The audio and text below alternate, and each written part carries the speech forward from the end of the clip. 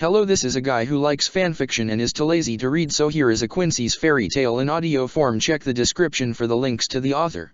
Chapter 1, A New Beginning. Bambietta Baesterbine, Sternritter of the Van den Rijk, was not having a particularly good time of things. She had entered into war with the Soul Society willingly, putting her life on the line for His Majesty, whack. Death was always a possibility on the field of battle. An errant strike, a mistimed calculation, anything could lead to the end of her life at the hands of the enemy. Yet it was not a Soul Reaper that had struck her down. Neither was it the finality of death that she had been granted. No, she had been betrayed by one of her own, a fellow Quincy. Struck down and reborn, she now was left on a knife's edge. Neither truly alive nor truly dead, she was simply a slave to a cruel will. Bambietta lay there then, her broken shell of a body atop the remnants of the Soul Society. Unmoving and quiet, her mind was adrift in despair. Used, abused, and abandoned, her addled thoughts cried out for only one thing, her throat giving voice to those forced desires born not from herself but from the one who had control over her body and soul. Gigi, don't leave me. The Quincy was nothing more than a broken corpse, a soul trapped in a prison of crimson-colored flesh, a sign of Sternritter's control. Her now unnatural life depended on her killer for sustenance, giving rise to a need to please the sadist that she had considered a friend. A friend who was nothing more than a vulture waiting in the wings for the opportunity to strike, to assume a position of dominance. Then, as if hearing her puppet's plea, that vulture began to descend, as if seeking out carrion to devour. Giselle Guel was fast approaching, her eyes set on Bambietta. "There you are, my precious little soldier. Silly little Bambi, how could you leave my side for even an instant?" Giselle stopped then, her face going blank for a moment. The Sternritter scratched at her chin for a moment then, her eyes suddenly lighting up with realization. "Oh, right. I split your head open on the pavement when you were being so very greedy with my blood. I guess next time you'll be more giving, huh? Especially when it's not yours to keep in the first place." "I'm sorry, Gigi," Bambietta replied, the words spoken not her own but what Giselle wanted to hear, what she had forced onto the zombified Quincy. Please, forgive me." "Oh, I always do," Giselle said softly as she moved her face close to Bambietta's own, a gentle hand touching the dead flesh of the Quincy's face. "Isn't that why you love me?" "Yes," Bambietta stammered, her eyes pleading, tears slipping down her face. "It's because you are much too kind. I don't deserve it." "Don't be so hard on yourself," Giselle replied, a smirk tugging her lips upwards.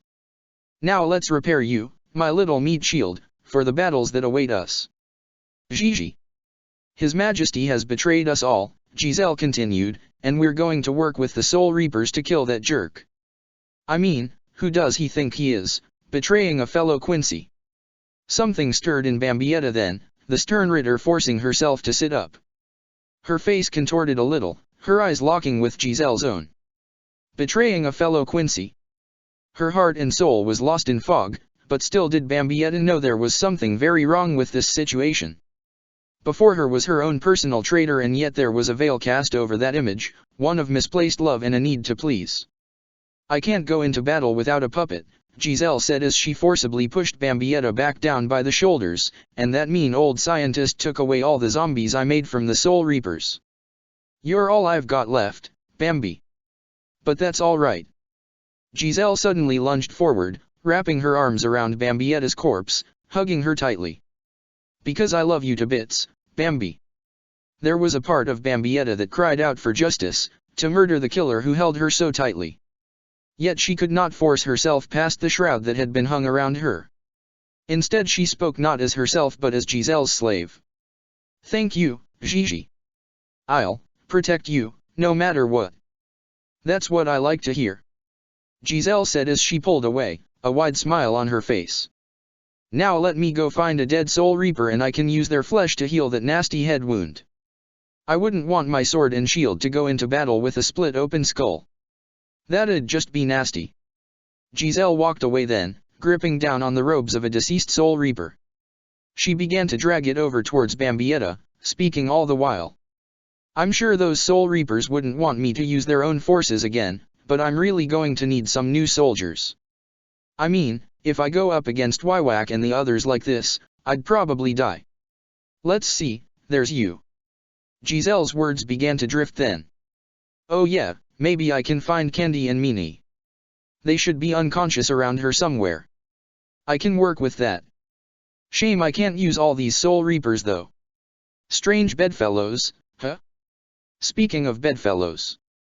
Giselle began to turn then, ready to perform her twisted brand of healing on Bambietta, but all she could see now was Rumble. The corpse was gone, though Giselle could feel something in the air. Something unnatural, even by her own standards. There was a faint light in the space that Bambietta had occupied, but even that was fading away quickly. Giselle blinked for a moment, completely unsure of what was going on. Bambi.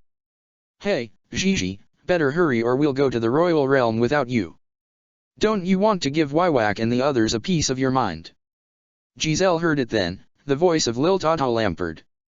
Sighing, Stern Rittersy began to run over, wondering just what had happened to her favorite zombie. Bambietta found herself adrift in darkness for a moment, yet still she could see flashes of light around her, images forming as if held in windows. If not for the addled state of her zombified form, she might very well have gone mad from the experience. Still did she glance around frantically, catching glimpses into those windows. In one she saw warriors with golden hair, another a brightly colored ninja fighting a man with far too many facial piercings. Yet another window left Bambietta peering at a samurai with a cross-shaped scar, another after that giving her a glimpse at a woman who looked much like the lieutenant of Squad 13 facing off against colossal monsters.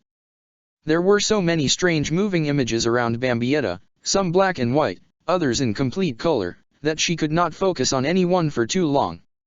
For a moment she caught sight of a group of young ladies dressed in modified sailor school uniforms, another a red-haired sorceress losing her temper and annihilating a dragon with a spell that would make even her explode look like child's play. Yet it was then that Bambietta saw something that startled even her altered mindset. Another window, another glimpse at another unknown individual. This time however it was as if Bambietta was staring into a mirror. In it was a woman clad in a white military uniform, one that made it appear as if she had been one of the Van den Rijke's own. Held in a reverse grip was a cutlass, blood trailing off its blade as monsters fell to pieces behind the woman. If not for the sky blue hair this warrior possessed, Bambietta would have sworn she was seeing herself. Then did the woman suddenly light up with joy, her face going flush as she took notice of a young man.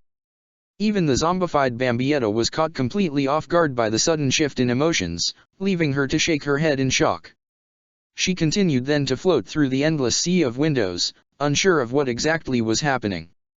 Greetings, Bambietta Basterbine. I bid you welcome to the back of beyond, to a realm of infinite worlds and possibilities. Bambietta heard it then, a voice calling out to her from this void of endless possibilities.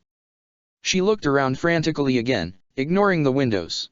She spoke then, the one name her forced state would allow her to say. Gigi.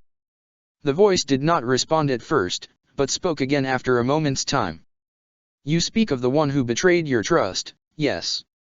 Bambietta pulled her legs up to her chest then, wrapping her arms around them as she curled up. She did not truly understand why she was so intent on seeing Giselle again, her mind's inner working not entirely of her own volition. Her desires were entirely out of her control, thoughts just as poisoned and corrupted as her blood. All she could do was speak in a dejected tone, her voice filled with nothing but sorrow and despair. Gigi. Think not of past, my child. The voice continued to shift and move about, as if it was all around Bambietta. For I am most willing to grant unto you a future. That much tore at Bambietta's mind, dragging up memories of her mission under Wywak, the destruction of the Van den Rijke's chief enemy. Could a being of such power give to her what it was promising? The Soul King. A god of a sorts, yes, the voice continued, but I am as far beyond the Soul King as he is beyond you. However, I have need of your powers, of your abilities. But do not fret, my child. I will grant you what you seek, what you desire most of all in return. What are you talking about? Bambietta could see it then, a window that she was getting closer and closer to. In it she could see what appeared to be a kingdom cast in broad daylight, a winged, blue cat flying around in plain sight. Now she was simply even more confused. Behold a world far, far away from your own, the voice said as Bambietta drew ever closer to the portal. My world. A world filled with magic, so much so that it is found in every home, bought and sold in every marketplace as if it was a mundane part of everyday life. Yet those you will meet consider it an art and have devoted their lives to its practice. Mine is a world where these wizards have banded together as guilds, looking for fame and fortune. Bambietta said nothing as she drew ever closer to the window, a strange sort of warmth overwhelming her despite her current conditions. You will find yourself in the kingdom of Fiori, the omnipresent voice continued, and you no doubt will discover what your heart craves, true friendship. I will bestow upon the opportunity that you require, a chance to form bonds with no chance of betrayal. Your heart will be safe, I promise you this much. Open then in return and the light I sense within you will be justly rewarded. Perhaps the darkness that has eclipsed your soul will erode in time. I believe this to be the only hope for you, yet I know you will not stand for such tranquility of your volition. A strange light began to move about Bambietta, then, as if it was drawing from the Quincy her own power. She felt weaker for a moment in turn, unable to comprehend what was going on. Then was the light gone, leaving Bambietta alone as she moved closer to the window before her. Do not fret, my child, the voice said with a soothing tone. I have robbed from you a measure of your strength, yes, but it shall return to you in time. You will have to find trust among those I send you to, but you will have nothing to fear of them. I have the utmost faith in those I wish you to meet. They are of a certain guild in a certain town that soars high above the rest. Countless legends have been born from it and perhaps you shall become one as well. It is a guild that of all those in my world best signifies what I stand for. Its name is Fairy Tale. Then Bambietta was gone, having fallen into the portal. The being the voice belonged to was alone then, giving him chance to ponder over one last matter. Bambietta Basterbine, the voice said, growing quieter with each passing second, I hope when next we meet you will have found some measure of peace and happiness. For that is what I require of you and your powers in this chess game of the gods. She was known far and wide across the kingdom of Fiori as Titania, Queen of the Fairies. Yet to those closest to her, to those she called family in the Fairy Tale Guild, she was simply Urza Scarlet. Her power and skill were things of legend, which was precisely why she was selected for the task at hand. For most job requests were something that was sought out at Fairy Tale by those who wished to take them, but in this circumstance the individuals behind the job had asked specifically for Urza Scarlet herself. For they were being tormented by a monster of tremendous size, one that had the countryside held in a grip of fear. Villages were attacked, people either killed or taken against their will. For Urza Scarlet the pay would be fine, but the opportunity to save the innocent from such a vile beast was reward unto itself. Thus had she embarked on her journey, the warrior wizard walking across a well-traveled path, an indescribable amount of luggage strapped to her armored back. She was quiet as she continued her walk, her thoughts hers and hers alone. She had taken this task alone, being one of Fairy Tale's strongest, and she would see it through alone as well. Yet fate it seemed had at least one surprise in store for her. There was a flash before Urza's eyes, a sudden shifting of movement that had descended from the sky above. The initial reaction of Urza's was perhaps not becoming of one of Fairy Tale's strongest, but the sudden figure dropping in front Urza caught even her off guard. A slight cry, cute and scary as it was, escaped from Urza as she stepped back. Kia! Still, she was a wizard of the highest acclaim and her battle-hardened instincts came alive in that very moment. There was a flash of gold light by Urza's side and when it faded a broadsword was left in its wake, her hand gripping tightly on the weapon. If this were simply a freak accident or the first attack from a group of roadside bandits, Urza was prepared for any such eventuality. At least that was what she had told herself. What Urza had not been expecting was a young lady to be sprawled across the ground before her. Skin as red as blood, a white uniform in tatters, Urza was left to wonder if this unexpected guest who had quite literally dropped in was among the dead. She was unmoving for a moment, then did the newcomer suddenly bolt up, looking around frantically. Gigi? Gigi, where are you? A quiet voice on the edge of sorrow spoke. Please don't be mad. I'll come back to your side, I promise. Just don't be cross with me. I couldn't handle that. Urza lowered her weapon but not her guard as she watched the woman crawl onto her hands and knees, all the while still looking around for someone who was not there. I do not know who this Gigi is, but I assure you that I am the only one here. The lady suddenly looked at Urza then, her eyes wide with curiosity. Then they suddenly began to narrow slightly, tears forming at their edges. I'm alone. Bambietta did not know quite what to feel. She wanted Giselle back by her side, the woman her link to what little life she had, her blood Bambietta's nectar. If she was deprived of that, then how long would she last?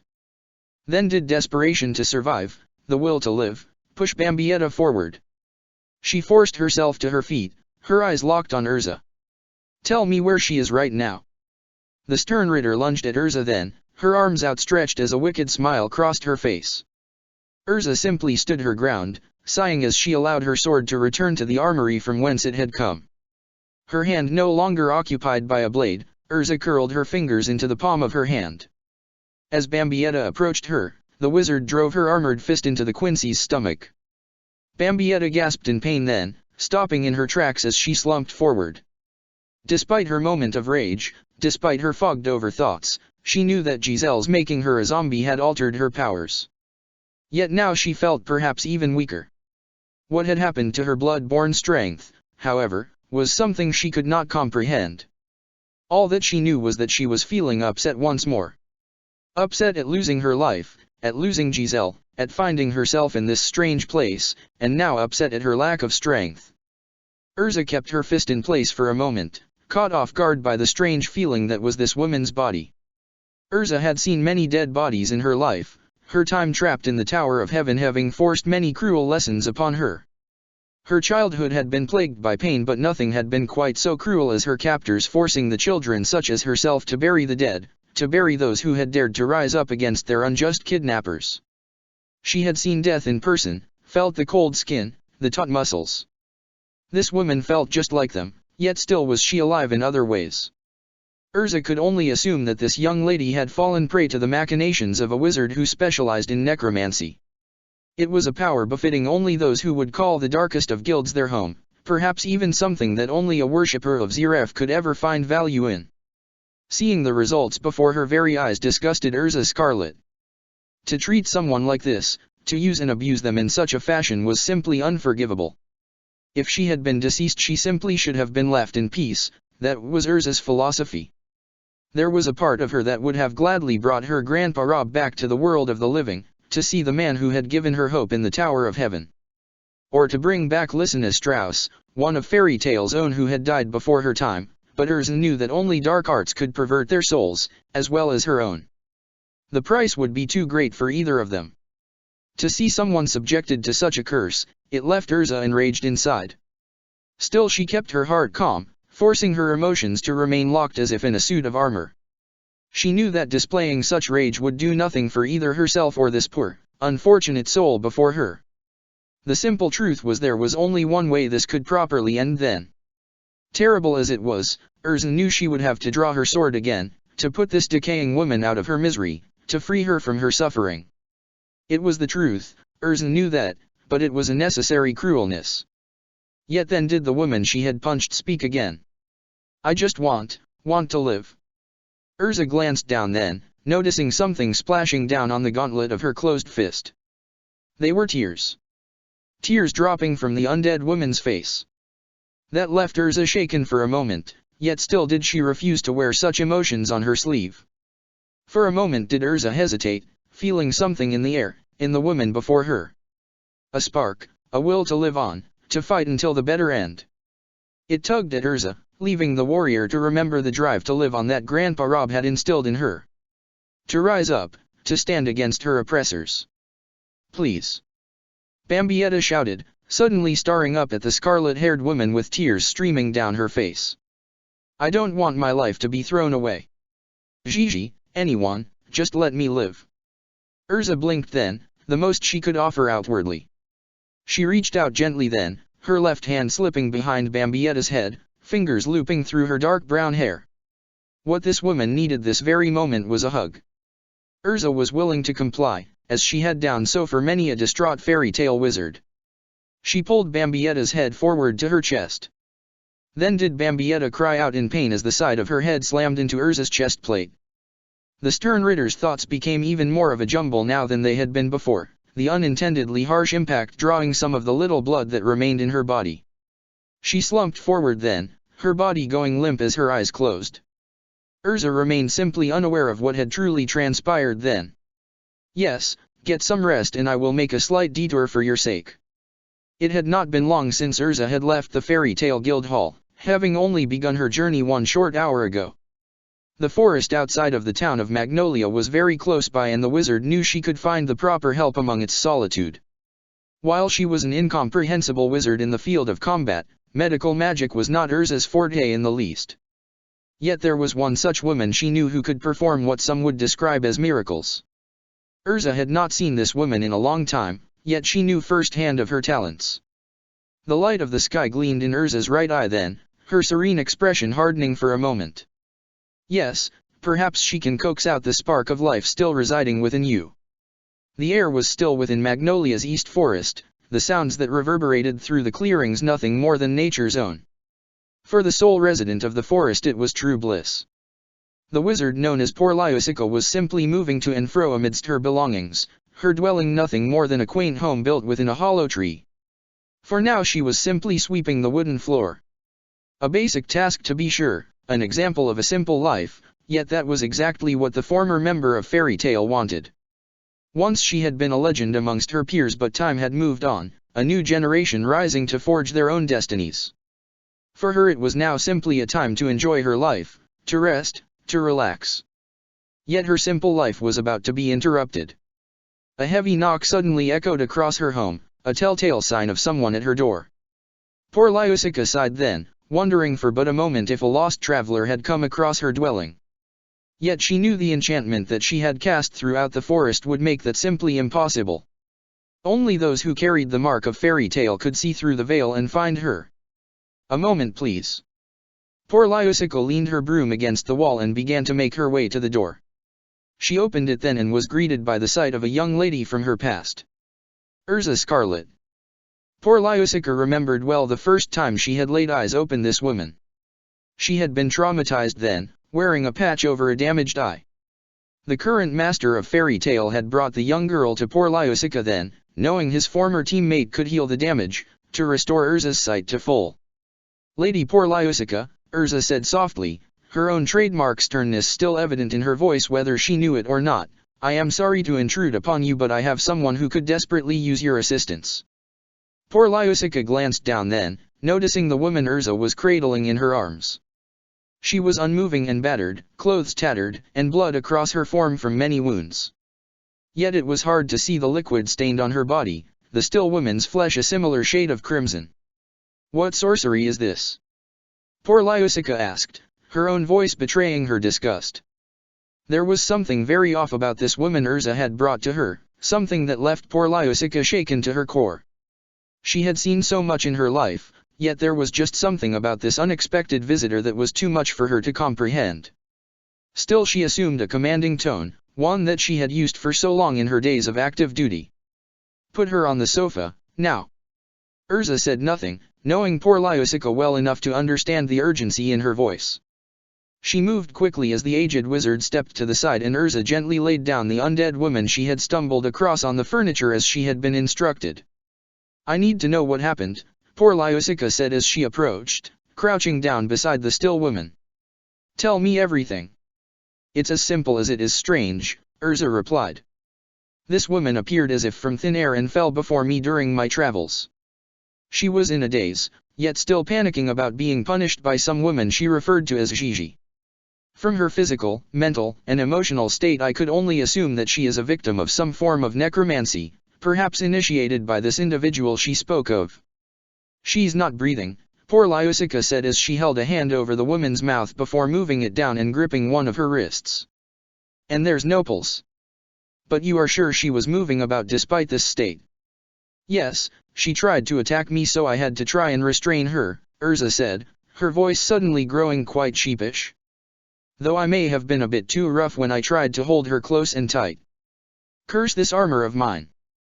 Poor Lyusica ignored Urza's self-depreciating tone then, simply bringing both her hands up over the undead woman's body. They began to glow faintly then and poor Lyusica closed her eyes. Yes, I can feel the faintest spark of life within her. Curious as most who fall prey to a spell as cruel as this would be nothing more than an empty shell. So my intuition was correct. Urza stood still then, watching as poor Lyosica continued to scan over the zombified remains. Do you believe this condition can be reversed or lessened at the very least? Perhaps with much effort on my part, poor Lyosica said as she stood up, though I can make no promises. The dead should remain dead, yet still there is that faint trace of life hidden within her. It's something I can't quite explain. This girl you said appeared as if from thin air, it's all so peculiar. But still capable of being saved if the fates are just, Urza replied as she stepped beside poor Lyosica. And I trust in your skills, my lady. If not for you, I dash. Do not speak of those days that have passed us both by, poor Lyosica said with a slight edge in her voice. I did what I could for someone scarred by the hardships of life. Nothing more, nothing less. Then you will do so again for this unfortunate individual. I could try my best, poor Lyosica said sharply, suddenly glaring at Urza with a narrowing expression, but would that be so wise? Urza had not been expecting that question from the woman who had done so much for her in the past. Yet still she returned the expression with a stern one of her own. What are you saying? Perhaps this woman simply found herself in the wrong place at the wrong time, poor Lyosica replied as she walked away, but I do not have much faith in humanity as a whole. Perhaps she fell in with a bad crowd, a dark guild, and someone clearly lacking in morals took advantage of her in a moment of weakness. Her arms crossed, Urza began to tap an armored index finger across a forearm, allowing it to noticeably echo across the room. Perhaps what you say is true. Perhaps she is or was a member of a guild lacking in morals, but if what you say is true, then she was clearly betrayed by them. By this Gigi. And is it not the fairy tale way to help those in need?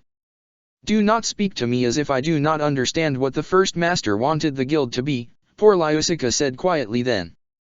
Do not speak as if I do not understand what the second master preached, what Makarov speaks of to this day. Poor Lyosica turned then to face Urza, her expression wavering slightly. I will help this girl, but I wish to make it clear to you the danger she might possess. Should she reveal a darker side upon her resurrection, then I will not hesitate to do what I must in that situation. I would not expect you to do anything less, Urza said with a slightly smile. I thank you for your kindness, Lady poor Lyosica. Do you wish for me to stay in case you are proven correct about this woman? I appreciate your concern, poor Lyosica replied, but I believe I can still handle myself if need be. Besides, is there not a village in need of your services? You knew of that mission. I may not be an active member of Fairy Tale at this point, poor Lyosica began to answer, but there is little that goes on within the guild that I am not aware of. You've grown so much from that little girl whom Makarov brought to my doorstep all those years ago. Taking on S-class missions, it makes me proud, Urza Scarlet. Now go, do what you can for this world. Urza nodded slightly then and made her leave, gently opening and closing the door upon her exit. Poor Lyosica stood alone then, glancing slightly at the undead being that was her guest. There was one simply thing she had not relayed to Urza, the strange energy she felt within this woman's very soul. It was not like any magic she had sensed in her entire life. Was she of this world, or perhaps a traveler from another world? Was she of Edela's, the realm that poor Lyosica had long since lost, or from another reality altogether? The aged wizard did not know, but there was a sense of dread seeping through her thoughts. I hope I'm wrong about you. I truly do. Where am I? Bambietta's eyes began to flutter open, leaving her to find herself staring at a wooden ceiling. The Quincy had no idea how she had come to this place, the last solid memory of hers being Giselle's hands around her throat, leaving her unable to breathe. Beyond that was simply a jumbled mess, memories that were nothing more than simple flashes, nothing more. Giselle giving her orders, a red-feathered spear coming into her field of vision, a flamboyant Aaron car, lights descending from the heavens. More came to her then, of Giselle approaching her one last time, of spiky-haired men, of a samurai facing off with what Bambietta could only discern was a mummy, of a sorceress devastating the landscape. Then last but not least was the faint glimpse of red hair, of an armored chest plate slamming into her skull. Ah, you're awake. Bambietta glanced to her side then, catching sight of an old woman with pink hair, a red cloak adorning her shoulders. The woman was sitting in a chair, thumbing through a book before she at last returned the look. "Who are you?" Bambietta asked weakly, finding little strength to give true voice to her question. "I'm no one particularly important," poor Lyusica said as she put the book down, slowly moving one hand out of sight. "However, I think the more pertinent question is who exactly are you?" Bambietta struggled then to sit up, only to find a force pushing her back down. It was as if some invisible weight was atop her. "You will stay still," the pink-haired woman said calmly, "and if I like what you have to say, then you will be able to move about freely." Bambietta said nothing for a moment then, realizing she was this unknown woman's prisoner. However, in the quiet that followed she did hear something. Not only that, she felt it. A heartbeat. Her heart beat. "I'm alive." "Yes." The woman said nothing more then, leaving Bambietta left to speak herself. The Quincy was unsure of what exactly was going on, though she had at least one theory. This woman had power over an unseen force, and the ornate collar of her cloak seemed fairly similar to the ones Bambietta had taken notice of during her investigating the Soul Society to better inform the Vandenrijke's battle tactics. Perhaps this woman was a member of the Keto Corps. Whoever she was, it was clear enough to Bambietta that this woman who held her prisoner with some strange spell was more than likely responsible for her resurrection. However, the words "thank you" were not something the Quincy was used to uttering, at least not without a sarcastic edge to them, and especially not to an enemy. Yet she knew she had true reason to force herself past her own nature. A few tears began to slip down Bambietta's face as she glanced at the woman. "Thank you, Soul Reaper." The woman turned towards Bambietta fully then, a slightly perplexed look on her face. "I've had many titles in my life, at least one of which I was proud another inherited, but I do not believe that was one of them." "Then what dash?" "My name is Poor Lyusica," the woman said as she sat up from her chair and placed her book down, "and while I appreciate your thanks, I cannot take the full credit for your restoration. You are a very lucky individual." "Really?" Bambietta shot back, her temper suddenly at the ready. "The first of my group to face defeat, to be on the brink of death and then be betrayed and killed by one of my own? To become some witch's puppet? Yes, I was real lucky. Yes, lucky. Whatever was done to you was far removed from any form of necromancy that I had ever seen before. For one reason or another there was still something binding your soul to your body." Poor Lyusica shook her head slightly. "Ghastly magic, that was what it was." However, she was right. "You were betrayed by your own guild." "Guild?" Bambietta blinked for a moment, unsure of just what was going on. "The Vandenrijk is an army. His Majesty's forces uncountable in number. The Sternritter his best and brightest. And I, Bambietta Basterbine, was one of them. The Vandenrijk, is it?" Poor Lyusica took a sip of her tea then, turning to look back at the prone Quincy. "I know more of this world than I care to wish. Of many types of guilds that dot the landscape of Fiori, of armies across the vast ocean. Yet I have not heard of a Vandenrijk. So tell me." Bambietta was so very confused now, all this talk of Fiori and its guilds, none of it made sense to her. "Where the hell am I?" "It seems one of my suspicions is correct," poor Lyusica replied as she moved closer. "Though I hope for your sake only that one." "What?" The aged wizard glared down at the defenseless Bambietta as she stood directly beside her. "You are not of this world, are you?" Bambietta just stared back at poor Lyusica, unsure of just what she was getting at.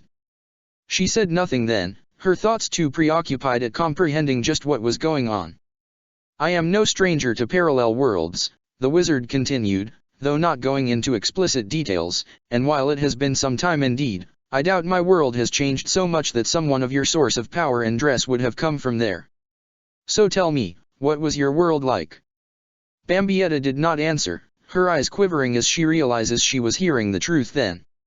She began to wonder then, the random memories of unfamiliar faces, were those glimpses into other realms? What had happened to her since Giselle had enslaved her? I'm in another world. But how? My home, my friends.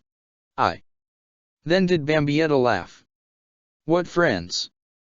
"They all, they all betrayed me. To hell with them all. Again, what was your world like? Poor Lyusica asked again, ignoring Bambietta's sudden breakdown. More importantly, what was this group you were a part of like? Yes, I don't need them. A whole new world for me to live in, I hope, poor Lyusica finished coldly. Or perhaps your Van den Rijk was simply interested in conquest.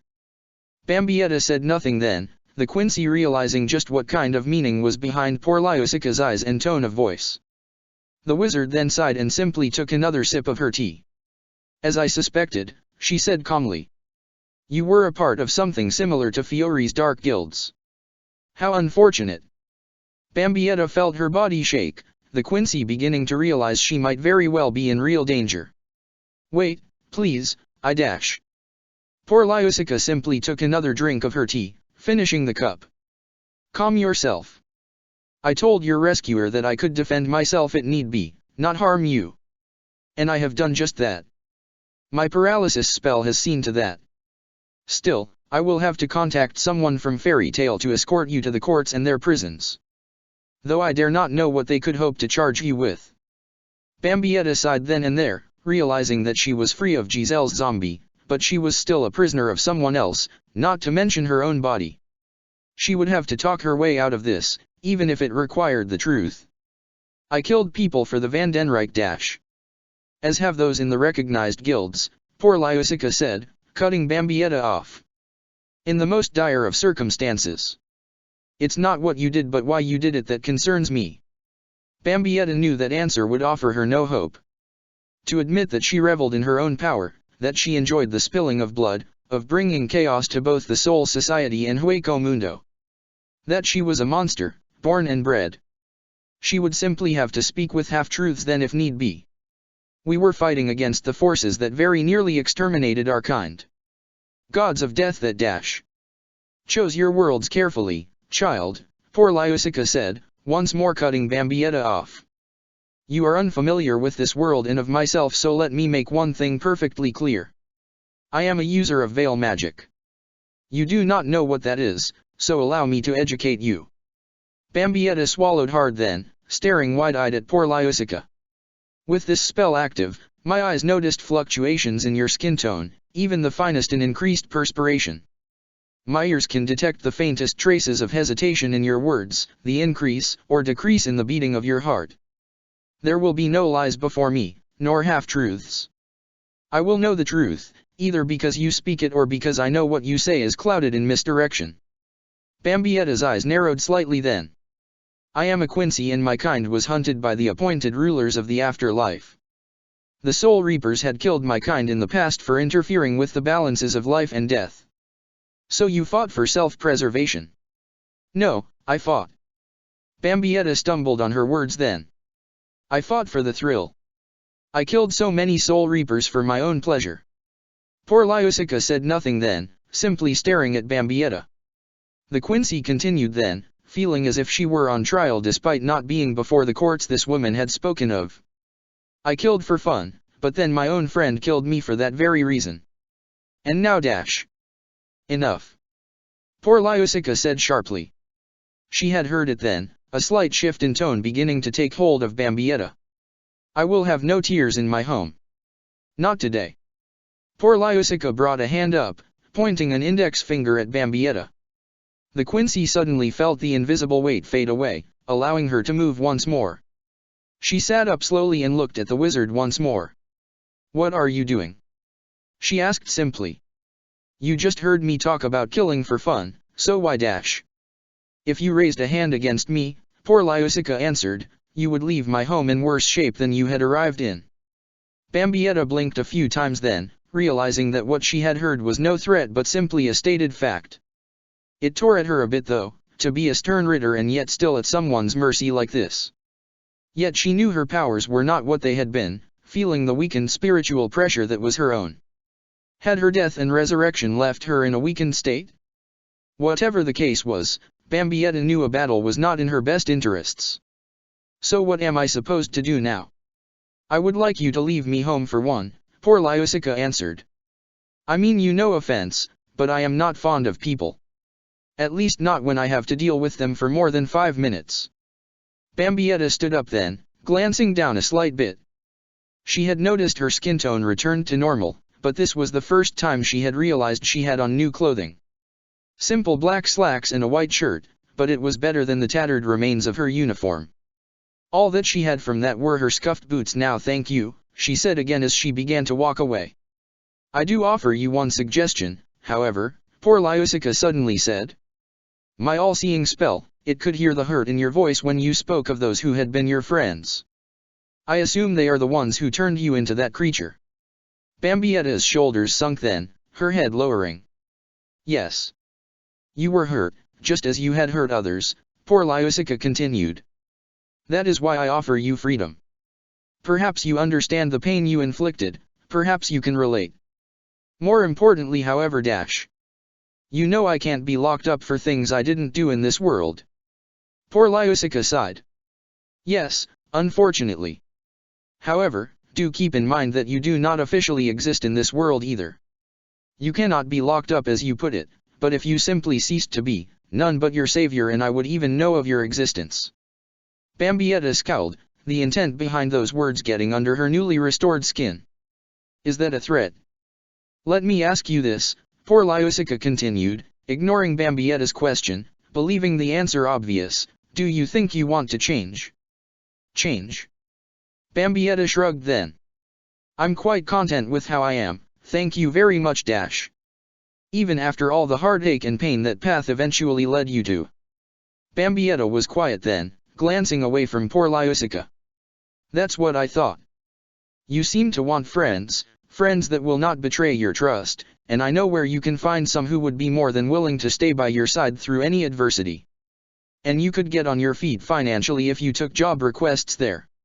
What poor Lyusica did not say, however, was that the people she was referring to would also be able to keep this woman in check, especially if she were to send a forest creature bearing a message for Guild Master Makarov ahead of Bambietta. It was preferable to her joining any dark guilds, let alone the Balam Alliance, and that was precisely what poor Lyusica was trying to avoid. Bambietta turned then, looking at the woman. What are you talking about? I was once a proud member of the guild of which I speak, poor Lyusica said, and the individual who brought you to my doorstep for treatment is one of their best and brightest. The woman with the red hair. If you head west of here, you will come to a town called Magnolia. And there you will find the Guild Hall of Fairy Tale. Bambietta could not help but laugh then. A fairy tale, huh? Sorry, lady, but I'm a big girl now and I can't be bothered with that sort of silly . You will speak of that guild with more respect. Poor Lyusica suddenly shouted before calming her nerves. They were and always will be my family. Which is more than I can say about what this Vandenrijk was for you. Oh, that was low, Bambietta said with a slight edge to her voice. So you want me to be a goody two-shoes, is that it? What if I feel I would fit in better with one of those dark guilds you speak of? Would you make sure I didn't leave here alive? I would not have to, poor Lyusica replied. Your power is so very different from any I have ever known, but I can still read it, understand it. Whatever you were in your world, you are a shell of your former self now. They would betray you as that Gigi did, no exceptions. A possible lie, as poor Lyusica knew that even the majority of dark guilds would look out for their own in most situations. Yet she had no fear of Bambietta catching on to her own half-truths and deception. Yet then did the Quincy raise her voice. You did something to my powers? You made me weak on purpose when you brought me back, didn't you? Just so you could control me? Just like she did. No, I did not, poor Lyusica answered calmly in the face of the harsh questioning.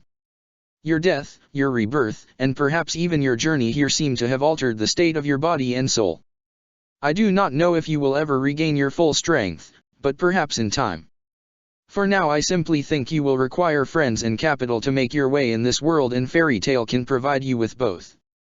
Okay, fine, Bambietta replied. I'll join your Fairy Tale . Just so you understand, poor Lyusica interrupted again, the guild was named as such by First Master Mavis because she felt it was a never-ending journey to find out if fairies truly have tails. An impossible question, as such creatures cannot be found, but one worth pursuing nonetheless. Oh, that's cute. Bambietta tried to fight back another laugh. Okay, I'll join your silly fairy tale so that I can make some money and live in this world I'm stuck in. And then I'll grow strong and be true to myself when nobody can stand against me. I'll be the one in charge of the pecking order, you hear? Poor Lyusica said nothing, simply remaining calm. You said it yourself, Bambietta shot back. You knew exactly what I was when you saved me.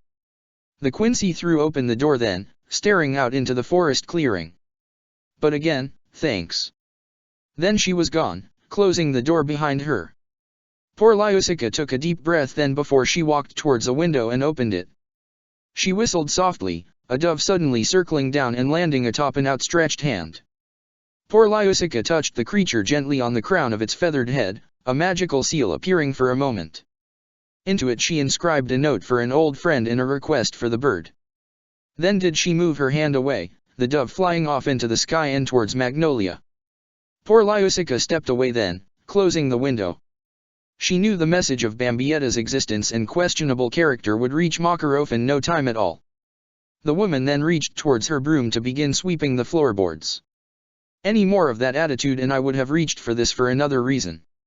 Urza, what did you bring to me? The wizard had been right with both her hunches, but she had a strong feeling that her third would be proven correct as well. At the very least, she could only hope that fairy tale would soften Bambietta Basterbine's susceptible heart before she was able to regain the power of which she spoke. Bambietta stepped out into the wilderness then, the sunlight piercing through the foliage above and entering her eyes. Blinded for a moment, the Quincy brought one arm up in an attempt to cast shade across her face. That accomplished, she slowly allowed her eyes to adjust to her surroundings.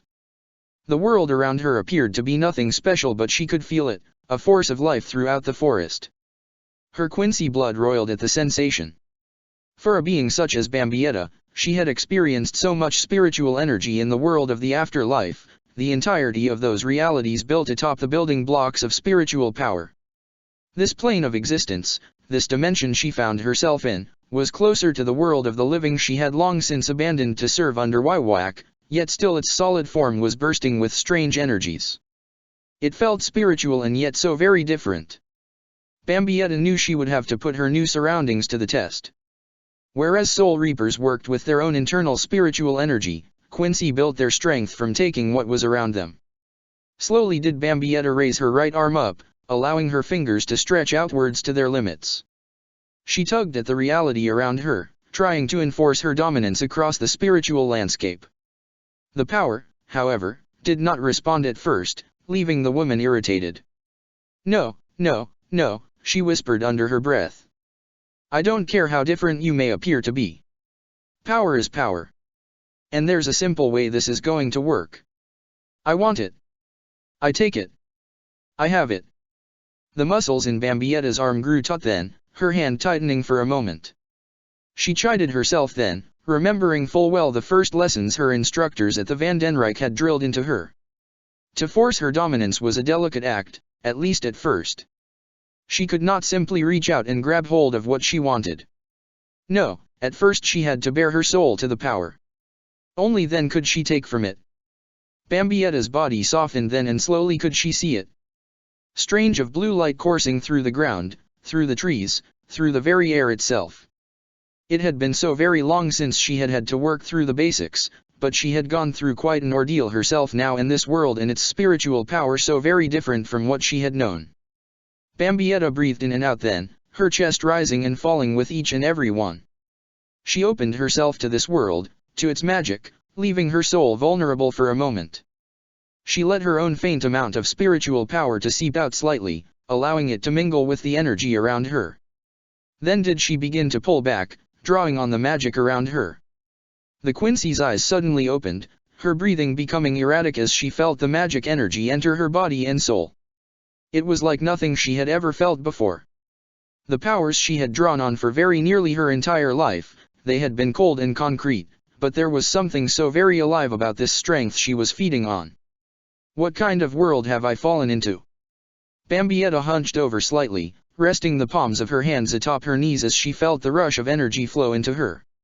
It began to strengthen her then, sparking her soul in ways she had never experienced as a Quincy, as a stern ritter. Bambietta smiled then, nodding her head slightly then. Okay, this I could get used to. Maybe this world won't be so bad. Still Bambietta knew she had to test her limits. She raised her right arm once again and began to focus power into its palm. Slowly did a blue energy coalesce in the empty space, giving shape and form to a bow. Bambietta felt a small measure of pride then before letting the ranged weapon fade away. Again, another item formed then, one that appeared in a more material and substantial form. Her fingers clasped around the handle of a small broadsword, the sunlight catching on its metal blade. Bambietta swung the blade about then, hearing the sound of faint wind with each stroke. Yeah, I still got it. Bambietta allowed the sword to vanish then. She raised her arm before her, channeling the energies at her beck and call into her bloodstream. Pale light began to form underneath Bambietta's skin then, and the Quincy nodded in approval. Blood was still hers to command, as were her weapons of choice. Bambietta then began to tug at her power to a substantial degree, awaiting the moment when a column of light would overtake her and burst into the heavens. Yet nothing happened. She lowered her head then, her shoulders slumping. Okay, so Volstern is out of the question. That sucks. But what about my pride and joy? Bambietta glanced at a nearby tree, focusing on it intently. Yet no power of her shot forth and the nothing burst apart under her command. And no explode. Terrific. Bambietta had taken great pride in her strength as one of His Majesty's stern ritter, but clearly she could no longer do so. The Van den Rijk was no longer an option, separated from her by dimensional barriers. Those she had called her allies had betrayed her trust on a truly heinous level, leaving her to wonder if she could even allow herself to have a place among the organization now, even if she were to return home. Yet now was the cruelest cut of them all. She was simply a shell of her former self, not a stern ritter but a simple Quincy. Bambietta sighed then before slapping the sides of her face with the palms of both hands. It will just have to do. She shouted with an energetic expression coming over face. The Quincy took one step forward then before suddenly vanishing from sight. She appeared several feet away then, leaving Bambietta grinning slightly. Hiran Kyaka was still something she had full control of, a fact that left her with some sense of peace of mind. Still, she had no intent on using it for now. There was just something about this forest she was in that left her wanting to enjoy its tranquility for as long as she could. She would walk to leave it, but at a moderate pace. What the hell is wrong with me? Sheesh. Bambietta could not quite put her finger on it, but still did the living world around her call out to her. It was so far removed from the icy remains of Silver Cross Fortress, its appearance inviting and generous. Bambietta simply shrugged to herself, unsure of why she cared so much to take what could be constituted as a nature walk. Still she partaked on just such a journey, walking at a casual pace in the direction that poor Lyosica had advised her of. Let's see what this fairy tale is all about. It was just another typical day at the Fairy Tale Guild Hall, which meant of course that it was in a state of controlled chaos. Some members were perusing the job request board, looking to make some quick capital. Others still were simply hanging out with those whose bonds went beyond simply friends or even family. Lok was one such individual, trying his best to flirt with any female he could find himself within a few feet of. Earlier in the day he had attempted to woo Myra Jane Strauss, only to find himself launched across the main hall by what her brother, Elfman, called a rather manly shoulder charge. Next he had tried to speak with Kana Alberona, but she had been far too interested in the keg of beer before her to comprehend what he had even been saying. Now he was simply keeping his sunglass-covered eyes peeled, thinking over if he should make a move on the guild's resident bookworm, Levy McGarden. It was then that the doorway to the guild hall opened, a newcomer suddenly standing at the threshold. While others were too lost in their own activities to truly notice, Lok's senses quickly drew him to look. The man took notice of the woman who had arrived, dressed casually and possessing dark hair. She was quite the sight to the fairy tale wizard. Bambietta stood away from the commotion she had stumbled into. She had expected to come across a rowdy bunch, but this was well beyond her expectations. With all the music and general shouting she could barely hear herself think. A far cry from the Van den Rijk dash. Well, hello, beautiful. Bambietta heard the sound of a voice close by, very nearly over her shoulder. The Quincy very nearly jumped out of her skin then, her eyes widening. She turned to confront the possessor of the voice and found herself face to face with a rather stylishly dressed young man who possessed orange-colored hair. His appearance left Bambietta stunned for a moment, orders and mission statements from His Majesty flooding her mind. The war potential? Ichigo Kurosaki. Bambietta shouted, stepping back and pointing at the man who had snuck up on her. How the hell did you get here too? Ichigo. The man said, scratching an index finger against the side of his face. I'll be honest, honey, I've been told I have potential, lots of potential, but I've never considered it tailored for war. The man suddenly moved a bit closer to Bambietta, winking behind his blue sunglasses. I swing closer to being a lover, not a fighter. Name's Loke, by the way. And you are? Bambietta calmed herself then, understanding that the likelihood of running across one of the Vandenrijke's main targets in this world so far from their own was a rather unlikely event. Still, the similarities between this Loke and Ichigo Kurosaki were throwing her off focus just a bit. He was an attractive man, Bambietta could not deny that. It was a trait he clearly shared with the one war potential she had wished to meet face to face, but his demeanor was so very different from the individual she had been informed of during the lead-up to the Soul Society invasion. This man was a smooth talker if Bambietta had ever met one. That attitude was not something Bambietta could quite tolerate. She took on a haughty demeanor then, closing her eyes, and she turned her head away from Loke. Too good for you, that's who. Bambietta slightly opened one eye then, catching sight of Loke's shoulders dropping slightly in rejection. She could see a heartbroken look on his face, something she had not quite expected. Had he taken her attitude that badly? The Quincy held back the sudden need to chuckle, finding the reaction perhaps more adorable than she would let on. Loke, to his credit, was not one to back down quite so easily. So are you looking to join Fairy Tail, Miss Too Good for Me? Bambietta sighed then, letting her guard drop slightly. It's Bambietta, Bambietta Basterbine. And yes, that's why I'm here. Bambietta. Basterbine. Loke suddenly perked up then. Oh, did I ever tell you I love a woman with an alliterative name? It was true enough, the fairy tale wizard's thoughts suddenly flashing through a list of women he had gotten involved with in recent times, all of them outside of the guild itself. Loke began to count down on hand then, folding a finger into his palm with each name. Susan Storm, Betty Brandt, Lana Lang Dash. Okay. Bambietta interrupted. No need to give a list of conquests. Damn. Loke composed himself then. So do you want a quick tour of the PLA Dash? I don't think the lady would appreciate your trying to hit on her the whole time if you ask me. Bambietta felt it then, a chill in the air. She glanced to her side, catching sight of a black-haired young man dressed in a rather long white coat. At the very least Bambietta did not sense any lust behind his demeanor, something she appreciated after her brief encounter with the Ichigo look-alike.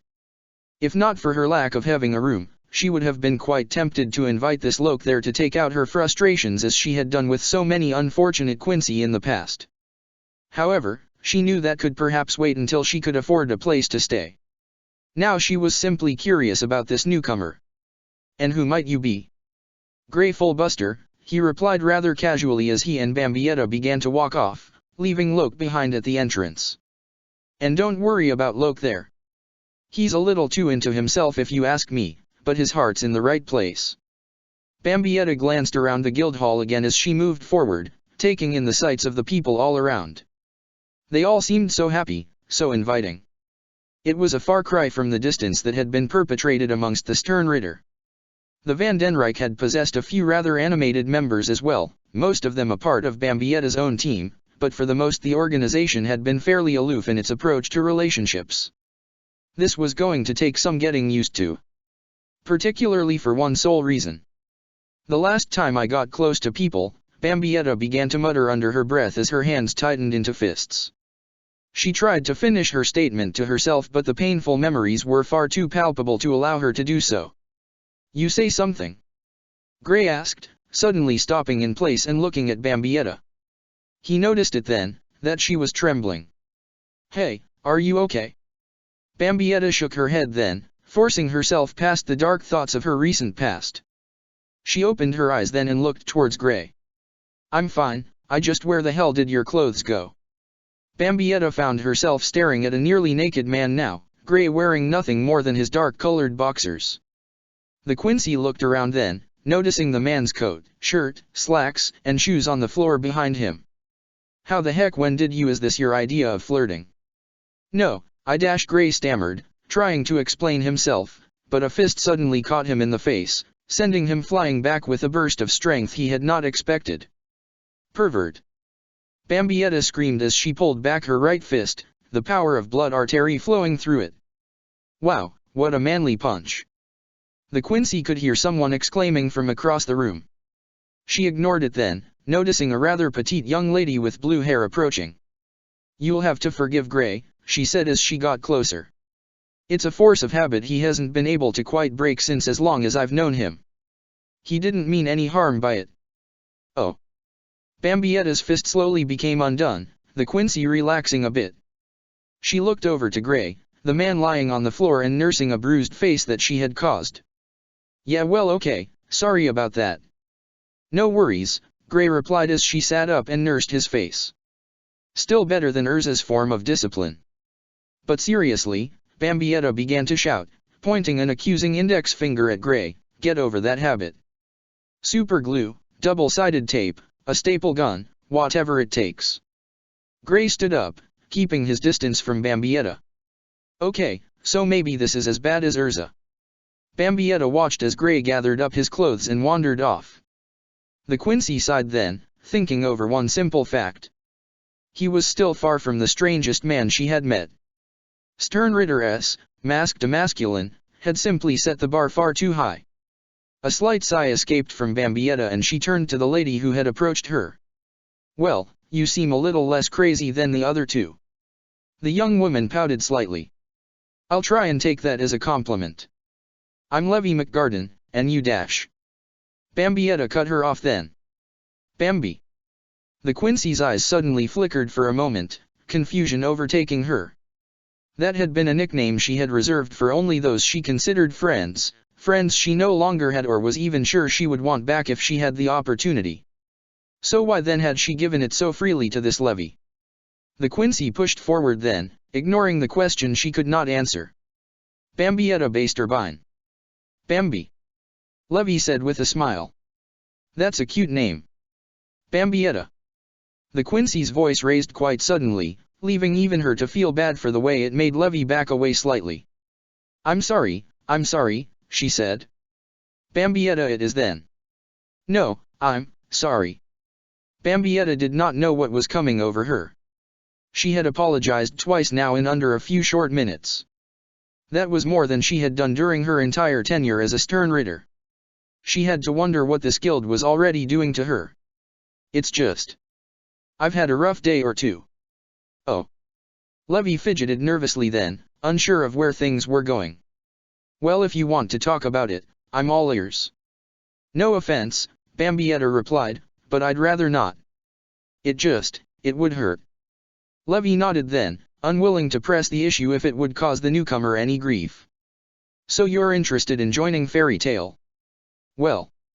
Bambietta glanced off to the side then, unsure of how to phrase what she was about to say. I kind of need a roof over my head, and some clothes more my style, so money is kind of a requirement. And I was told this was the place to go to if I wanted to put my skills to good use. Oh, you've come to the right place then. Levy exclaimed, clasping her hands together. So what kind of wizard are you? Bambietta could only furrow her brow at the question. Huh. Well, most everyone has a specialty or affinity for certain types of magic, Levy replied. Gray over there is all about ice maker magic. And while he's not here right now, Fairy Tale has its own fire dragon slayer. Well, that sounds all sorts of badass, Bambietta said, slightly intrigued. You sure he's not here right now? If he was, we'd know it. He and Gray always end up fighting it out whenever they're in the same room. Bambietta chuckled a little. Fire and ice? Figures. About the only way we keep them in line is when Master Makarov is present. Or Urza. Oh yeah, the stripper guy did mention her. Is she really that scary? Sometimes, yeah, Levy answered. I mean, She's nice and all, but if she thinks you've dishonored the fairy tale name or something. Well, Natsu and Gray have learned the hard way a lot about that if they make a mess. So she's a big shot around here, huh? She's one of the strongest wizards we've got here, Levy replied. They don't call her Titania for nothing. Titania? That has a nice ring to it. Bambietta smiled slightly. So if I beat her, I get to be the queen around here, right? Beat her. Now it was Levy's turn to try very hard to keep from laughing. Defeat Urza? Natsu has been trying to do that for years. Are you crazy? Bambietta smiled. A little bit, yeah. Okay then, you'll fit right in fairy tale. Levy sighed. This was not quite what she felt the guild needed, but she knew it was exactly the type of person that was drawn to it time and time again. Bambietta began to press the issue then. So all I'd have to do to get this monster wizard of yours to pick a fight with me is to disrespect the guild. Or mess with her favorite food, Levy said. She usually stops the fights that break out here, but there was this one time Natsu knocked her strawberry cake off the table she was seated at and, well, everybody ended up in the infirmary for a day or two. I like her already.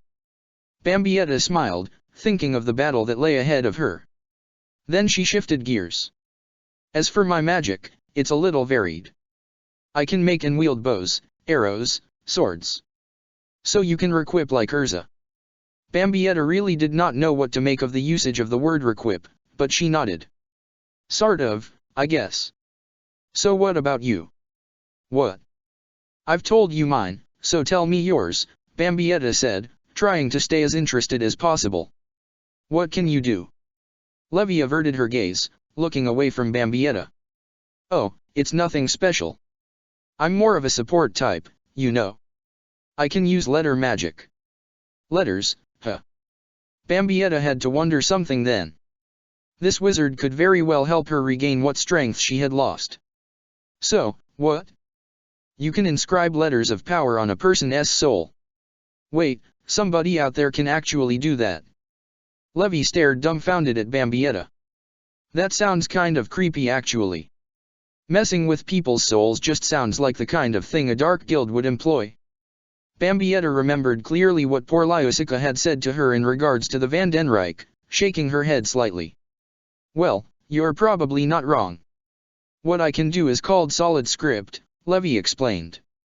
I write it and it comes alive, sort of. Not the best explanation, so you want a quick demonstration. Bambietta was not as curious anymore, realizing that this letter magic was not anything quite like Waiwaka's own ability to grant power. Still she was unwilling to appear rude.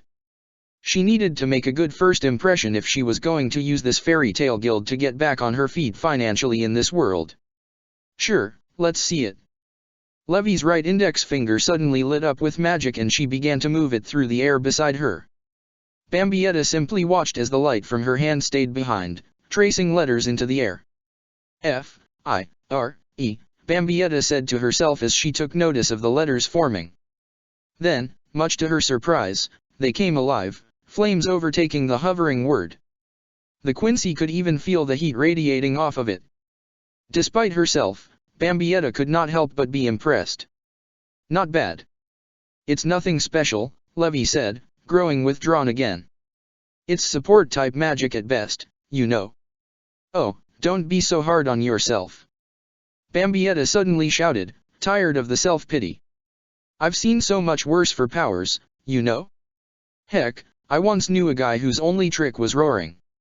No fancy power behind it, he was just one big blowhard. But this is kind of cool if you ask me. You think so? Levy asked, her face lighting up from the pleasant surprise. Well, yeah, Bambietta replied, another idea coming to mind. I wonder, how hard is this one to learn? Solid script. Levy paused to think about it. Well, it does have a bit of a high learning curve compared to some magic out there, but it isn't quite so demanding on the caster's magical capacity, so you might be able to pull it off if you put a few years into it. Bambietta scowled then. That would take too long. Thus did her dream of writing explode in thin air die before it ever truly began. I suppose nothing comes easy. Well, it's all about hard work after all, Levy said. Besides, I'm sure you've already put a lot of effort into your style of magic, right? Bambietta remembered it well, all the harsh training she had undergone for so long under the guidance of the Van den Rijke's teachers. There had been times she had been close to breaking, and yet still they had pushed her further and further until at last she had almost lost her way. You have no idea. Anyway, Levy said suddenly, if you're looking to join Fairy Tale you probably should come back in a little while. Master Makarov had to step out for some business with the town officials. Something bad happened. A couple of years ago, yeah, Levy answered. Let's just say the last time one of Fairy Tale's top wizards came back to Magnolia, he kind of did a lot of property damage. Nothing intentional, mind you, it's just the way his magic works. But the city council is still holding it over the third master's head to this day. All aboard the crazy train, huh? Bambietta had to admit, she was finding this guild to be quite entertaining if nothing else. So I have to wait before I can take on any job assignments. Yeah, pretty much, Levy explained. Though if you don't want to come back later, we could always hang out until he returns. Bambietta was taken aback by that statement of Levy's. You want to be my friend, huh? Well, you seem nice enough. I'm not. Seriously, I've got a mean streak a mile wide. Well, yeah, I could see that after what happened with Gray, Levy replied. But I think there's more to you than that. Call it a hunch. Bambietta raised an eyebrow to that. And call this a hunch if you want, but I think you may be far too forgiving and naive about how bad some people can be. Is that so wrong? Bambietta brought her hands up to the sides of her head, rubbing her temples as if to get rid of a headache. Okay, I'd just love to stay and chat, but I'm going to take on a mission and get some money sooner rather than later. So if you'll excuse me.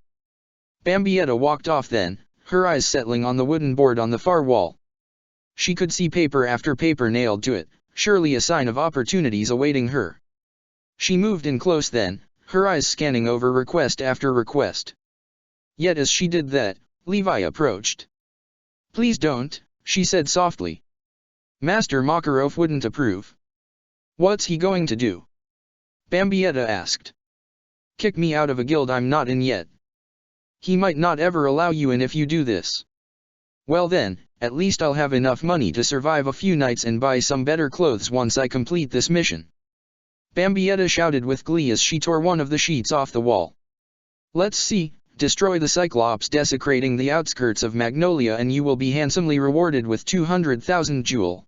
Okay, I don't know how the currency works around here, but that sounds darned nice. That much. Levy glanced towards the section of the board where Bambietta had retrieved the paper and her heart sank. No, you can't do an A-class mission. Why not?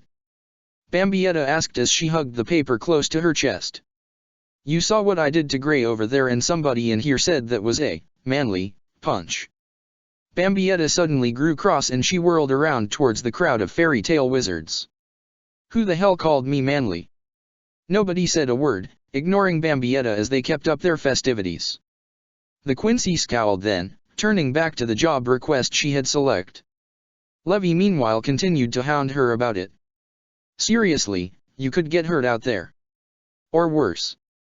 I've seen worse, Bambietta replied, her voice growing solemn. I don't think any old Cyclops could do worse to me than she did. Levy could hear the sorrow evident in Bambietta's tone, leaving her to wonder just what this woman had grown through. You sure you don't want to talk about it? Tell you what, Bambietta said as she began to walk off, looking over her shoulder at Levy with a grin. Once I come back alive with the money and spiffy new outfit, I'll consider talking it over with you, okay? Bambietta was unsure of why she wanted to be so open, but there was just something about the place that was getting to her. She shrugged her shoulders in response and walked back out onto the streets of Magnolia. She would slay this Cyclops, become an official fairy tale wizard and survive in this world. She would regain the power that was hers and hers alone. She would defeat this Titania and become the queen of fairy tale, then move on to becoming the greatest wizard this world had ever seen. If she could not return home to exact her revenge on Giselle and the others, then she would just make the best of this world and put herself at the top of the pecking order. It was as simple as that. Makarov Dreer was in a hurry. While he knew the children under his wing at Fairy Tale could be an unruly sort, he knew they could take care of themselves. No, that was not the reason for his strong urge to make it back to the guild hall now that his monthly meeting with the city council was over. No, it was much more worrisome than that. For as he had stepped outside City Hall, a dove had landed on his arm, carrying with it a magically encoded message from poor Lyusica herself. His old teammate rarely contacted him unless in great need, as she was not one for idle chatter, so Makarov had been quick to read what she had sent. The fact that she had encouraged a stranger from a strange world to Fairy Tale was concerning enough, but to know that she had a dark past was what truly left Makarov worried. He trusted poor Lyusica and Urza's judgment, but still he was concerned. He stepped into the guild hall with great purpose, looking around to find nothing remiss. Everyone was as they usually were, bickering amongst themselves and generally enjoying themselves. The third master could only relax slightly, seeing that there had been no fights breaking out. No doubt thanks to Natsu Dragneel being away on a sabbatical in Harjan town. "Welcome back, Master Makarov," Myra Jane said sweetly as she approached. "How did the meeting go?" "The same as it always does," Makarov replied. "They'll never let me live down Gildart's little accident. But I do suppose having to restructure an entire town to accommodate one man would cause endless amounts of irritation. But that's not what's important right now. Did you by chance see a woman with dark hair show up here?" "Well, let's see." Myra Jane began to think it over for a moment. There was some new girl who Locke was trying to hit on. And she did punch Gray clear across the room for taking his clothes off. Then she spoke a lot with Levy by the job board. Master Makarov was about to turn, to find Levy, but she was already fast approaching. "Master." Makarov could see she was in a panic. "What's wrong, Levy?" "Someone interested in joining our guild stopped by and she took off with the paperwork for an A-class job request." Makarov felt his blood run cold for a moment. "How long ago was this?" "An hour ago I think," Levy replied. "I tried to talk her out of it but she wouldn't listen. Then I tried to get the others to go help her but Gray was just a bit too intimidated and that kind of wore off on the others. Though Locke was kind of gung-ho about going off to save his princess, but dash. All right, listen well, everyone," Makarov sternly said, catching the attention of all present. "We have a situation on our hands and we will not let this neophyte die on our watch. Grey Fullbuster, Elfman Strauss, you two will come with me to the outskirts of Magnolia and we will save this Bambietta from the Psy-dash." The third master's speech was suddenly cut short then by the sound of the guild hall's doors swing open. He turned as did everyone else, catching sight of a woman dressed all in white, a cloak hanging from her shoulders and a hat atop her head. In one hand was a set of bloodied, discarded clothes. Yet it was the contents of her right hand that drew the most attention. In it was several strands of long dark hair and connected to that long mane of hair was the decapitated head of a cyclops, its one eye wide with the fear it had experienced upon its death. Its creature's skull was very nearly the same size as the woman's torso and yet still she held it with little difficulty, merrily swinging it back and forth with each step she took. Levy brought her hands up to her mouth, recognizing the woman despite her new attire. "Bambi." The Quincy smiled broadly as she dropped the cyclops' head to the floor, very nearly shaking the wooden boards. She dropped the bloodied and tattered clothes she had received from poor Lyusica on the floor then as well, placing her hands on her hips as she puffed out her chest proudly. She could see the looks of shock all the wizards' faces and that simply added to her joy, Bambietta's smiling stretching from ear to ear. Well, that wasn't so bad. What's next? Chapter 2, Adjusting to the Guild. Levy McGarden had seen many introductions to her guild, both those small in stature and others larger than life, and the one that Bambietta Basterbine had just made easily belonged among the latter. Already had the dark-haired woman sent a well-respected member of the guild flying with a punch but now she had returned from an A-class mission she had not been authorized to take, the decapitated head of the target monster in hand. Those remains of a deceased cyclops now lay on the floor, Bambietta wearing both a smug smile and a new pure white outfit, adorned with a cloak that flowed in the slight wind that blew through the open doorway. "Pretty darn awesome, right?" the Quincy asked, looking for approval to go along with her satisfaction. All she received, however, was the stunned expression of the fairy tale wizards staring at her. "Right. Bambi, you. Levy said as she approached, her voice shifting from timid to mildly frustrated.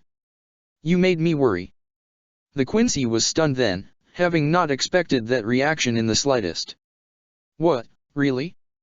Come on, she said as moved her arms up from her hips and waved them slightly in protest. I'm a big girl, you don't have to be concerned about little old me. Levy did her best to compose herself, taking a deep breath. You took an A-class mission dash. And I handled it just fine, Bambietta replied. I may get a little hot under the collar at times, but I have a good head on my shoulders. Bambietta motioned towards the Cyclops' head, a slight smirk evident on her face as she tried to lead Levy's own gaze towards the remains by her feet. That's more than I can say about my opponent. That's not funny, was all Levy said, not willing to take a peek at the dead creature. The level of violence evident in its remains left her shaken still, especially how gleefully Bambietta had brandished the decapitated head upon her return. I thought it was, Bambietta replied, a little disappointed, kind of. Levy's head sank then, a sigh slipping away from her. You wanted to join Fairy Tale, and while I don't know how well that's going to go now, you're in luck. The master is back. Oh, really? Bambietta perked up then, hopping on her feet lightly as she looked over Levy's left shoulder, then her right. Yet all she saw were the same familiar faces she had come across earlier. You sure? There was a slight cough from below, as if someone were trying to get Bambietta's attention, but it went unnoticed. The Quincy was simply staring intently, taking in each and every member of the Fairy Tale to see if there was anyone here who looked the part of a guild master.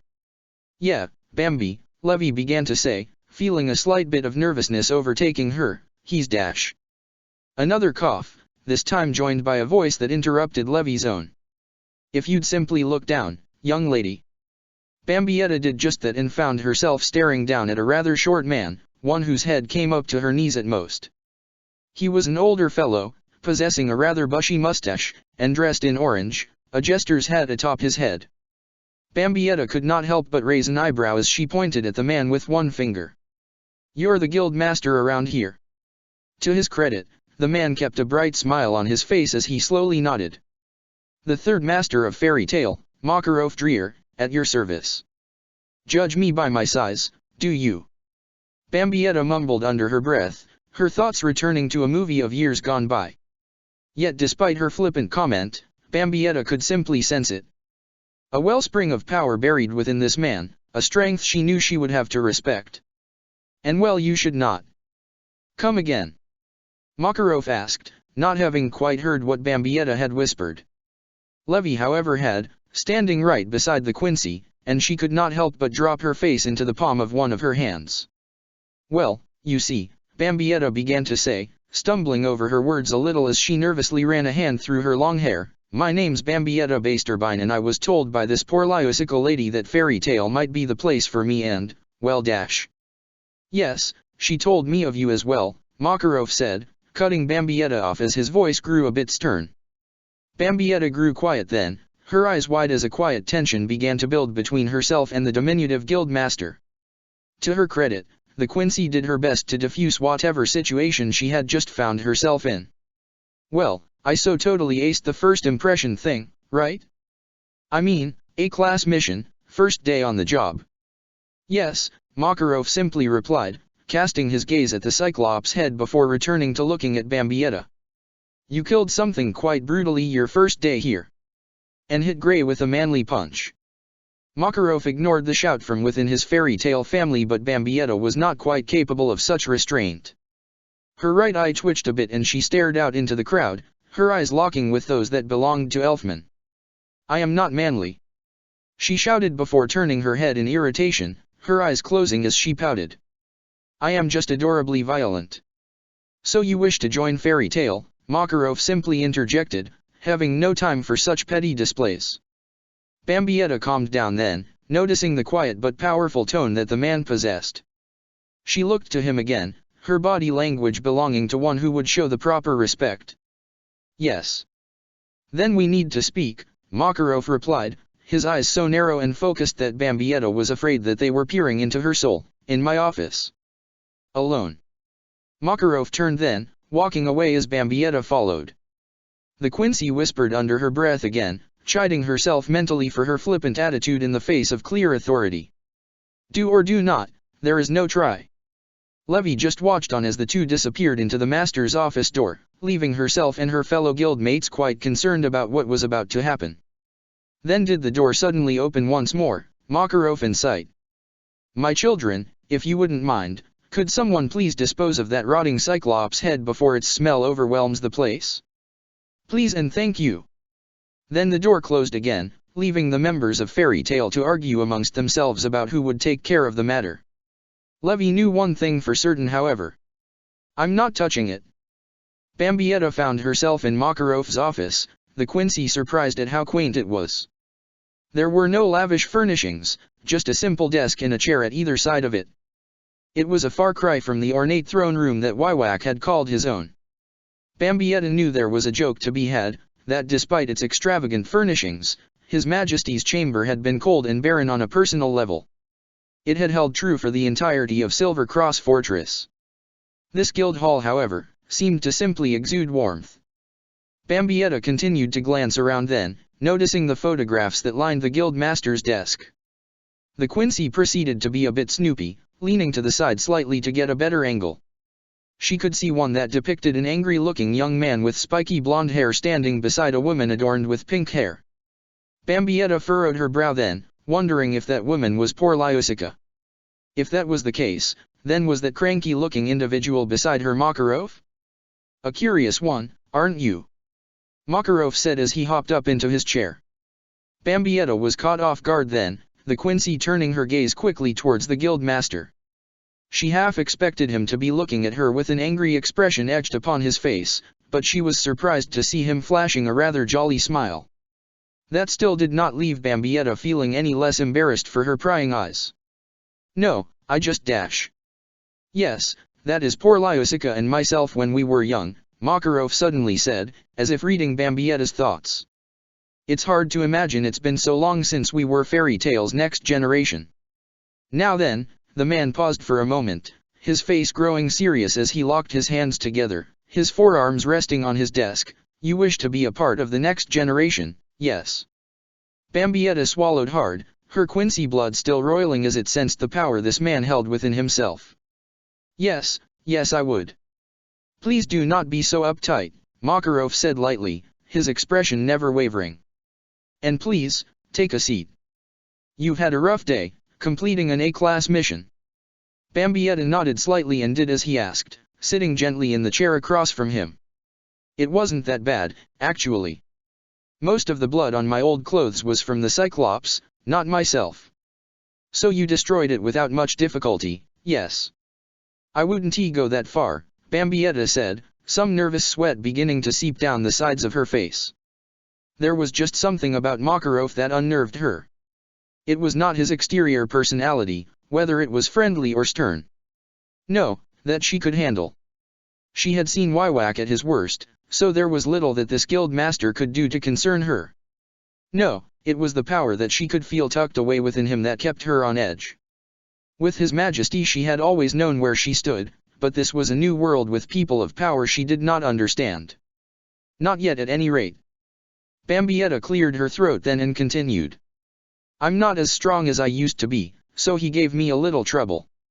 Still, it wasn't anything I couldn't handle. And don't worry, someday soon I'll get back the strength I lost and be a real asset to this guild. That's what I'm afraid of. Bambietta tilted her head slightly, confused by what Makarov had just said. Wouldn't your Fairy Tale guild having another strong fighter be a good thing? That part does not worry me, no, Makarov answered with a slight nod. It's you reaching your full potential that gives me cause for concern. Bambietta watched as Makarov reached into one of the pockets of his orange coat, withdrawing from it a folded-up piece of paper. He opened it then, glancing at it hesitantly. Bambietta raised her chin slightly, her curiosity overwhelming her. What's that? A letter I received from poor Lyusica, Makarov simply answered. It was sent to give me notice of your arrival. Bambietta's blood suddenly ran cold, the Quincy remembering that Makarov had said he had been told of her arrival. Makarov retrieved from his coat a pair of reading glasses which he then placed across the bridge of his nose as he began to read the letter in silence, leaving Bambietta to feel a slight shiver across her flesh. Okay, so I was a bad girl a long time ago in a world far, far away. Do you wish that I read what she said? Makarov asked, glancing over the paper's edge towards Bambietta. I'd rather you not, Bambietta said sheepishly, her hands bunching together in her lap, but go ahead. The guild master cleared his throat then and began. Makarov, I've sent to Fairy Tale a woman who may be in dire need of what the guild has to offer. She is not of our world from what I was able to ascertain, but she freely admitted to being a part of what may very well have been her world's equivalent of a dark guild. She spoke of killing for self-preservation as well as pleasure. I do not know if she will cause more harm than good, but I can only pray that Fairy Tale will do more good for her than simply giving her the opportunity to get back on her feet in a new home. If things do turn to the worse, I have faith that the best and brightest of Fairy Tale can deal with her as needed. Also, she is rather attractive, so I do hope that you do not try to put any moves on Dash. Makarov suddenly stopped then, coughing slightly as he quickly folded up the paper and removed his glasses. Bambietta could only raise an eyebrow in response to the unfinished sentence that poor Lyusica had written. Makarov, to his credit, did not allow himself to be distracted for long by the moment. He leaned forward on his desk again, staring at Bambietta. I know what poor Lyusica thought, but I wish to hear what you're like in your own words. Bambietta nodded slightly, swallowing hard once again. If there was one thing she did not like, it was being put on the spot like this. To that end she did allow a trace amount of attitude to slip forth. And let me guess, if I'm lying, you'll know that I am thanks to veil magic, right? It was now Makarov's turn to be a slight bit surprised. An eyebrow curiously raised then, his voice betraying his confusion. Veil magic. You know, what that friend of yours uses, Bambietta answered. Pink hair, old, a bit cranky? Name's poor Lyusica. The lady in your picture there. Makarov was silent a moment longer, then suddenly burst out laughing. It was against his better nature but he simply could not help himself. What? Bambietta asked, her face awash at first with confusion then irritation. What the heck is so funny? Makarov's laughter died down slightly then, the old man finally able to rein himself in. I'm sorry, but there is no such thing as veil magic. Bambietta spoke, but only after a slight pause. What now? Oh, that poor Lyusica, Makarov replied, a slight chuckle still slipping past his demeanor. She always did like to play that prank when we were younger. I suppose with a newcomer to our world she felt it would be easy to play that game again. Oh, you've got to be kidding me. Bambietta could not help but blink a few times, disbelief overwhelming her. I practically bared my soul to that lady and it was all on the pretext of a lie. That's old poorly for you, Makarov said with a slight smile tugging at his lips. It faded fast then, the old man looking back toward Bambietta. I will play this more fairly if you wish. I will be blunt and honest with you, but I expect the same in return. Bambietta's head nodded slightly, the Quincy mulling over her options.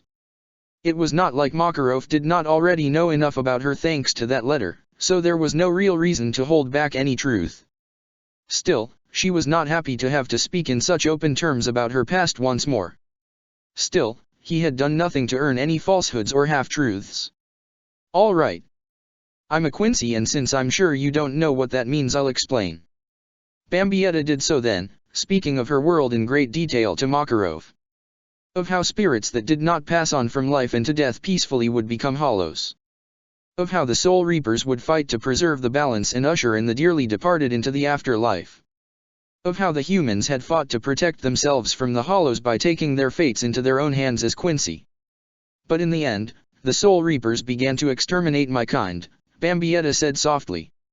I wasn't alive when it began, so I don't even know why. Eventually I sought out those like me and then he found me. Who? My own personal savior, Bambietta answered, a slight gleam in her eyes. His Majesty took me out of the darkness of the world and brought me under his wing. He gave to me a fraction of his power and I was reborn not as a mere Quincy but as one of the Vandenrijke's stern Ritter. The dark guild that poor Lyusica spoke of. Bambietta lowered her head then. I suppose that's what we were by this world's definitions. I killed for the Vandenrijk, for His Majesty. Soul Reapers and Hollows, I made no exceptions. And I dash. Makarov was quick to finish her sentence, having seen the joy that Bambietta had possessed when he had first seen her, the decapitated head of a cyclops within her hands. You enjoyed it. The light in Bambietta's eyes grew faint then, the optics dulling for a moment as her expression became void of any real feeling. Yes. Makarov took a deep breath, running a hand across his face as he continued to look at the potential fairy tale member before him. If you join fairy tale, I will make this abundantly clear here and now. That can never happen again. Bambietta was quiet still, her eyes unwavering as she stared at absolutely nothing. Slowly did the life return to them and she looked at Makarov. But that mission asked that the Cyclops be destroyed. Yes, yes it did, Makarov answered. Monster and creatures born from the books of dark magic can be disposed of if need be. And I will not deny that there may come a time when a fairy tale wizard would have to take a life of another wizard to save either themselves or others in need. However, there can be no pleasure in these activities, do you understand? Bambietta's fingers clenched tightly into the palms of her hands, tugging lightly at the skirt that spread out across her lap. Teeth dug into her lower lip slightly then, the Quincy trying to focus, to bring herself into the here and now. She had heard Makarov's request, no, his demand, and she was left having to seek out the answer. Whether she could accept his terms, whether she could live as he wanted her to. There was a voice in the distance of Bambietta's thoughts, but it was loud nonetheless. It told her then to lie, to speak honeyed words that this old man, this guild master, wanted to hear. To let him know that she could be kind, that she could be a respectable person. Then, when the time was right, when her power was at its peak, she could either rule this world or find a way back to her own and make Giselle and the others pay. She would be back by Waiwaka's side again, the stern ritter she was always meant to be. Yet is that what she really wanted? Bambietta felt it at the forefront of her thoughts, that she wanted to be who she had been in her world once again. Yet all that path had led her to was pain. False friends, devilish vultures waiting to pick at her in a moment of weakness. Here she had seen genuine smiles, camaraderie, but did it matter? She had believed that within the Vandenrijk, she had believed in the friendships that had formed between herself, Giselle and the others. Yet it had all been for nothing. Could she expect anything better from this fairy tale? Yet she was a stranger in a strange land. What choice did she have now but to put her faith in people she could only hope were not monsters such as she was? Yes, Bambietta answered, unsure if she spoke lies or the truth, I understand. Makarov said nothing then, allowing the air to be silent between himself and the Quincy for a moment. Finally, after a full minute of quiet, did he interject. Good. Welcome to fairy tale. Bambietta very nearly found herself choking in surprise. The moment that Makarov had mentioned poor Lyusica, the Quincy had all but doubted her chances at becoming an official member. Her past was too dark, too stained with blood, and even then Makarov only knew some of it. If he had heard of the Quincy she had killed to alleviate your monthly, sometimes weekly, irritations, would he have been so forgiving? You'll have me. So long as you abide by the ways of fairy tale, Makarov answered. And I believe you can. However, I do have one more question I wish to ask. You do not have to answer if you do not wish to, however. Bambietta looked at Makarov then. What? What happened to you? What? How I got to this world? Bambietta replied, shrugging her shoulders, her natural spunk returning. I haven't the foggiest clue. 1 minute I was. Makarov noticed the sudden change in Bambietta's tone and body language. That's not what I meant. Not how you got here, that's a mystery for another time. It's the sorrow I see in you, I hear in your every word, that I wish to understand. Bambietta's breathing became labored then, her heartbeat racing as the pressure of her blood began to increase. Her eyes began to waver slightly, the memories of what had happened overtaking her. Her hands wrapped around her upper arms then, her fingers digging in tightly. She could see it, the sky above her as Giselle, Candice, Lil Toto, and Meninas came into view, standing over her. I had friends in the Vandenrijk. Bambietta whispered, her enunciation fragment, each syllable ragged in its execution. And they found me in a moment of weakness and killed me. Made me a puppet. Their puppet. Makarov listened intently, his outer appearance remaining calm and composed while all the while his heart broke. Still did he let Bambietta continue to say what she had to, understanding that the young lady would have to see it through. They used me. And Giselle, she. Bambietta could not take it anymore, the bitter memories washing over her. Tears began to stream down her face then, and the Quincy grit her teeth in disgust at her own sorrow. She hunched forward, her hands catching her face then and there as her elbows propped against her knees. Her breathing was becoming forced, lost in silence as Bambietta began to heave, her body out of her own control. Makarov moved down from his chair then, swiftly but silently stepping around his desk as he approached Bambietta. He reached out then, his hand touching down upon the space between the end of the Quincy's coat and the glove that adorned her right hand. "It's all right, you do not need to push yourself any further. I'm sorry that I asked you such a question." Bambietta pulled her hands free from her face then, shifting her gaze upon Makarov. Her face stained with tears, she began to speak then as best she could. "Tell me, this fairy tale, can I expect to be betrayed like that again?" It was a foolish question, Bambietta knew that readily enough. If someone was planning to twist a knife in her back, they would never admit it so freely. Still she could not help herself and sought out reassurance. "That is not the type of guild that First Master Mavis sought to create so many decades ago," Makarov answered. "And it is not the kind of family I wish to take care of." Bambietta could not help herself once more, though this time it was a slight chuckle that she let loose, not a potentially wasted question. "Family? Yes. You are now part of my fairy tale family, if you wish to be." Bambietta chuckled again, a light laugh escaping from her. She had come here to ask to join this guild, to further her own goals, and now this master, this old man, was putting the decision in her hands. Yet she could not find fault in saying yes. It was just so very foreign to her. She had made bonds within the Vandenrijk, that much was true, but they had never been a family as far as His Majesty had been concerned. "Yes," Bambietta answered, nodding her head as she wiped away a few tears. "Yes, I wish to be." "Well then, I suppose it's time we talk about where you wish to carry the fairy tale guild." Makarov said with a smile. "What now?" Bambietta finished wiping away any tears. "Guild mark. Yes, every member of Fairy Tale proudly carries our crest until they leave for higher pursuits or dash." Bambietta was quick to finish. "Until they die on a job. It's happened, hasn't it?" "Yes," Makarov said faintly, his shoulders sinking. "On occasion and unfortunately in recent memory." Bambietta felt something in her throat then, a lump forming. This guild was not simply fun and games despite what she had witnessed in the main room. "I'm not going to be one of those statistics. Not here, not ever again." Bambietta pulled off her left glove then, revealing the hand underneath in full. "How about right here? You wish to cover the emblem." Bambietta could hear the disappointment in Makarov's voice, yet she could not entirely dismiss his disappointment. That was exactly it. Despite whatever she was feeling somewhere within her soul, this guild was still just a means to an end. Still, she did not have to admit that.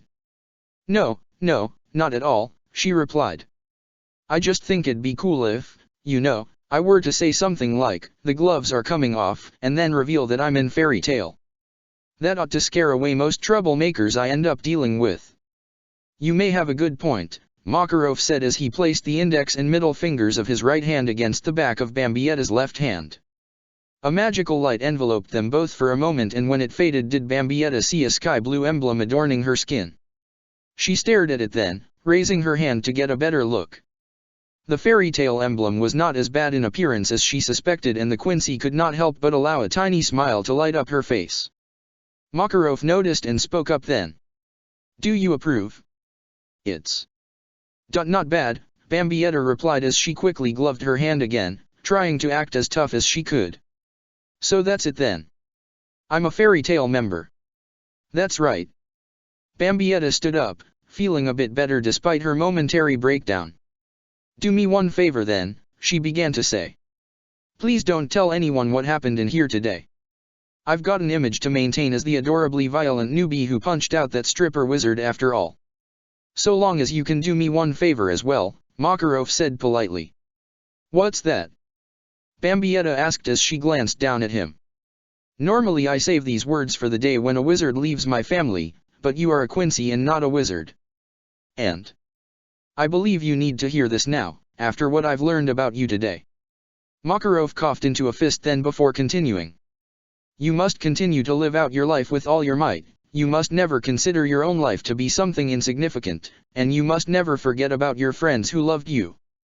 Bambietta was taken aback by those words, having not expected them in the least. Friends, huh? Oh, it might be for the best if I forget the ones I had, but I'll see about making some new ones. Bambietta left then, exiting out of the office and leaving Makarov alone. The guild master stood silent for a bit, finally allowing a pent-up sigh to escape from his tiny body. Poor Lyusika's letter had warned him that this newcomer was going to be a handful, but the message had not given him adequate preparation. He could not remember a time when he had interviewed a more worrisome potential member of the guild. There was something clearly dangerous about this girl, and yet Makarov had seen it in Bambietta's face as clear as day. He had always prided himself as an excellent judge of character, and he could only hope that his thoughts and feelings were not betraying him now. He had felt it within this Bambietta, something that he was unsure even she understood was there.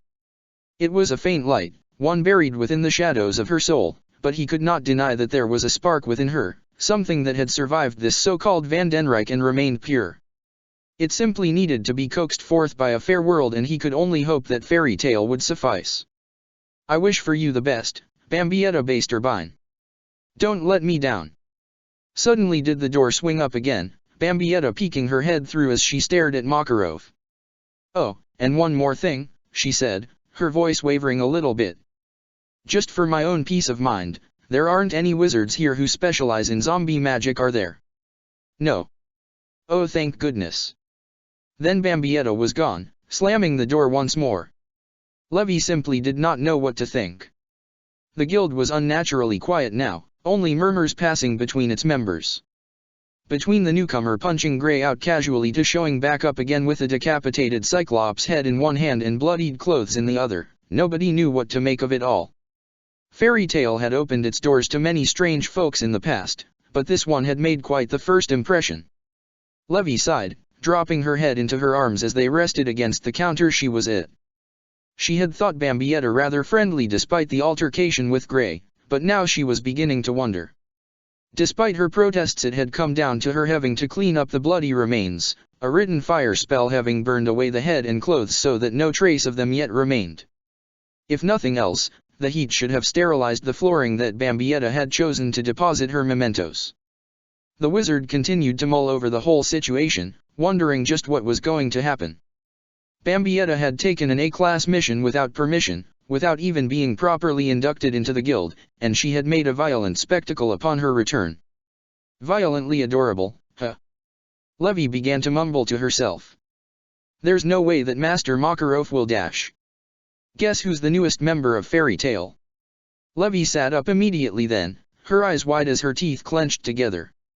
A shiver ran up her spine, leaving her to slowly turn her head to the right, in the direction of the excited voice. Then she came face to face with a smiling Bambietta, the woman holding her bare left hand before her, showcasing the Fairy Tale Guild mark that adorned it. No way, Levi said quietly. The master really did it. Bambietta either paid no mind to Levy's reaction or simply did not notice it, the wizard did not know. The Quincy moved in close then, sweeping her cloak out from behind her back and sitting down beside Levy. You want to celebrate? Bambietta asked as she wrapped an arm around the mage's shoulders, pulling her in close.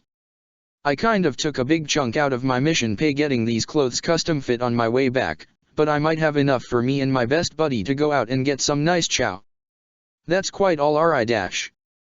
And besides, Bambietta said as she moved in closer, her smile infectious, if I run a little low I can always take another A-class mission and slay some big old beastie again. Not again, Levy whimpered, very nearly on the verge of expelling her breakfast as she remembered the remains that Bambietta had returned with. What's the matter? Bambietta asked, thrown off by her first fairy tale friend's reaction. Are you not feeling well? You scared me, okay? Hey now, Bambietta offered up, I came back in one piece, unlike that one-eyed dash. That's just it, Levy interrupted. You scare me. Bambietta flinched then, unfurling her arm from around Levy. She rested it on the table then, alongside its opposite, and leaned forward into them. Levy continued to speak however, unable to compose herself. You come back here with your old clothes a bloody mess, twirling around a dead monster's head like it was some kind of trophy. It was just, you're just dash. I'm sorry. Levy looked over to Bambietta and could see the look in her dulled eyes, something that seemed to call to her, as if to announce itself as restrained despair. Bambietta, I dash. Yeah, Bambietta, the Quincy said. A sure sign we can't be friends, huh? Bambi, I dash. A monster raised by monsters, that's what I am, Bambietta continued. The show I put on today would have impressed those back home. In fact it did. Any time I came back a bloody mess with a Hollow's mask as a trophy I got a small measure of respect. Clearly that isn't going to work here. A Hollow. A demon, a monster, Bambietta explained, all the while not going into much detail. Just like me. Only not as cute. Listen, we can still celebrate if you want, Levy offered. I mean, I know a nice place down the street that makes the best pizza. Bambietta glanced at Levy for a moment with her dulled eyes, the light suddenly returning to them full force. Pizza. The Quincy suddenly sat up like she had been struck by lightning, turning to face Levy with a wild grin on her face. It was perhaps not the ideal way to showcase to her fellow guildmate that she was not crazy, but right now Bambietta was not thinking quite so clearly. You've got a pizza place? Here. Bambietta's lips curled back into a true smile then. Oh, best day ever. It's just pizza, Levy said, not sure what the big deal was. Just pizza. Bambietta was exasperated then. Do you know how long it's been since I had pizza? Deca years. The Quincy was quick to correct herself, uninterested in speaking of her age. The bad crowd I fell into had strict policies on food and we all suffered for it. It was true enough. Tucked away in the hidden corners of the spiritual world, the Quincy who composed the Vandenrijk had lived off the energies around them for sustenance, never wanting for physical food. There were some exceptions among the Sternritter though, and Bambietta had always been plagued by confusion about just how Lil Toto had managed to sneak so much contraband candy into the fortress without either Wywak or Hashwald becoming wise to her schemes. Then there had been Masked a Masculine. Bambietta remembered many a day when she and the overbearing Sternritter had conversed about how they wished they could have slipped away from the Vandenrijk for a time and enjoyed the delectable foods of the world of the living. Pizza had been on the top of Bambietta's list of things to rediscover, but with all the chaos that she had experienced since coming to this new world and being reborn, she had not had the chance to even consider if the fates would be so kind as to allow her the opportunity. Now, however, she was only able to understand one thing. Through all the hardships, all the pain and suffering, there was a light at the end of the tunnel and it was illuminating a pizza. Oh, you two are heading out? Mind if I join you? Bambietta had heard it then, quite possibly the sweetest, most friendly voice she had heard since last speaking with Meninas. Turning slowly she found herself looking towards a rather cheerful young lady dressed in a red dress and possessing silver hair. And you are? Bambietta asked honestly, trying to avoid any venom from soaking her words. That just would not do, not when she was trying to make friends. If this young lady could be the second coming of Meninas, all the better. Oh, allow me, Levy said. Bambietta Basterbine, this is Myra Jane Strauss. Myra, Bambi. Bambi, Myra. Oh, so you've got a nickname too. Bambi nodded in approval then, realizing that she truly may have indeed come across the next Meninas after all. So you want to party it up with us? Well, why not? The more the merrier. Mario's Pizzeria. Bambietta glanced up to the sign that hung outside the restaurant that Levy had led her and Myra Jane to. A little cliché, but I can roll with it. As the trio of fairy tale members began to enter, Bambietta glanced at the menu, then began to sift through her newly purchased purse. She had spent much of her profits on having clothing customized to match what she had worn in the Van den Rijk, not to mention the purse, but she was happy to see she still had enough to handle a meal for the girls and her. Some good food, maybe some appetizers and some drinks, that much she could handle with some currency left to spare. Still, she knew she would have to take another job and fast if she wanted to get a roof over her head. Spare clothing, utilities, groceries, it was all tugging at the corners of Bambietta's mind. It was then that Bambietta was beginning to question if putting her clothes before an apartment and other basic necessities had been the ideal and responsible choice. "Hey, Levy," Bambietta asked as she and her two compatriots sat down at a booth, "I've got a teensy bit of a favor to ask you." "Oh?" Levy asked, slightly curious. "What's that?" "You see," Bambietta began to get a little fidgety, pressing her index fingers together as she looked away, "I kind of spent a good bit of my reward money on my new clothes, and even if we didn't eat right now." "Oh, you wouldn't have enough money to rent out a room for even one night?" Myra Jane asked, sweet as could be. Bambietta hung her head in shame. "No." Levy was about to respond when suddenly a waiter came by, handing out a series of menus. "Hello, my name is Luigi and I will be your server for the evening. Can I get you anything to drink?" A unanimous order of water was put in then, Bambietta also tossing in a round of salads and an order of mozzarella sticks as an appetizer to sweeten the deal.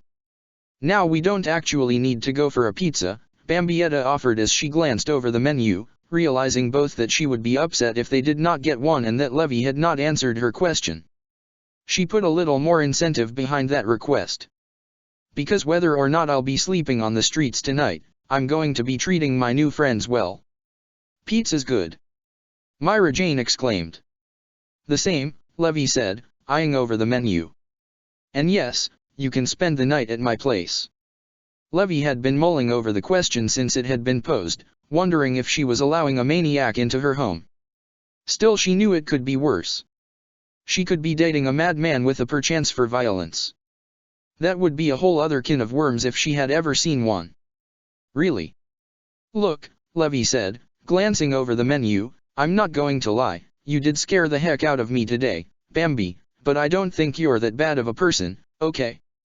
The usage of her nickname was a good indicator, but Bambietta was feeling a little bit needful this evening and required some confirmation.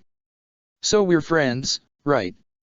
"I'd like to think so," Levy said, "but technically sleepovers aren't exactly permitted at Fairy Hills, even with fellow guild members, so Levy suddenly glanced over towards Myra Jane.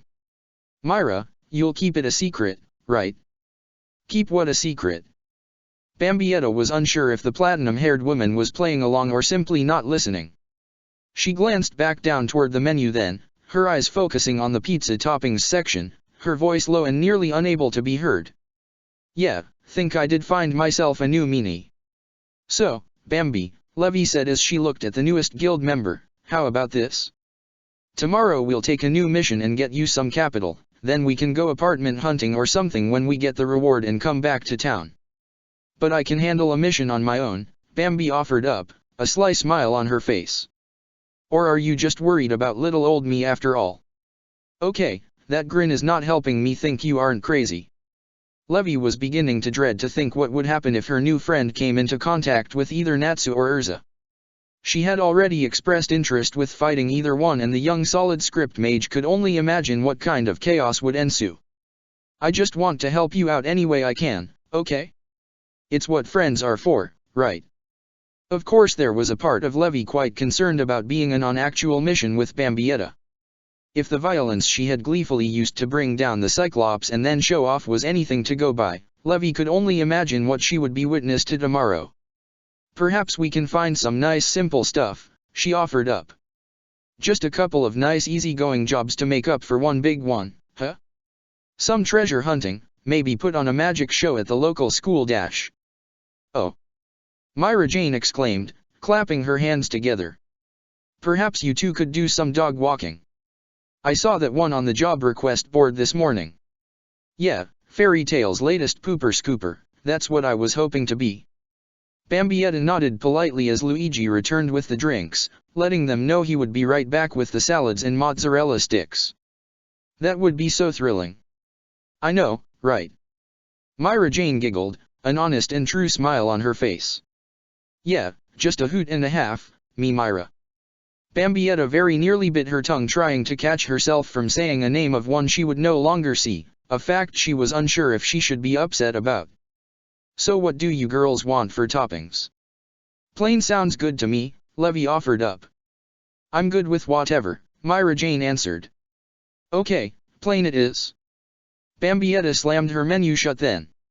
She had been hoping for a few toppings, but she had made this offer to Levy after all. Besides, the Quincy knew perhaps it would be best to get accustomed to the more basic local cuisine before sprucing it up. Still, she could not help her sarcastic self. Sounds radical. And your salads and appetizers, my fair ladies, Luigi said as he returned with the first servings of food. And have you chosen your main course? Medium cheese pizza, please, Bambietta replied. As you wish, Luigi said before beating a hasty retreat back to the kitchen. Now I know what Levy can do, Bambietta said, returning her focus back at those who sat around the round table she was at, but what about you, Myra? Well. The woman stammered for a moment. Can you excuse me for a second? I kind of have to go pee. Then she was gone in a hurry, leaving Bambietta visibly stunned. If the Quincy did not know any better, she could have sworn she saw some tears welling within Maragina's eyes before she left. That's not a good subject for her, Levy offered up as an explanation. Myra's an S-class wizard, but she hasn't really gone on any major missions since. What happened? Bambietta asked, honestly curious and concerned. Her little sister, Lysina, died on a job request, Levy continued, her voice growing withdrawn. Myra and her brother, Elfman, were both there to see it, and they both came back changed people. Ever since then Elfman's been trying to support his big sister taking on any jobs he can handle while Myra's stepped aside from that kind of life. Oh. Bambietta looked down then, feeling ashamed of herself. I should go apologize. Just give her a little time, Levy said, cutting Bambietta off before she could sit up. She'll be back cheerful in a minute, don't worry. But don't say you're sorry, that will just bring it up again for her.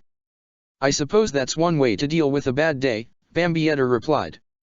I wish I could be so chipper all the time. Hey, Levy said, reaching out and placing a hand on Bambietta's own that lay on the table, you said if you came back from the job in one piece, you'd talk to me about what's got you so down.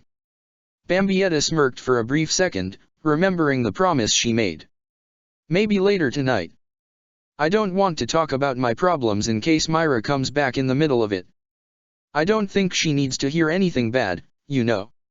Yeah, I suppose you're right, Levy said, acknowledging Bambietta's point but at the same time wondering if she was. Maybe later then. Levy sighed, her own curiosity getting the better of her. Bambietta was still throwing her curveball after curveball. She could be so nice when she wanted to, her sarcastic barbs another matter altogether, but it was such a stark contrast from the bloodthirsty woman who had returned to the guild hall having soused in her unsanctioned mission.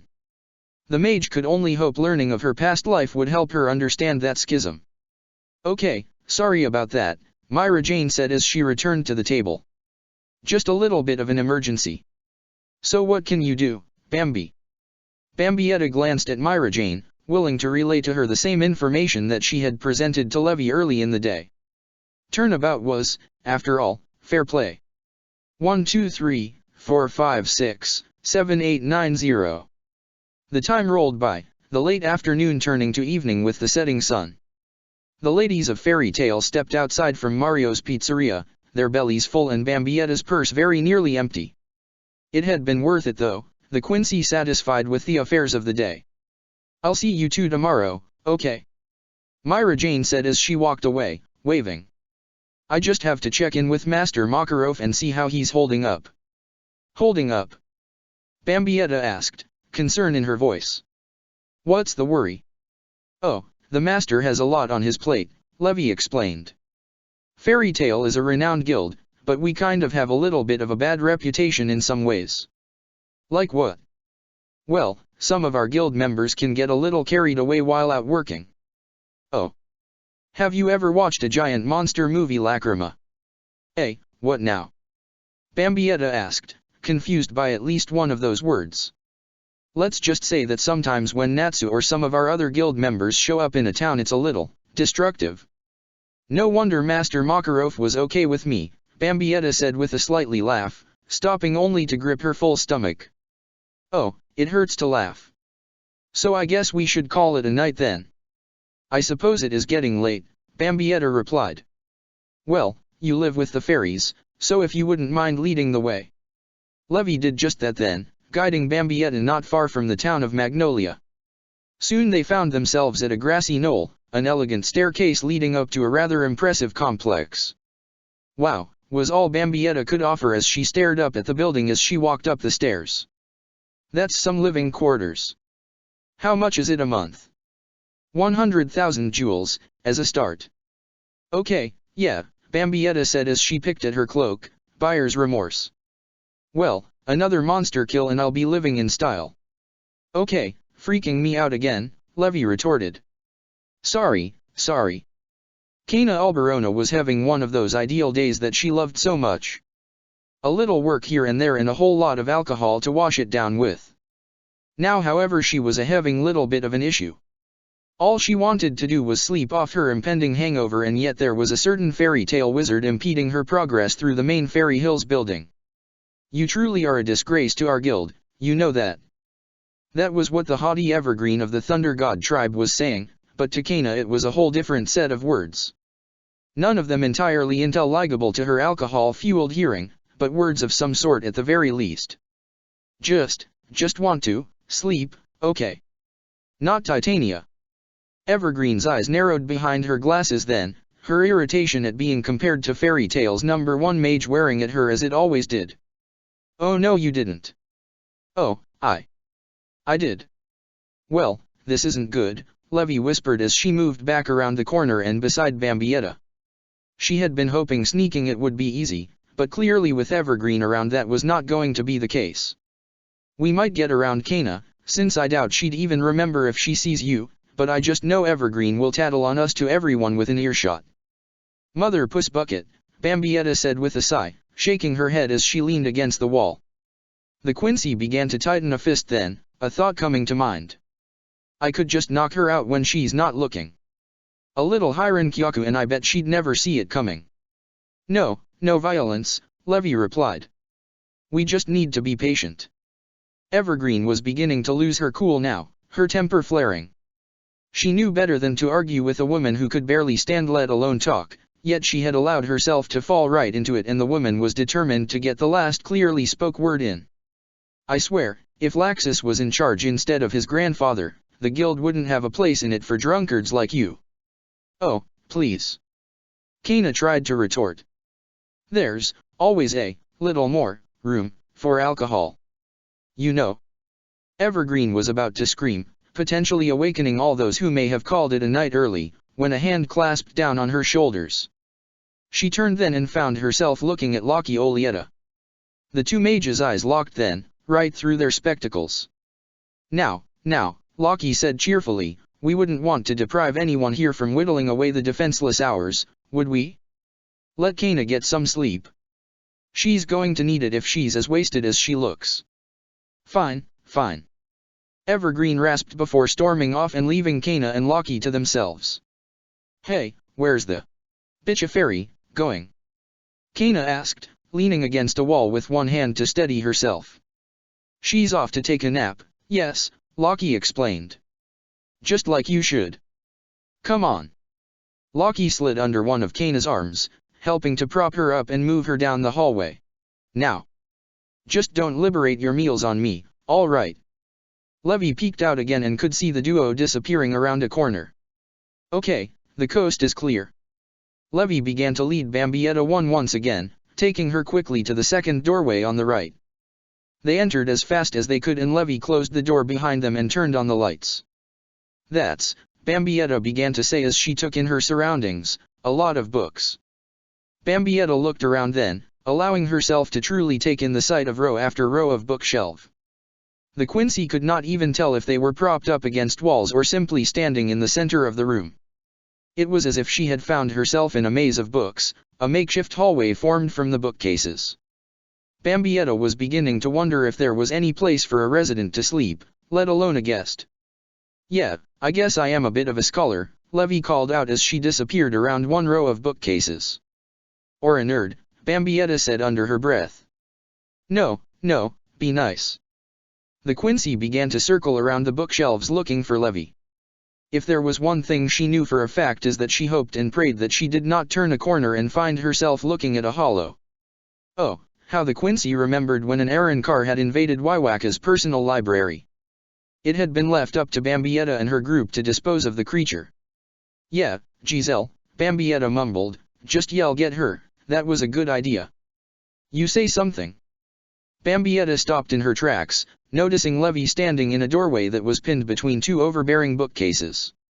"I was just wondering where the couch is, that's all," Bambi answered, stretching her arms back as she yawned. "A girl's got to sleep after all." "Well, I'll admit," Levy replied, "I don't exactly have a sofa you can sleep on." "Oh."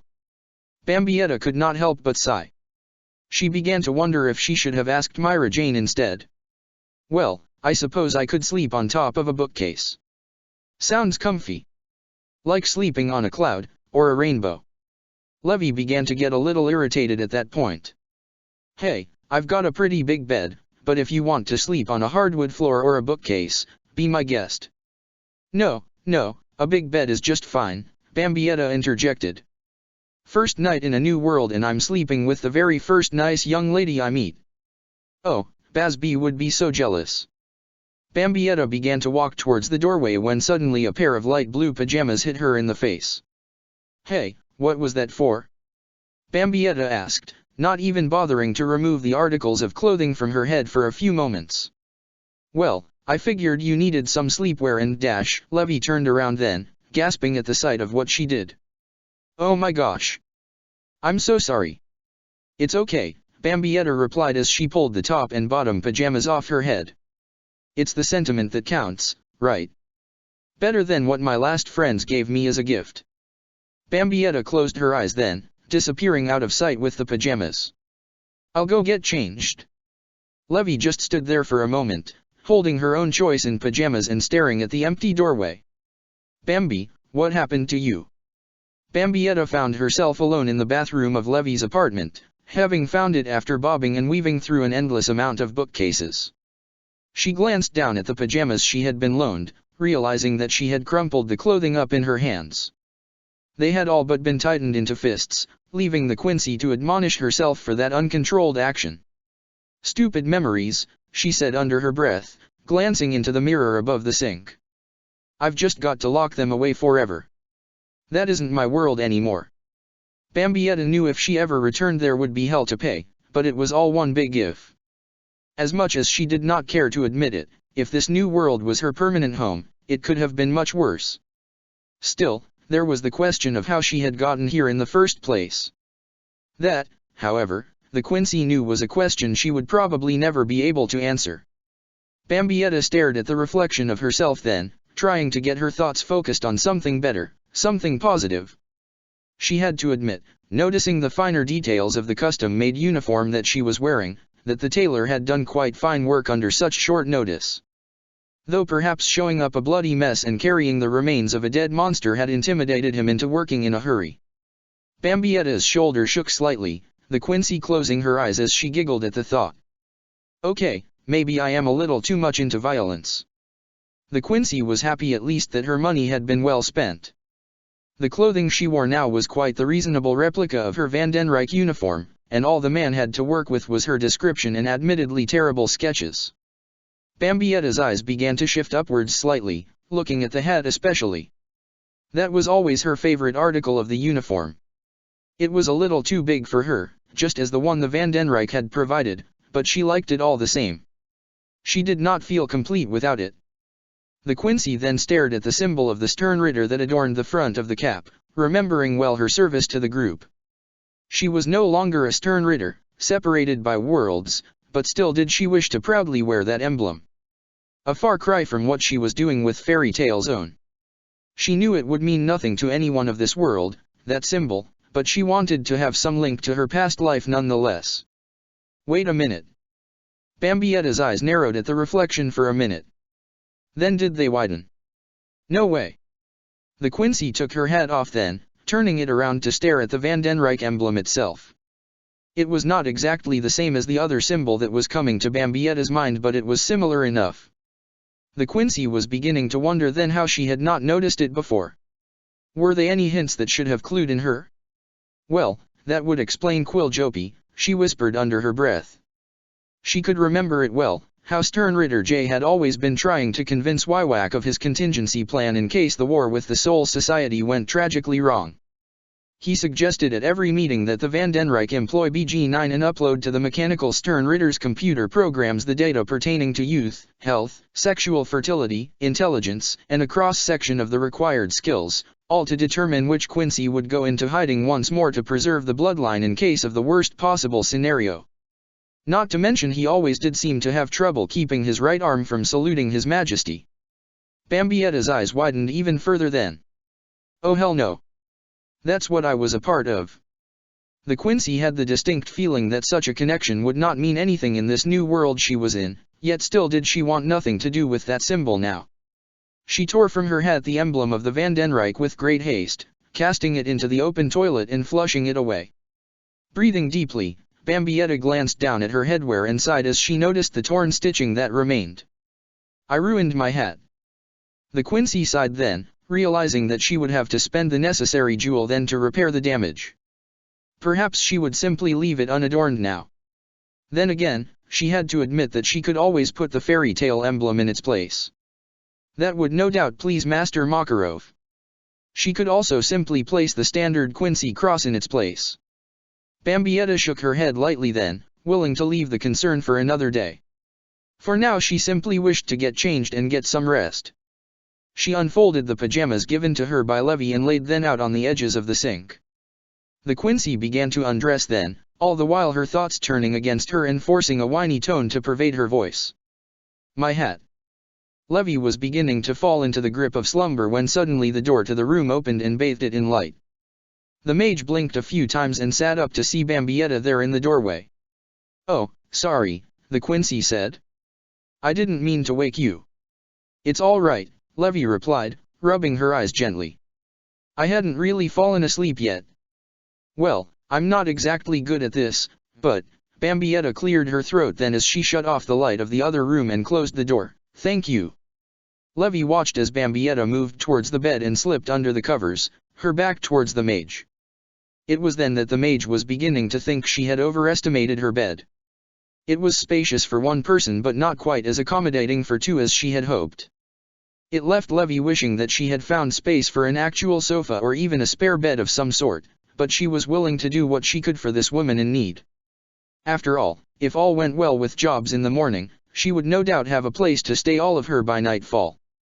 It's nothing, Levy said as she laid back down, her own back towards Bambietta as she pulled the sheets back up to her shoulder. But I still do have one question. A yawn echoed forth from Bambietta, slowly followed by one word. What? I just want to be there for you, okay? Levy asked. So please, what happened to you? There was silence then, an uncomfortable sort that left the solid script mage regretting that she had brought the subject up again. Seconds passed, turning to minutes, and the young lady half expected to hear signs that her guest had truly fallen asleep. A snore, anything. What she had not expected was for the woman to finally answer. I had friends. Levy heard it then, a haunting sensation of pain lingering in those words, once more leaving regret even broaching the subject. Bambi, you don't have to dash. I had friends, the Quincy repeated, her legs slowly curling up towards the center of her body, her skin running cold for a moment. The guild I worked for, I made friends there. I thought we were going to be there for each other until the very end. But when I needed them the most, they... Bambietta could not help herself then, a whimper slipping through her lips as her body shook for a moment. Her face clenched up then, the Quincy fighting against the weakness she felt she possessed, a need to let any more tears be shed. We had a mission, Bambietta continued to say, all the while fighting the urge to physically react to the memories that were flooding into her thoughts, and they abandoned me. That's just dash. And then when I was lying broken and battered on the ground, they came back. I needed their help and all they did was twist the knife in my back. Levy did not know what to say. Such cruelty seemed so foreign to a wizard who had spent her entire career among the fairy tale guild that it just left her mind numb to imagine it. I was far from a nice girl, Bambietta said quietly, her voice no longer on the verge of shattering her composure again. Maybe I deserved to be betrayed, but they hurt me so much that I... Bambi. I'm sorry, Levy. I just need to sleep. Levy let the subject go then, understanding that there was some form of darkness in Bambietta's past that she should not pry into. If the woman wished to share it with her of her own accord, then she would be there, but she would not force the issue if she could not handle it. Bambi, I'm sorry. There was no answer. Bambi. There was still no answer, at least not at first. Then did a snore echo across the bedroom, leaving Levy to giggle slightly as she shut her eyes and drift into sleep as best she could. However, if she had taken the opportunity to look over at her newfound friend, she would have seen tears slipping down from the sleeping Quincy's eyes. However, whether they were tears born from losing old friends or from gaining new ones, that was a question that only Bambietta's innermost dreams could answer. The next day started well enough, neither the wizard nor the Quincy making mention of things that had gone in the past. They had simply prepared themselves for another day, Bambietta having washed her new uniform with Levy's own laundry. It was the least she could do for the woman who had bent the rules to give her a roof over her head. Slipping out of Fairy Hills had been easy enough, Bambietta and Levy making their leave long after the majority had already awakened and left. The duo had made their way down to Magnolia, stopping at seamstress to repair the damaged hat. In the end Bambietta had decided on the emblem of the Quincy cross. It had cost her the last of her jewels, but it had been worth it. Now the fairy tale duo was at the guild hall to look for anything that could help bolster the Quincy's financial standing. As always the guild hall was packed with wizards, most of them simply living it up. Bambietta could see Myra Jane serving beer to several of the wizards, leaving her amused at the prospect of any drunken scuffles breaking out. The Quincy could not help but smile at the thought of interjecting herself such a brawl, but she quickly brought that smirk down, realizing that would only incite Levy's concern for her. Let's see what we've got on the board today, Levy said as they approached. Maybe that dog walking Myra mentioned would be the best. No way, Bambietta replied, still bit willing to completely throw away the chance for some fun despite Levy's concerns. Maybe there's an A-class Missy. I'm back. Bambietta stopped everything she was doing, the sound of a rather loud-mouthed individual catching her completely off guard. She whirled around then and could see a rather oddly dressed young man with pink hair in the guild hall's doorway. A scarf was wrapped around his neck, a vest leaving the majority of his upper body on display. Oh, Bambietta said as she watched the young man ran over to a table and kick one of the wizards sitting there in the face, yelling about poor information. I like this guy already. Kind of reminds me of Bazby, though at least he's got a better haircut. Who's he? That's the Dragon Slayer I told you about, Levy offered. One of Fairy Tale's most well-known wizards, Natsu Dragneel. The guy I wanted to fight. A delightfully twisted grin began to cover Bambietta's face. Oh yes, best day ever. Chapter 3, Bambietta vs Natsu. This was a day that Lucy Hartfilia had been longing for ever since she had left home. To stand in awe of greatness, to be on the threshold of joining one of the most renowned magical guilds in all of Fiori. She was here now, standing outside the open doors of the guild hall, ready at last to take that final tentative step into the rest of her life. Yet now she was unable to do anything but take a slight pause as she saw chaos envelope what she had hoped to be her new home. Natsu Dragneel, the young man she had met during her journey and who had invited her to join the guild, had launched himself into the building with a vigor she knew all too well. He had displayed it time and time again since they had met in Harjan Town. It had led him to victory over the wizard-turned-slave trader known as Bora, as well into conflict with the local militia for the property damage that had been wrought during the battle. Yet Lucy could only see it as an endearing, if sometimes overbearing, trait. Now was one of those times. The Fire Dragon Slayer had been quick to act, launching a tirade at one of his fellow fairy tale wizards over misinformation about the location of a dragon that went by the title of Salamander. That incident had been the spark for what followed, the guild hall descending into a rapidly expanding brawl. It was madness perhaps, but Lucy could not help but smile. This was the fairy tale she had heard so much about after all. Lucy took a deep breath then and entered the chaos, carrying her luggage behind her. I'm really in fairy tale, aren't I? The celestial wizard looked at those among the crowd, seeing that only two were not involved in the fight. Yet she could see the two women were eyeing the spectacle just as she was. Now, Bambi, Levy began to say, realizing just what her new friend was no doubt planning, I know what you're thinking. Should I step into this brawl and throw down with Natsu? The answer might surprise you. Oh, so close, Bambietta replied with a smile curling back her lips. You're good at reading my thoughts, but I think you need to flip around shouldn't I if you really want to know what I'm got on my mind.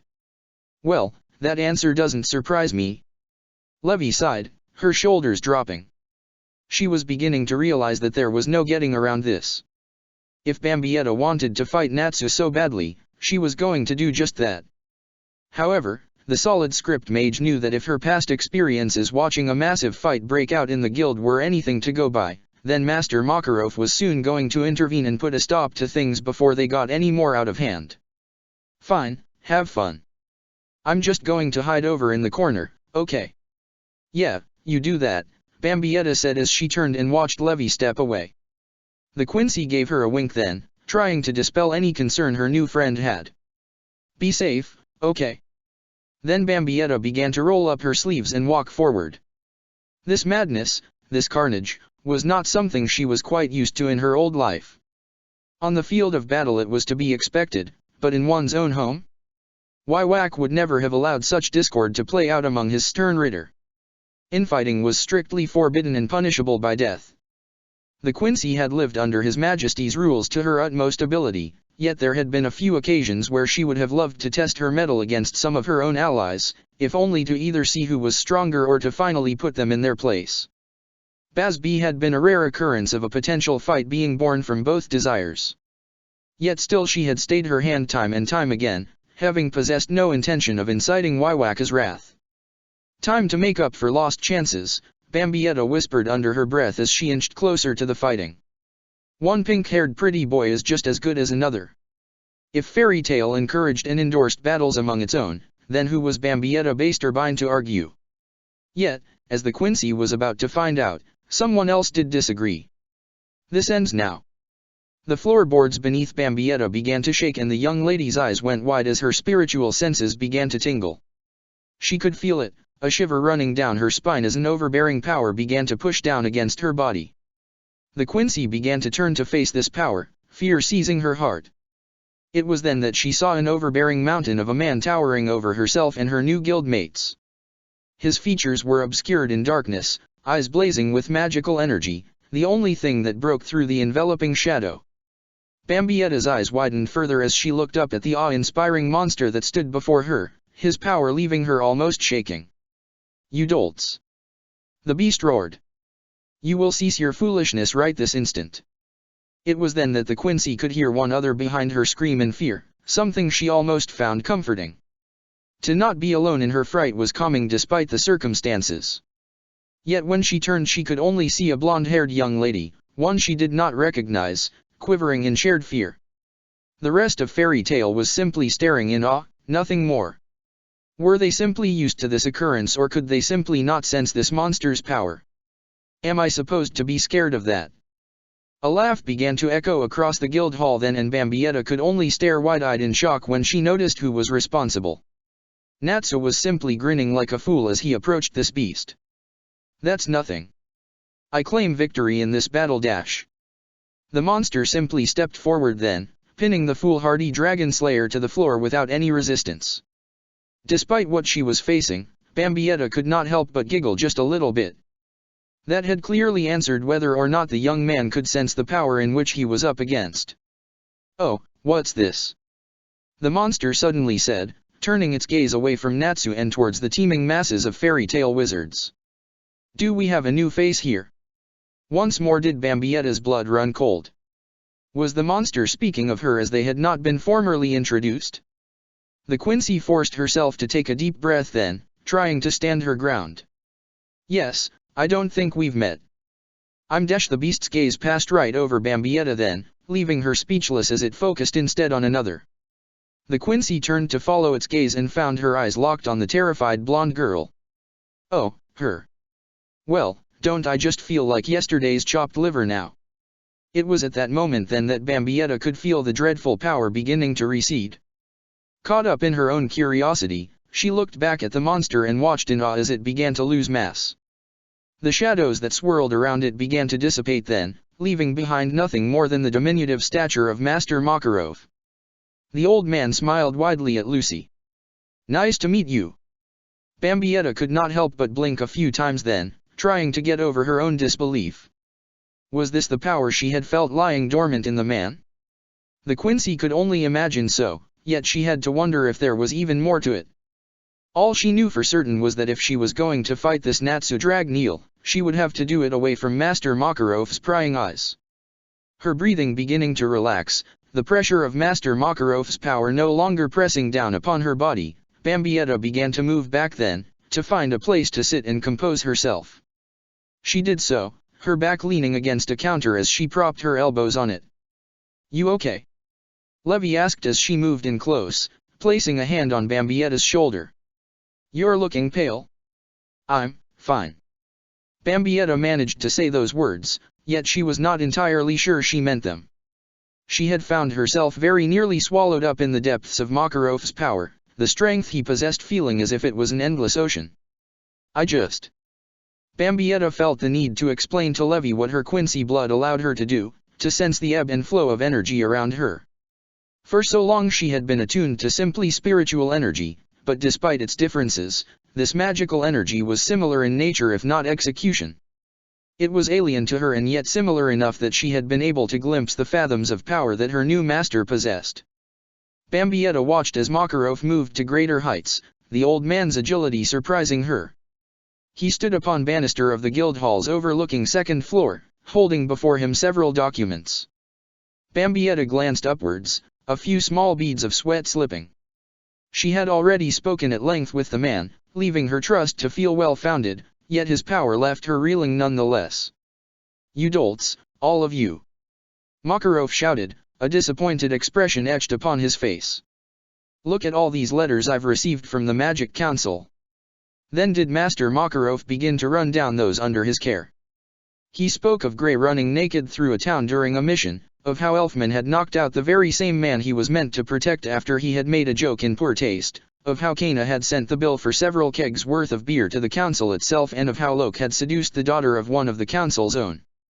Then did the old man's eyes look down at one other, his voice growing more serious than it had already been.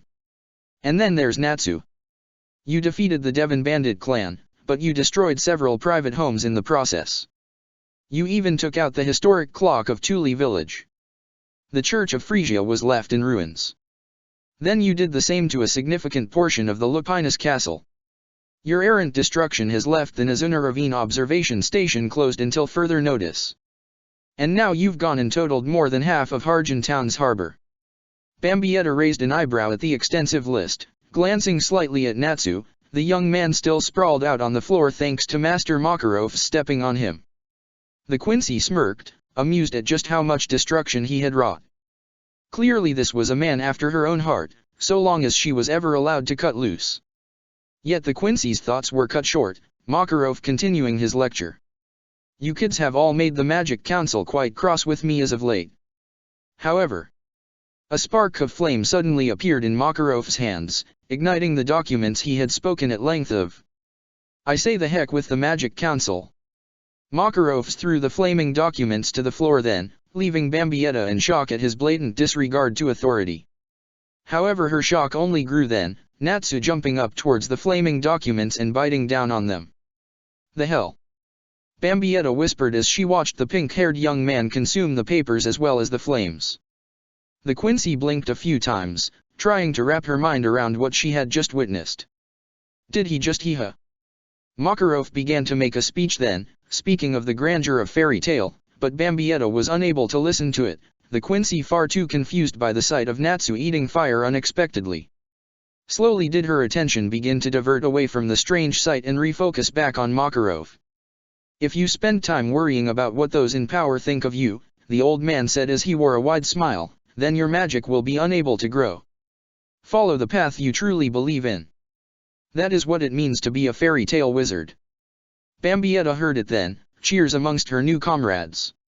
Everyone raised their right hands and extended their index fingers towards the heavens. Master Makarov was no exception, doing the same, but it simply left the Quincy confused.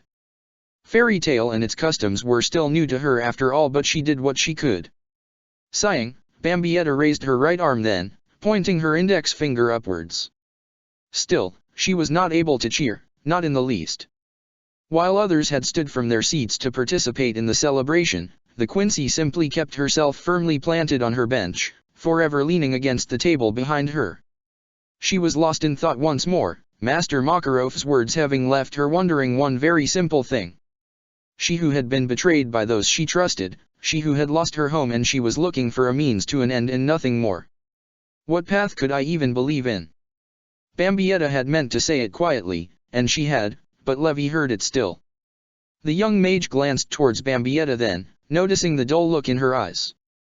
Levi did what she could, lowering her arm slightly and nudging Bambietta's shoulder. The Quincy turned to face her new friend and was left to see Levi with her eyes closed, a broad smile on her face. It was a brief moment, but Bambietta felt it, a faint trace of light blossoming within her and chasing away the darkness. She returned the smile then and stood beside Levi, joining her in cheering both Master Makarov and Fairy Tale.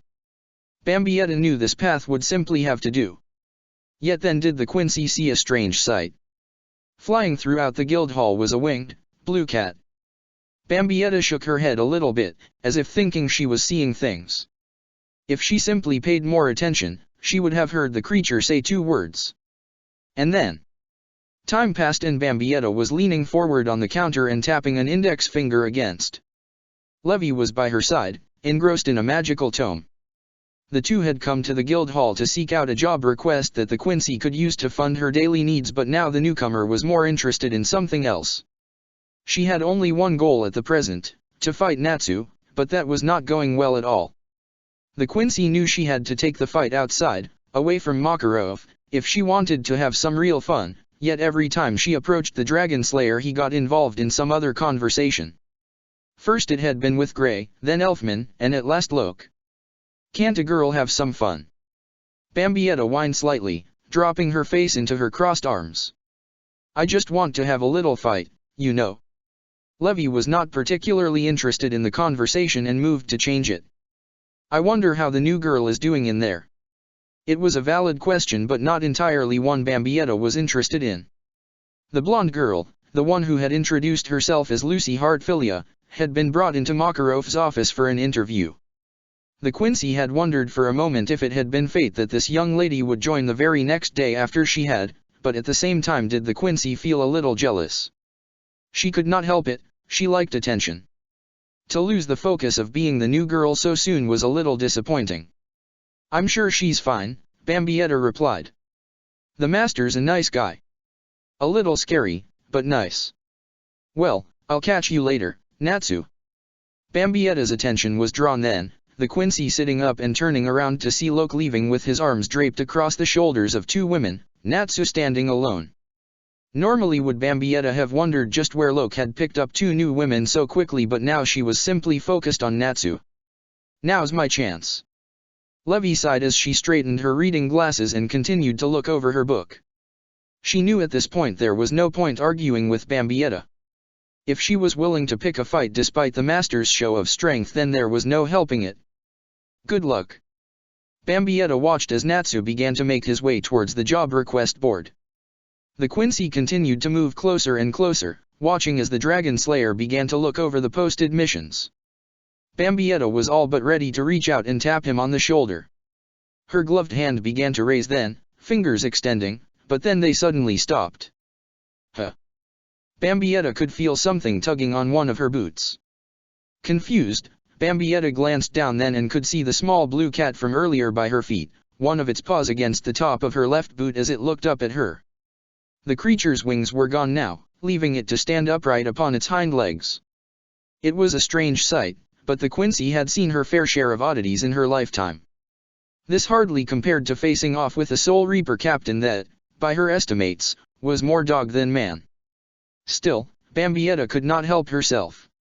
"What the heck are you?" Much to the Quincy's surprise, the blue cat responded not with a meow or a simple purr but with actual words. "I'm happy." It should have thrown Bambietta off, to hear a creature like this actually speak, but she was a stranger in a strange land and knew to expect the unexpected. Also there was the matter of the cat's looking up her legs towards her, coupled with what it had just said. Bambietta's eyes narrowed with anger and she quickly leapt away from the cat, tugging her own skirt down more than it normally would allow. "Of course you'd be happy looking up at my underwear, you perverted little kitty cat." "Actually, his name is Happy," Myra Jane interjected as she approached with a sweet smile across her face. "And he probably doesn't even know what the word perverted means anyway, so don't worry." "Aye sir," Happy exclaimed, raising one of his paws. "So are you trying to be one of Natsu's friends?" "Oh, well," Bambietta replied sheepishly. "I guess you could say that." "And are you his pet?" Happy seemed to get a little grumpy at that point, as if he had been insulted. "I'm his friend." "Of course you are," Bambietta replied as she knelt down slightly, reaching out with one hand and petting the blue cat between his ears. "Yes you are. Yes you are." Happy seemed unable to sense any of the thinly veiled sarcasm that laced Bambietta's words or the patronizing way in which she was acting. He simply smiled sweetly instead. The Quincy meanwhile could not help herself, finding him as cute as could be. At the same time Bambietta could not help but envy the cat. She had seen it earlier, the creature flying around the guild hall with wings protruding from his back. She had possessed a similar ability as well once, but with her powers degraded as bad as they had were that was simply a past memory, nothing more. Yet still did Bambietta vow to regain her strength. First she needed to truly gauge her remaining power, and if she put herself on the upper echelon of the fairy tale pecking order while she was at it, all the better. "So how strong is your friend here, little buddy?"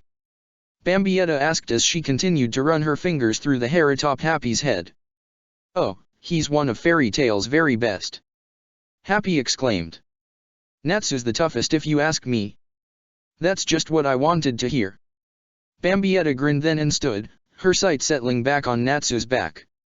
The young man was still looking over the available job requests, but the Quincy knew she would have to interrupt him for her own needs. "Oh, guess who's the newest member of Fairy Tale?" "Hey, that's my line." Bambietta turned and could see Lucy exiting Master Makarov's office, a brilliant smile on her face. The celestial wizard was very nearly jumping for joy at that point, running over to Myra Jane at the counter. The Quincy was curious to see what the girl who had stolen her thunder was like and began to approach as well. "So, Lucy was it?" "Yeah, that's me," the young lady replied as she held out her right hand and placed it on the counter. Bambietta watched then as Myra Jane pressed down on the back of Lucy's hand, leaving behind a pink and magically infused fairy tale emblem. "There you are," Myra Jane exclaimed. "Now you're officially a fairy tale wizard." Lucy raised her hand and stared wide-eyed at the proof of her success, her journey having reached the conclusion that she had been praying for. Bambietta meanwhile was simply confused. "Hey now," she began to say, "Master Makarov personally gave me an emblem with his own power, not some silly stamp." A sly smile began to cross Bambietta's face then. "Oh, am I that awesome that he felt I deserved special treatment?" "That's weird," Happy said as he moved towards the group. "Natsu told me once that he got his emblem from Makarov, the same as you." "Oh, there's a good reason for that," Myra Jane replied with her smile never wavering. "Whenever the master feels that someone may be a bit too destructive even by fairy tale standards, he makes sure to apply to them a mark of his own making. That way he can keep tabs on them at all times with his magic." "What?" Bambietta very nearly felt as if her jaw was about to drop to the floor. She pulled the glove off her left hand then, staring at the fairy tale symbol. "I sense a lack of trust." "Oh."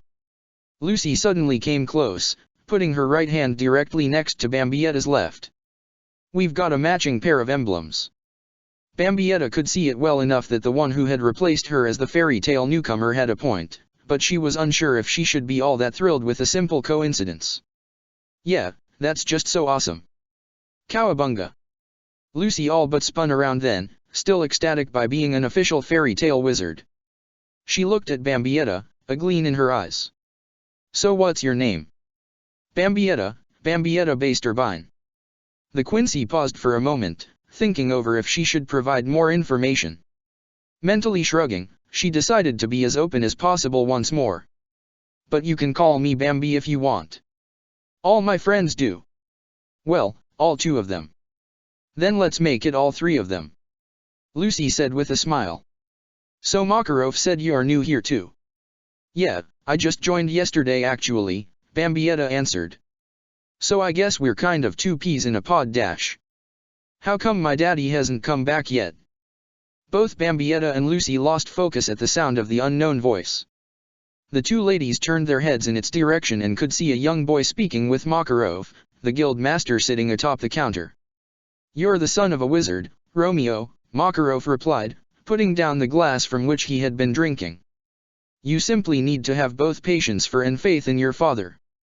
But sir, Romeo Conbold pleaded, his voice cracking, my dad said the job would only take 3 days at most and he's been gone for a week. I believe it was the job on Mount Jacobi that Macau took dash. It's not that far from here, Romeo began to shout, tears filling the edges of the boy's eyes, so why won't anyone here bother to go look for him? Your old man's a wizard, Romeo. Makarov said sternly. And like any fairy tale wizard he can take care of himself just fine. Now go home, have some milk and some cookies and wait patiently. Bambietta could see it then, uncomfortable expression forming on the faces of those around her, Myra Jane especially. The Quincy herself was unsure of how to feel exactly. She could understand from Makarov's perspective that the wizard in question no doubt could handle himself in a pinch, otherwise he would not have become a part of this guild, but she could understand where Romeo was coming from as well. He simply wanted the part of his family that he had lost back. You jerk. Bambietta looked up then, catching sight of Romeo punching Makarov suddenly, leaving the master visibly stunned. Much as the others did, Bambietta covered her mouth, trying to hide the surprised gasp that was escaping from it. Romeo ran past her then, tears staining his face as he left the guild hall. I hate all of you. Bambietta felt her fingers begin to flex on instinct, slowly curling into the palms of her hands. Makarov had a point, she understood that much at least, but was this what fairy tale was all about? Was it all too good to be true? Had she been fed honeyed words to coerce her into joining and nothing more? Is this, Bambietta hissed, what this family is all about? That poor kid, Lucy said under her breath. It's got to be rough. A moment of silence hung over the air then, Bambietta lost in thought. She had been abandoned once by her own comrades and now she was seeing it from her new home as well. The Quincy could only wonder then how she could have found herself here if it was similar to her previous allies in one of the worst ways. I know the master came off sounding harsh, Myra Jane suddenly said, catching both Bambietta and Lucy off guard, but I know he's really worried. He just knows that dash. Bambietta and the others all but jumped then, hearing the sound of cracking wood, as if a sudden force had struck a wall. The Quincy looked over then and could see Natsu walking away from the job request board, a dent lodged in its frame. Bambietta glanced closer at the Dragon Slayer, taking note of his right hand, it having closed into a shaking fist. Without another word both he and Happy walked out of the guild hall, Makarov breathing a low sigh as he watched as well. When's that kid ever going to cool off? One of the mages asked. Another joined in the conversation. Just going after Macau is going to do nothing but wound his pride. Bambietta flinched slightly then, her hands balling into fists. The Quincy had finally had enough now, her temper flaring. She knew better than to let it spill out among those she was trying to trust and earn the trust of, but she was unable to control it under such circumstances. To hell with a man's pride. The wizards of fairy tale all turned towards her, taking note of the Quincy's outburst. I've got more than enough pride for this world and the next, Bambietta continued, unable to stop herself, and last time I checked it got me nothing in return. Do you have any idea how much of my own pride I would have thrown away if it meant my friends would have come to help me when I needed it the most? Do you have any damn idea? So to hell with a wizard's pride if means one of his own guild mates will save his life. Bambietta began to breath deep then, trying to get herself under control. Her fists were shaking, her teeth all but rattling inside her clenched mouth as she felt her anger begin to dissipate slightly. Lucy had a question she needed to ask then. Bambietta had clearly explained her own irritation, yet one other had not. Why did Natsu get so mad? I guess he sees a lot of himself in Romeo, Myra Jane explained. Even if someone becomes a member of Fairy Tail, it doesn't just mean any personal issues they possess simply go away after all. We've all had our fair share of loss and suffering. Bambietta looked towards Myra Jane then, those words tugging at her own feelings, ones that she was unwilling to speak fully of. She had touched on them briefly with Levi, but to explain in great detail would prove too painful. Yet even mired in carefully chosen words, she could not deny how she felt deep inside. Yet, despite her own internal agony, the Quincy could feel it, sense it, in Miragina's own words. The pain born out of the death of her younger sister. Myra. I'm going with Natsu, Lucy suddenly said. He was so kind to bring me here, to save me when I was in trouble, so helping him now is the least I can do. Bambietta watched then as Lucy walked out of the guild without another word. The Quincy considered following her, to help both the newcomer, the man she wanted to fight, and the missing boy's father. Yet first she had something else to take care of. Bracing herself, Bambietta began to approach the man in charge of Fairy Tail. Master Makarov, I wish to speak with you. The old man put down his drink once more, glancing at Bambietta with one open eye. Does something trouble you, Bambietta? Yes. The Quincy was brutally honest.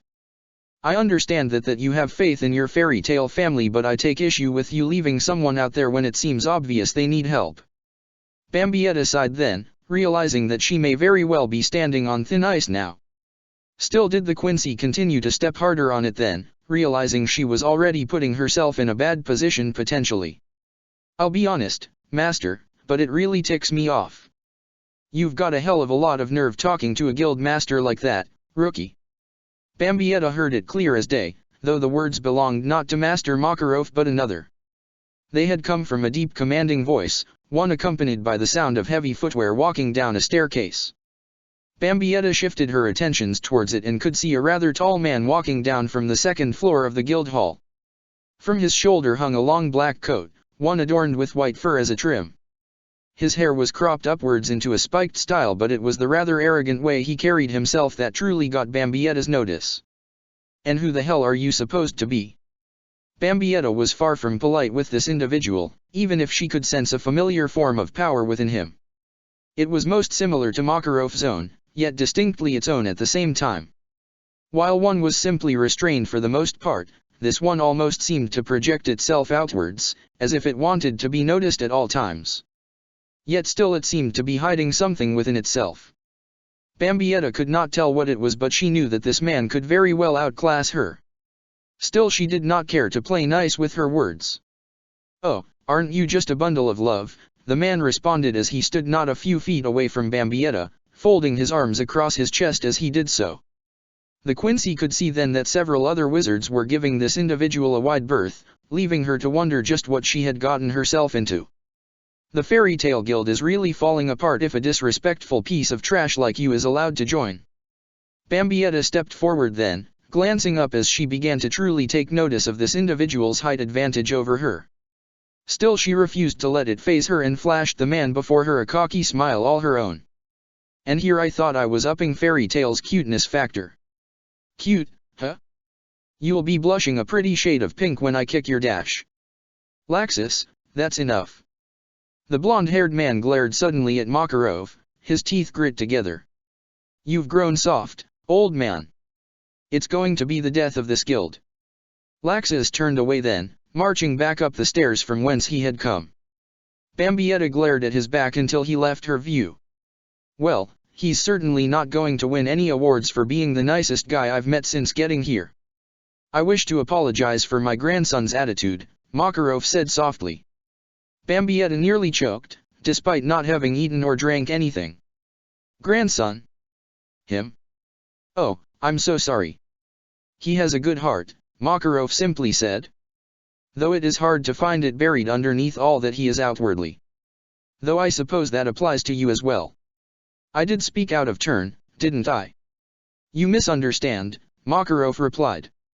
Did I not say earlier that if you spend all your time worrying about what those in power think of that your magic will be unable to grow? That applies to yourself as a person as well. Though we may have a difference of opinion, I am glad that the likes of Natsu and yourself are willing to do what you feel you must in trying times. And yes, the same applies to my grandson. No family is perfect, no family agrees on every issue, but they do what they must for each other nonetheless. Bambietta listened well, yet she had one last question. Would you do what was right if your guild, your family, was in trouble? Yes. Bambietta heard Makarov's answer well, yet still was there a slight shred of doubt within her soul. She spoke again, though not giving voice to that concern. I'm going to help save this Macau guy. The last thing I'm interested in is seeing that kid of his upset anymore. Bambietta turned then, her cloak fluttering behind her as she did so. She stepped out into the daylight, leaving behind those in the fairy tale guild. It was quiet for a moment. Then did a prolonged series of loud screams suddenly cry out from the Magnolia streets. Oh, for crying out loud! Why does there always have to be a problem? Then there was silence once more, one that lasted a few minutes.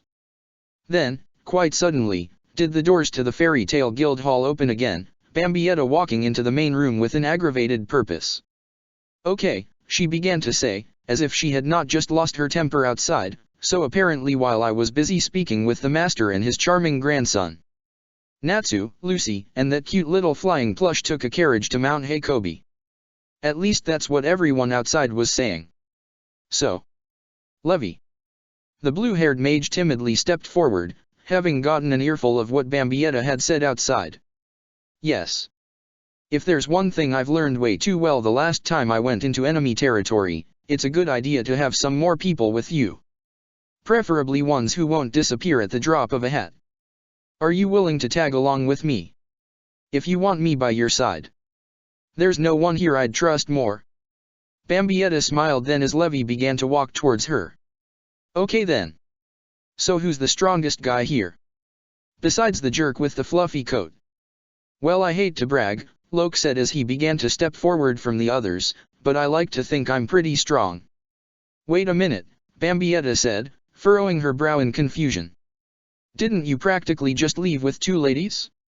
And now you're already back and trying to flirt with me again? Next. Loke shied away then, another fairy tale wizard moving forward. This sounds like a real man's work. Oh. You. Bambietta scowled. Yeah, no, I am not going to be called manly over and over again on this trip. You know what? Let me do this myself. The Quincy wished she could simply ask Myra Jane, knowing of her reputation thanks to Levy, but she knew better after hearing of why she had stepped away from the life of job requests. Bambietta reached out with her senses, trying to catch a glimpse of someone's hidden power. She slowly shifted her focus from wizard to wizard, stopping on one in particular. She opened her eyes then and found herself staring at the one she felt the most potential in. You'll do, Gray. Bambietta sighed. I can't deal with having my allies disappear on me, but I guess I can put up with your clothes doing that sort of thing. I don't know, Gray said as he approached. I'd rather not take another punch from you if you change your tune about that last part. Bambietta sighed as Gray stood beside herself and Levy, the trio stepping outside. I promise I won't punch you. That's rather specific, Levy interjected. Hey, Gray. Bambietta glanced to her side and was greeted by the sight of a shirtless Gray.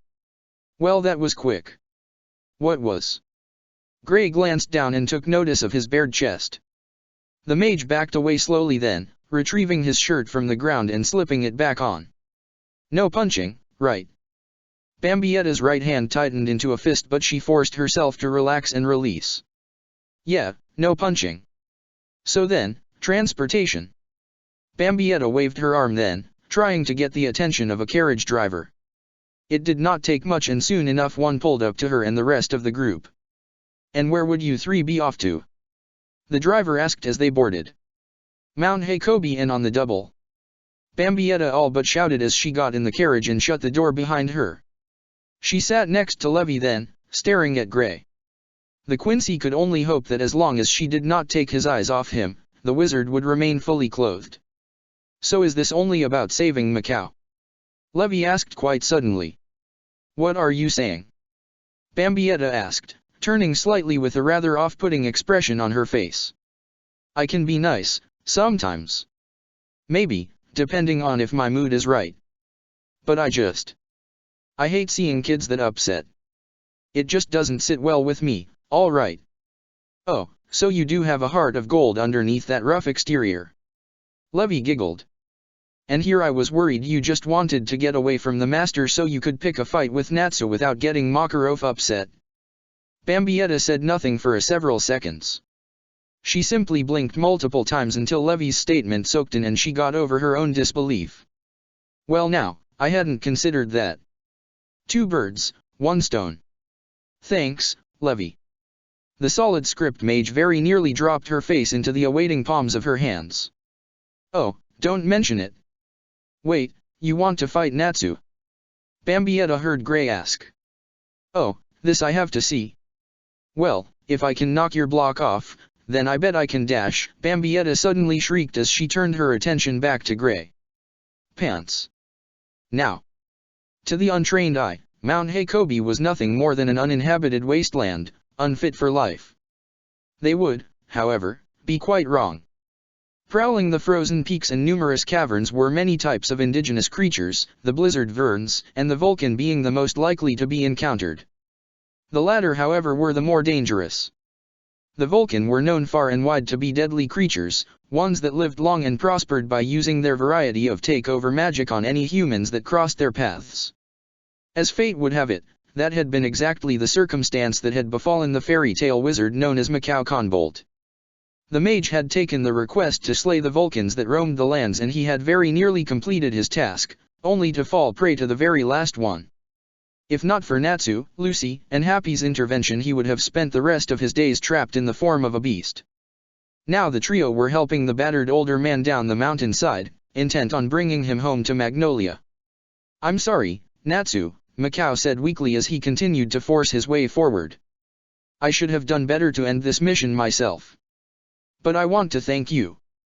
Don't sweat it, Pops, Natsu replied. I'm not going to leave behind any member of the guild, you can count on that. Lucy continued to do her part to help the bandaged and battered Macau continued to move forward as well. She could not help but smile a bit, Natsu's enduring desire to help those in need warming her heart. All the while did Happy fly around them, keeping his eyes peeled for the end of the snowy region. Then did the cat suddenly catch sight of something, hovering back by his best friend's side. Natsu. Somebody's coming. A lot of somebodies. Acting on instinct, Natsu's nose began to sniff at the air, his dragon slayer senses picking up something familiar. Oh, I know that scent. Not thinking for a moment, Natsu let go of his hold on Macau, leaving Lucy to carry that burden herself.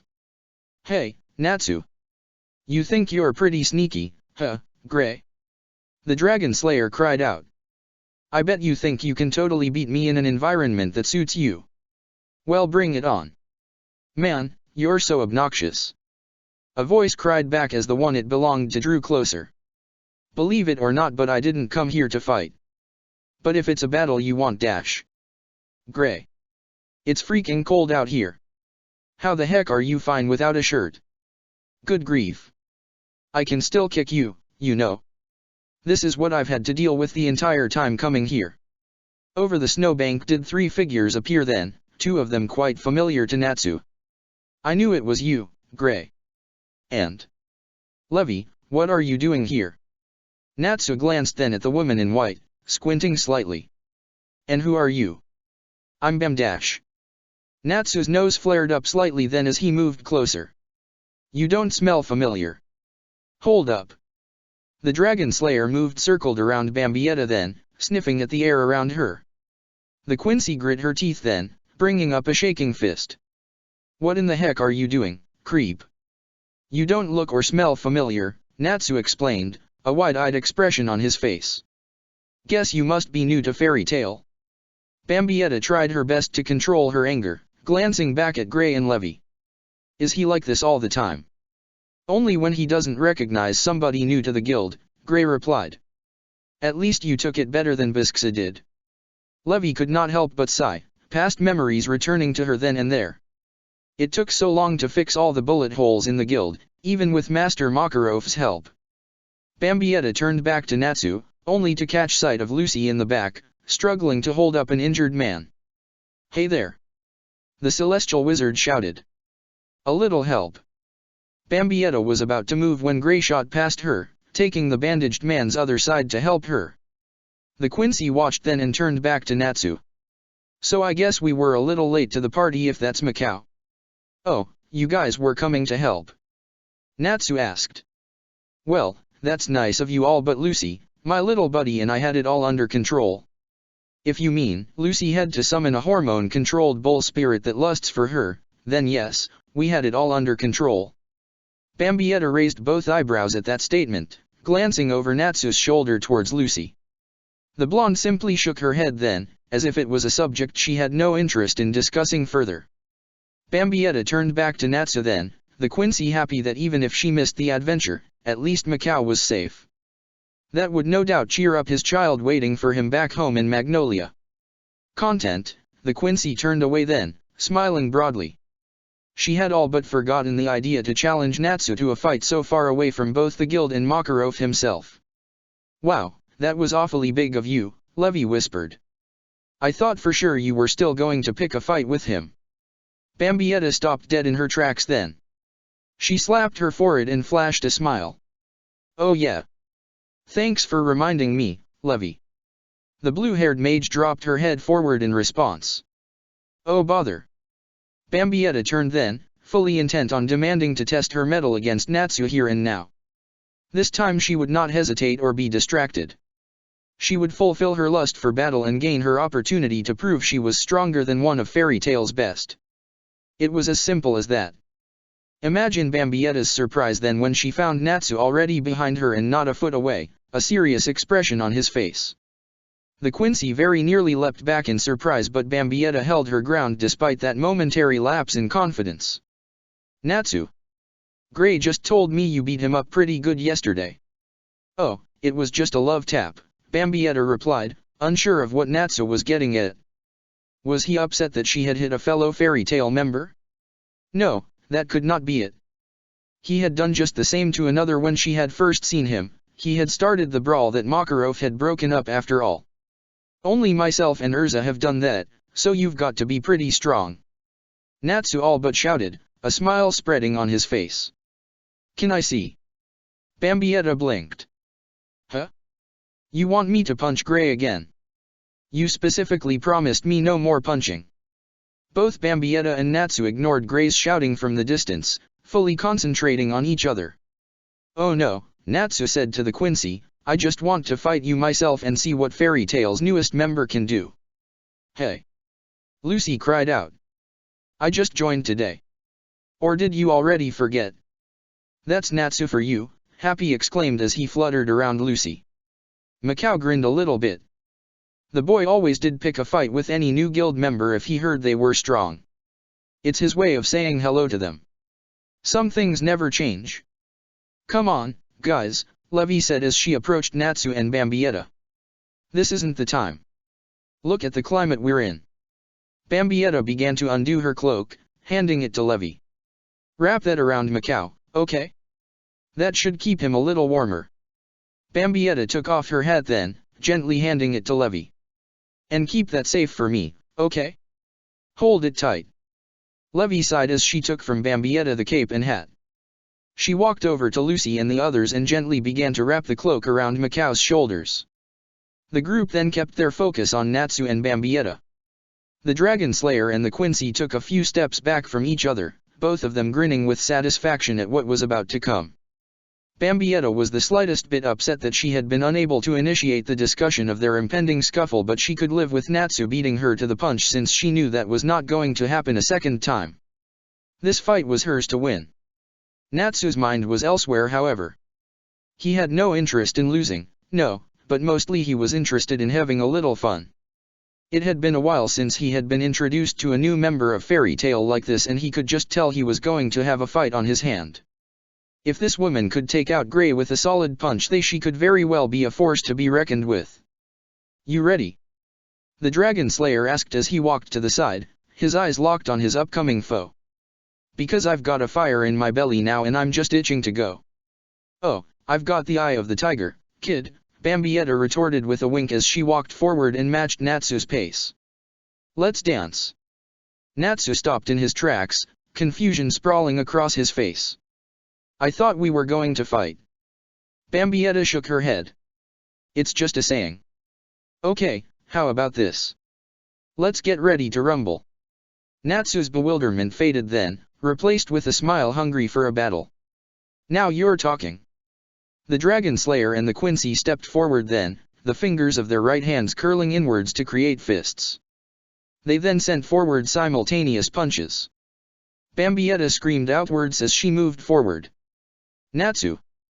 Natsu was about to return the favor but the Dragon Slayer realized he could not and stopped his attack. Oh yeah. What's your name?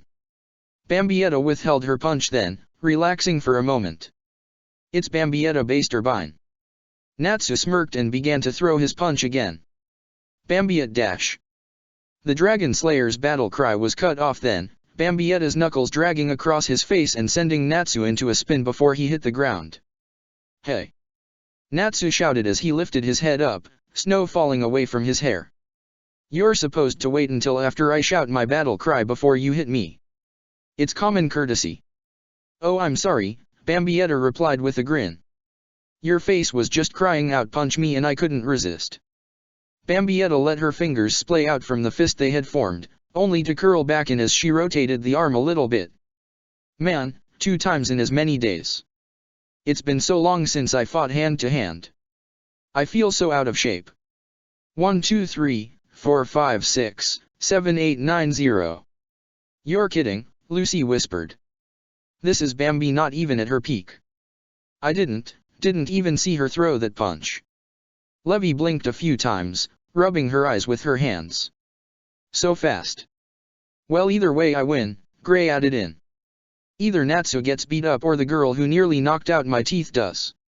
Works for me. Natsu began to pull himself up from the ground, rubbing the side of his face slightly. Okay, so this really is going to be fun. Bambietta stuck out her chin a little bit, tapping it with an index finger. Come on, give me your best shot. Natsu paused, the Dragon Slayer unaccustomed to an opponent giving him a free opening to attack. Are you serious? What's the matter? Bambietta asked, her voice carrying a mocking tone. Is the big bad Dragon Slayer scared of little old me? Come on, go for it, man. Natsu began to inch his feet forward, his thoughts playing against him. One voice was screaming that he take the opportunity for what it was worth, the other warning that it could very well be a trap. However, the Dragon Slayer was never one for playing it safe and he sided with the first option. You want it? You got it. The Dragon Slayer lunged forward then and his fist found its mark, crashing into Bambietta's face with such force that the Quincy's feet were dragged away from their perches in the ground. She went sailing back through the air until at last her body slammed into a snow bank. The Dragon Slayer stood there, blinking a few dozen times as he waited for some form of movement to signal that his opponent was all right. Hey, are you okay? Bambietta, to her credit, was relatively fine as she lay covered in trace amounts of snow. The Quincy had let that punch connect without any resistance, be it born from simply dodging or activating blood venet. She had wanted to get a taste of what Natsu could administer first, it was as simple as that. Now she knew. Not bad, the Quincy muttered under her breath. She could feel the pain, the familiar stinging sensation enveloping her face. She began to stand up then, a playful smirk beginning to form on her face before suddenly stopping. Okay, hurts to smile. That stinks. Bambietta brought her fists out to her side then, forcing herself to grin despite any pain. Her eyes locked with Natsu's own.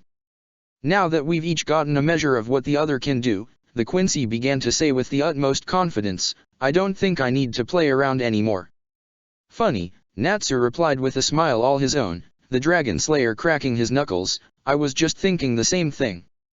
Natsu was ready to go again, yet he was caught off guard by Bambietta completely vanishing from sight. Then, without warning, the Dragon Slayer felt a punch slam into his stomach with such force that it pushed him back. He gasped in pain, catching sight of the Quincy standing directly before him, as if she had appeared out of thin air. The Dragon Slayer was initially confused, but not so much that he could not properly counterattack. He lashed out with a kick, only for him to be left striking nothing but thin air, Bambietta disappearing in an instant once again. "What's the matter?" Bambietta asked, suddenly appearing behind Natsu and tapping him on the shoulder. "Is my Hyrankyaku too fast for you to comprehend? That's some kind of teleportation magic?" Gray asked, his eyes all but focused on the progressing fight. "No, I don't think so," Levi replied, her gaze intently following Bambietta. "There's some kind of buildup of energy around her feet each time she's done it. If I didn't know any better, I'd almost think it was some form of high-speed movement. It may as well be teleportation if Natsu can't hope to follow her movements," Mikao offered up. "And if that's the case, he's going to lose." "Okay, so you're fast," Natsu said with some degree of hesitancy, "but I bet you can't dodge this." The Dragon Slayer turned around sharply then, lashing out with a punch. It was the same as before and Bambietta was prepared for it. Then did something proved very different this time. Fire Dragon's Iron Fist. Bambietta retreated with Hyrankyaku, taking note of the brilliant flames that were now wrapping around Natsu's right hand. The Quincy could not help but smile then, a fleeting memory of a past life and a comrade now lost to her forever coming to mind. "Pink hair, a loud mouth, and you can use fire attacks too? I think I might be beginning to like you, Dragon Slayer." Bambietta stopped in her tracks then, her eyes going wide with the satisfaction of a true battle, her teeth bared. "But just because that's the case, don't think I won't kick your butt all over this mountain." Bambietta launched herself forward with Hyrankyaku once more, surprising the Dragon Slayer again. She pounced then, striking him across the face with a quick kick. She disappeared from sight once more, appearing behind Natsu and striking him in the small of her back with a closed fist. Again and again did Bambietta come into view for a split second, striking the Dragon Slayer before vanishing from sight again. It was all Natsu could do to roll with the attacks, minimizing the damage as best he could. The Quincy continued her assault, all the while surprised by the Dragon Slayer's resiliency. Bambietta began to question her own tactics then. She had already experienced one of Natsu's base attacks and she had no interest in finding out what kind of pain his flame-enhanced strength could inflict if it managed to slip past her superior speed. She had no desire in tempting either fate or Natsu's luck. Yet now she was beginning to wonder if that had been so wise. It was clear he could not keep up with her, the Quincy's attacks slipping through unabated. Bambietta had to wonder if she could afford to perhaps switch from Blood Venet to the offensive artery variation and end this battle quickly. Fire Dragon's Claw. Natsu's feet suddenly came alive with flames, the right leg lashing out in a kicking motion. Bambietta saw it coming and began to slip away with Hyrankyaku again, but then did she feel the Dragon Slayer's foot slam into her stomach, pushing the Quincy away. How the hell did he manage that? Bambietta gasped as she stumbled away, thankful that she had kept Blood Venet activated after all. "Go Natsu!" Happy exclaimed, cheering on his friend. Did he just manage to hit her? Lucy was simply stunned by the spectacle of it all. "Looks like the numbskull figured out he could use that attack to keep up with her technique," Gray explained to the newcomer. "Makes sense. Every time he used that claw skill when we've fought, it did seem to increase his general movement speed." "That's Natsu for you," Levi offered up, simply caught up in what she was witnessing. "He's always been good under pressure." Bambietta could not help but laugh, her shoulders rising and falling with each one. "You know, I just wanted to win, that's all. But I think you're right, Natsu." The Dragon Slayer glanced towards Bambietta then, taking note of the truly devilish expression that was upon her now. "This," she said, her voice belaying her eerie satisfaction, "is going to be so much fun." Natsu felt a shiver run down his spine then. "Oh come on. I totally caught you off guard with that kick. The least you could do is say is ouch. Seriously, that had to have stung." Bambietta raised her right arm then, allowing Natsu to get a good look at the skin that was uncovered by either her glove or her sleeve. The Dragon Slayer too noticed of it then, the blue lines of energy that were running across the flesh, as if light was emanating from below the surface. "Blood Venet, kid," Bambietta explained. "Blood what?" In other words, the Quincy continued, you can't hope to hurt me. It was a lie. Bambietta knew that, as her defensive technique had only lessened the attack from Natsu, not negate it completely, but that did not mean she had to admit as such to him. A little fear in her opponent would go a long way after all. Yet Natsu did not continue to show any trace amounts of fright. Instead he seemed to get angry. Oh come on. The Dragon Slayer protested, all but stomping his feet in the snow. So you can hurt me but I can't hurt you? How fair is that? Oh, stop whining, Bambietta replied as she motioned towards Natsu with her right hand. Just bring it already. Fire Dragon's Claw.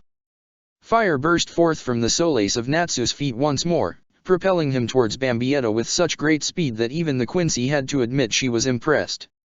She had not expected the Dragon Slayer to cover that much distance in such a short amount of time. Still the Quincy was not concerned in the least. She knew now that her opponent could only produce great speed with his legs, so kicking attacks were all she had to worry about working to avoid. She kept her eyes locked on Natsu's sandal-covered feet then, prepared for what she knew was coming. Fire Dragon's Wing Attack. That the Quincy had not been prepared for. Twin streams of fire burst forth from Natsu's hands quite suddenly. He swung them forward then as he approached at a breakneck speed, leaving Bambietta little time to evade. Damn it! The Quincy stepped back with her own speed but still did one of the tendrils of flame strike her before she completely vanished from Natsu's sight. When she reappeared several yards away she went flying back from the force of the attack. The Quincy began to consider then materializing her sword but she thought better of it. This was a friendly sparring match after all, nothing more. She had trained to kill proficiently with the blade and that was all. It would not serve her well in this encounter. Besides, it was not as if her opponent was using any melee weapons of his own. Bambietta's back collided with the snow-covered ground then, the Quincy rolling until she made it into a crouching position. She slammed both hands forward, allowing blood artery to give her the strength to dig her fingers easily into the frozen ground and slow her momentum. You think this is getting just a bit out of hand? Lucy asked as she continued to keep her eyes glued on the madness that was progressing. I mean, I know I saw the fight that broke out at the guild hall today but this is getting a little intense, don't you all think? But Natsu's having so much fun. Happy shouted, hovering about to and fro. I agree with Lucy, Levy interjected. I mean, I understand these two want to fight and all but I really don't want to have to explain to Master Makarov that one or two of our wizards are going to be hospitalized for months, you know. You all worry too much, Gray said suddenly. Natsu and I have done way worse to each other. And Urza's done much worse to us both. Levy was exasperated now. Yeah, and don't think I forgot about how the both of you spent 6 months out of action when you last tried to fight her. Calm yourself, Levy, Macau said. This is simply how Natsu communicates, that's all. Bambietta stood up to her full height. Question. Natsu tilted his head in response, not expecting that in the least. What? Right now?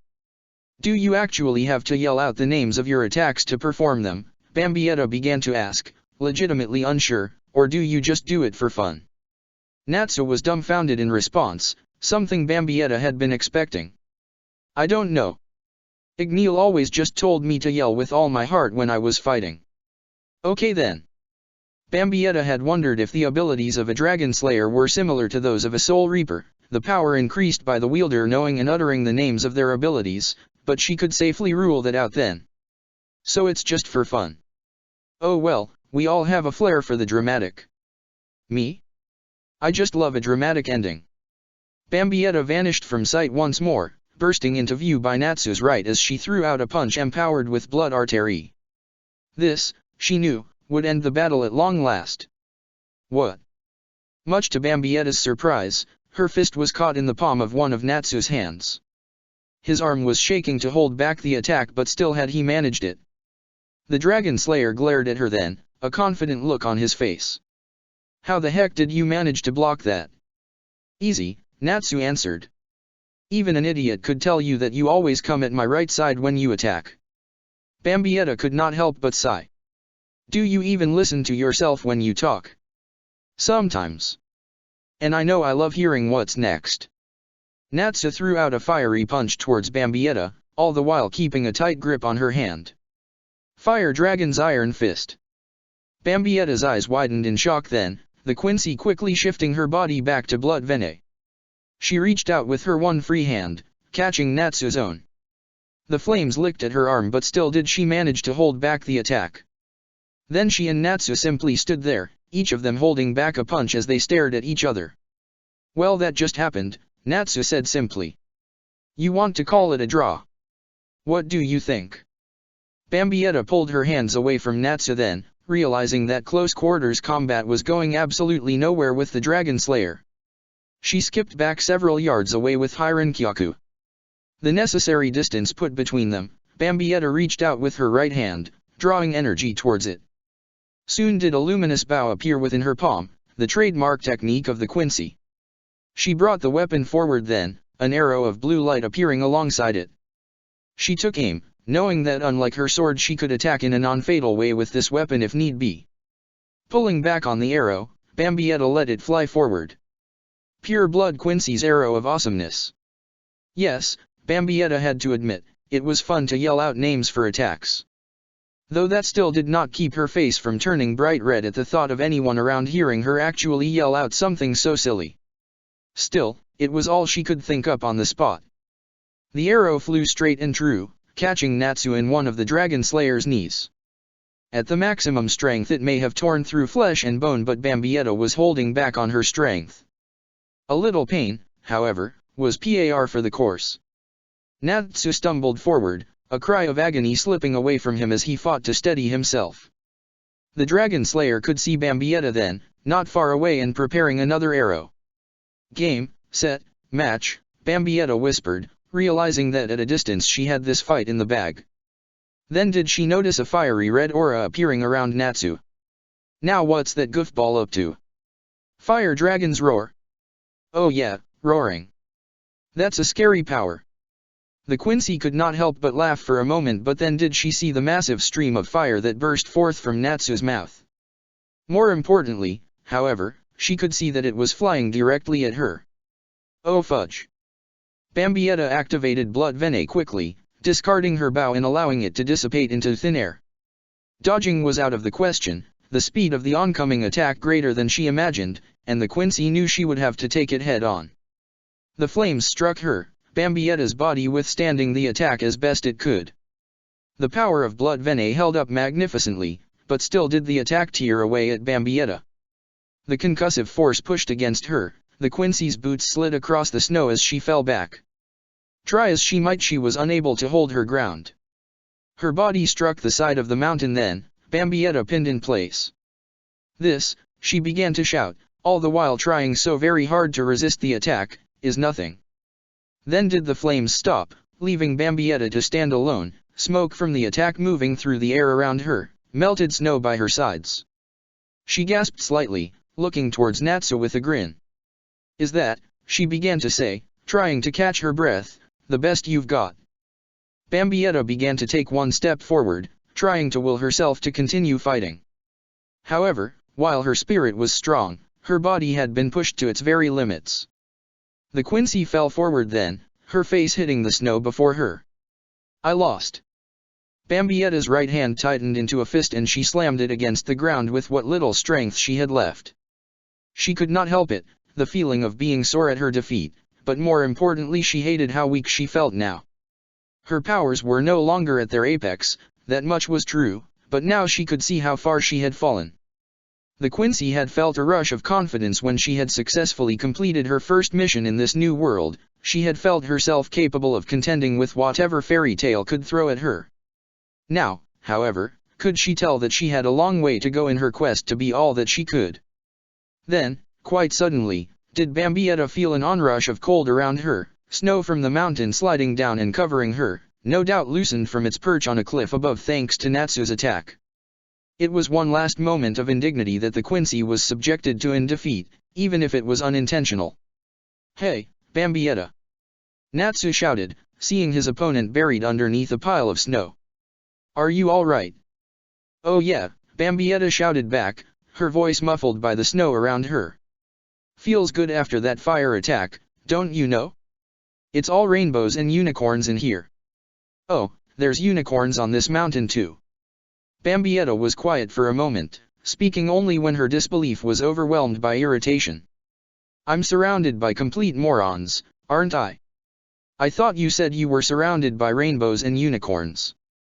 Bambietta's temper at last came out in full then.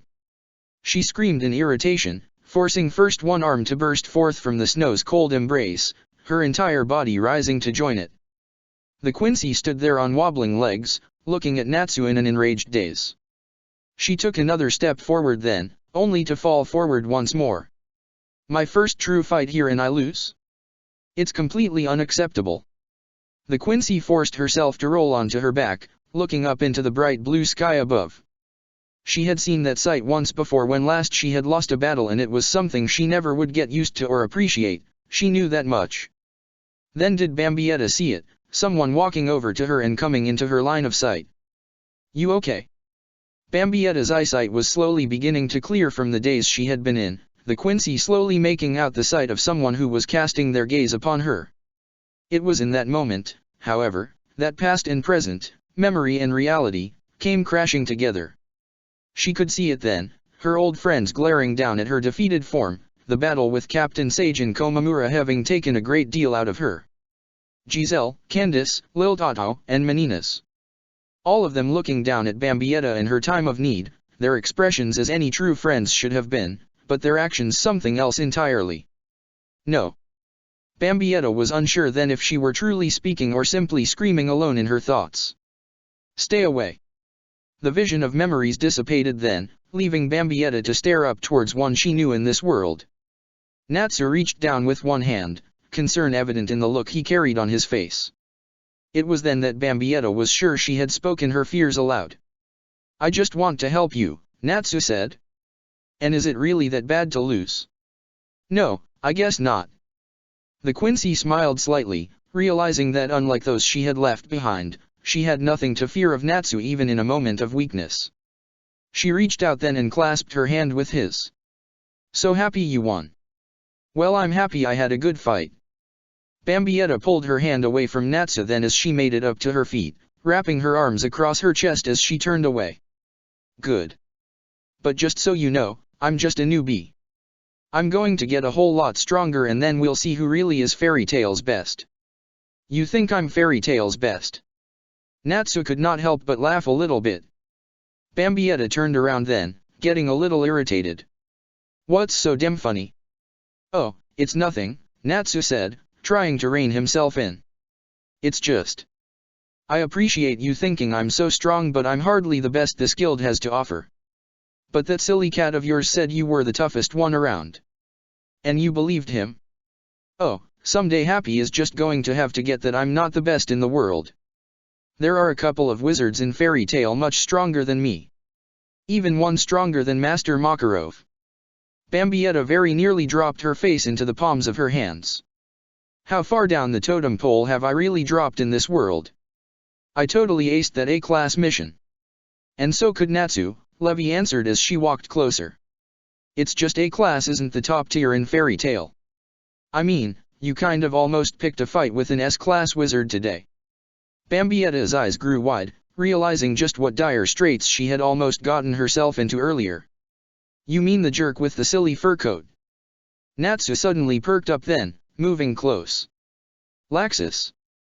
The Dragon Slayer suddenly smiled widely as he moved in close to Bambietta and draped an arm over her shoulders. So let me get this straight. First you beat up Grey Dash. It was one punch. Then you go and try and pick a fight with Laxus. Natsu continued, once more ignoring the Ice Make Wizard. Oh, I think you and I are going to get along just fine, Bambi. Bambietta did not know what to make of that and simply slipped away from Natsu and turned to Levi. Hat. Here we go, safe and sound, the solid script mage said as she returned it. No creases, no folds. Oh good. Bambietta slipped it atop her head then, making sure it was secure. Now then, shall we go make that Romeo kid back in Magnolia as happy as can be? Time moved on and Bambietta stood against the entrance wall of Fairy Tail, her cloak once more draped across her shoulders. She kept her head low but continued to peek out from underneath the visor of her hat. She could see Romeo hugging his father, joy evident in the young boy's face. It warmed the Quincy's heart, but she still kept her distance. Despite her best intentions, she accomplished nothing in the rescue mission. All it had done was grant her a chance to fight the dragon slayer she had been so desperate to battle. Bambietta felt she deserved no thanks, no gratitude. That was for Natsu. Even if he was not the strongest person here, he was clearly the hero this day. The Quincy watched then as the young boy thanked the fire dragon slayer, speaking to him at great length. Bambietta became lost in her own thoughts, questioning herself. She had miles to go if she wanted to become the best fairy tale had to offer. She could see that now, and the Quincy had to realize that this was just one guild among many. She had lost so much strength, so much stature. Whether it was from being returned to life from her zombified state thanks to poor Lyusica or simply from whatever forces had brought her to this world, she did not know. Whatever the case was, she simply had to become strong again. Strong enough to return home and exact her revenge, or, if that was an impossibility, to make the rules in this world as she saw fit. Yes, first S rank, then the world. Bambietta smiled then, looking at the wizards around her. They were a means to an end, nothing more. At least that was what the thoughts she buried away felt, the ones she would not project to those around her, yet there was another layer deeper than that, one trying to shine through the darkness of her soul, that was crying out for a simple life here. The moment Bambietta saw Levi and Lucy waving to her from across the guild hall did it spark to life once more, the Quincy unable to hold herself back from waving in return. She sighed then, closing her eyes and wondering just what she was going to do. Her future was in flux, Bambietta could see that clearly, and even she did not know what fate had in store for her. Even now, she could not understand why she had been brought to this world. Was there some grand purpose, or was it a simple errant mistake on a universal scale? Miss. The Quincy slowly opened her eyes then, catching sight of Romeo looking up to her. His was a face clearly displaying innocence, an honest smile adorning it. Yes. Bambietta asked, the Quincy having a feeling where this was going. I just wanted to say thank you for helping bring my dad back, the young boy replied. Natsu said you went all the way there to try and help him. I was no help, Bambietta replied. I was too late. Natsu did all the work. But you tried, Romeo retorted. Isn't that what fairy tale is all about? I suppose so. Bambietta smiled warmly then, knowing it just would not do to act coldly to Romeo. You're welcome. Then did the child run off back to his father. Bambietta watched, taking notice of Natsu and Happy approaching. Her smile faded then, the Quincy trying to play it cool. And what do you want? Natsu just wanted to see if you were feeling okay after that fight, Happy exclaimed. Oh, isn't that sweet? Bambietta very nearly rolled her eyes, happy that her hat's visor would no doubt hide her action. Yeah, I'm healing up just fine, thank you very much. Well, that's good. Natsu exclaimed, brandishing a grin. I was kind of worried, since you were hanging out all alone over here. Thought maybe you weren't feeling all that great, Bambietta. I suppose it would be rude of me to keep my distance from everyone, huh? Bambietta returned the smile then, forcing herself to move away from the wall and walk forward. And by the way, my fairy tale friends call me Bambi. As they began to walk back towards the center of the guild hall, Natsu looked over to Bambietta then. Okay, I can do that. But why are you telling me your nickname now all of a sudden? Bambietta chuckled slightly, considering speaking up. Yet before she could, Happy floated by, his wings once more in action. The cat was giggling, his paws over his mouth. Because Bambi loves you. Shut it, cat. Bambietta shouted, her eyes narrowing as her face went flush with red. And who said you were one of my fairy tale friends, huh? Chapter 4, The Jewel of MacGuffin. Night had fallen upon the town of Magnolia, the majority of its inhabitants resting peacefully at home. However, there was one particular individual who was incapable of any slumber. Her name was Lucy Hartfilia and, despite the busy day she had experienced, she was far too excited to allow herself to drift into the state of sleep. For her it had been a long day, being brought to the Fairy Tale Guild by Natsu Dragneel, then glimpsing the kind of controlled chaos that resided there. Then she had been interviewed by the master, Makarov, before receiving her own official branding. Then had the morning hours led to a rescue operation of all things, Lucy accompanying Natsu to Mount Hakobi to save a fellow wizard, Mikao Konbolt. That in turn had led to Lucy being witness to a friendly scuffle between fairy tale wizards, Natsu, and a lady calling herself Bambietta Basterbine. Lucy had been enthralled by the spectacle that had ensued at the mountain's base, completely taken in by the display of powers by both combatants. It had been at that very moment that the celestial wizard had realized that she had a long way to go within the guild. With Mikao returned safely to both the guild hall and his waiting son, Romeo, only half a day had passed. Lucy had used the remaining hours of daylight for apartment hunting, intent on using the remaining jewel that she had in her possession to get a roof over her head. The young lady had used the majority of it in her journey, but she had possessed just enough for at least 1 month's rent. It was a charming apartment, well worth the 70,000 jewel. Yet now, despite having that luxury afforded to her, Lucy was simply walking the streets of Magnolia, far too caught up in the bliss of truly being a fairy tale wizard to get any rest. Every now and then she would simply look up into the night sky, the darkness pierced by the light of the stars above. The wizard stopped then, allowing herself a moment to enjoy the beauty of the night, a wide smile overtaking her. "I really am a fairy tale wiz-dash." That was when Lucy heard the most horrendous of sounds. It echoed between the buildings around her and down the street, almost as if it was the roar of an unseen monster. The young lady forced her gaze down then, reaching for one of her magical celestial keys on instinct. However, she stopped when she took notice of the originator of the sound.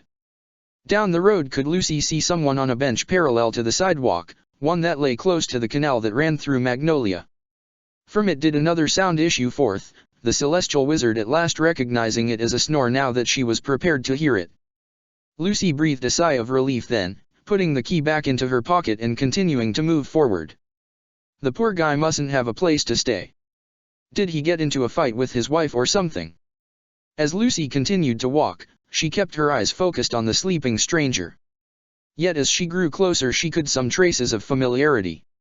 Finally did Lucy stop then, looking down at the bench and its occupant. Despite the deep snoring, it was clearly not a man. Dressed all in white, the woman was sprawled out on the bench, a cape underneath her. In one hand a cap was held tightly, the arm hanging off the side of the bench while the other hand lightly scratching at her stomach as yet another snore was issued. "Bambi." The sleeping woman did not respond, at least not with words. She whimpered slightly before moving in her sleep. The Quincy rolled onto her side, her legs curling up towards her chest as she wrapped her free arm around them. Lucy simply continued to watch her then, wondering just what she should do. She knew she could not simply leave a fellow fairy tale wizard to sleep out here in the open air, yet at the same time did she have any right to intrude upon someone's personal affairs? In the end Lucy's kind heart pushed her towards the first option. She leaned over slightly and placed a hand on Bambietta's shoulder, rocking it slightly. "Hey, Bambi, are you all right?" The Quincy began to grumble then, her eyes slowly beginning to open.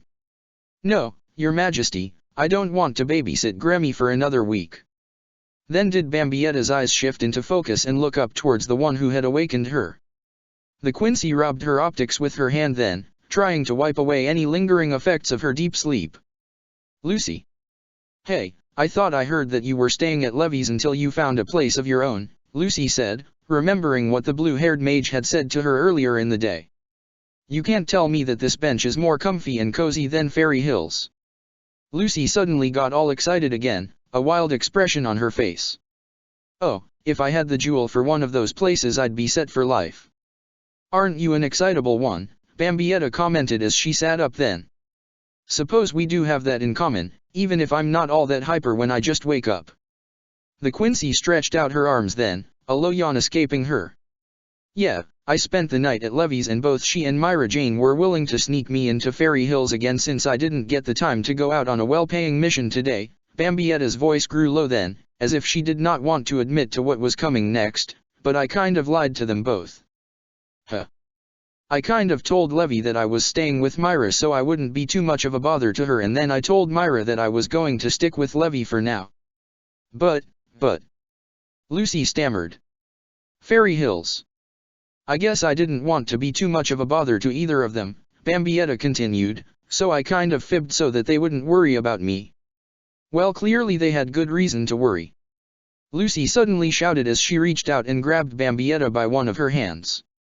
Come on, you're staying at my place tonight. Wait a minute. Bambietta shouted as Lucy all but dragged her out of and away from the bench.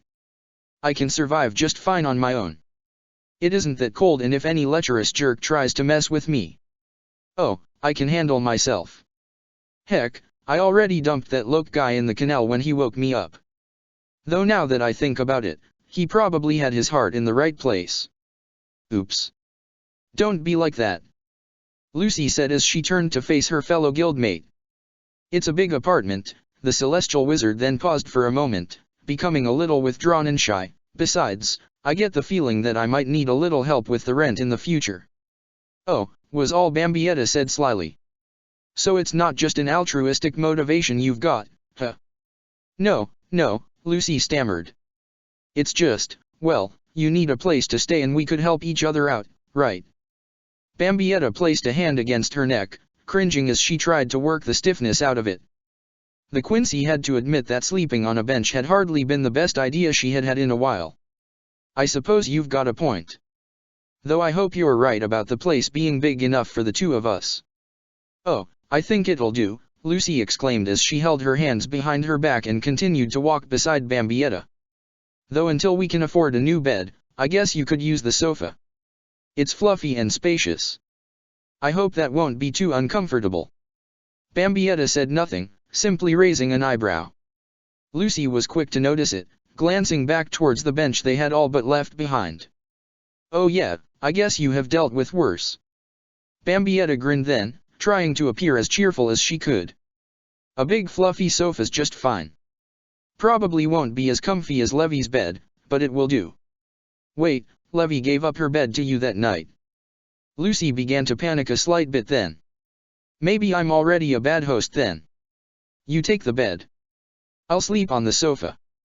Whoa, calm down, Bambietta pleased, waving her hands in front of her. It's not like that. Levy and I shared the bed, that's all.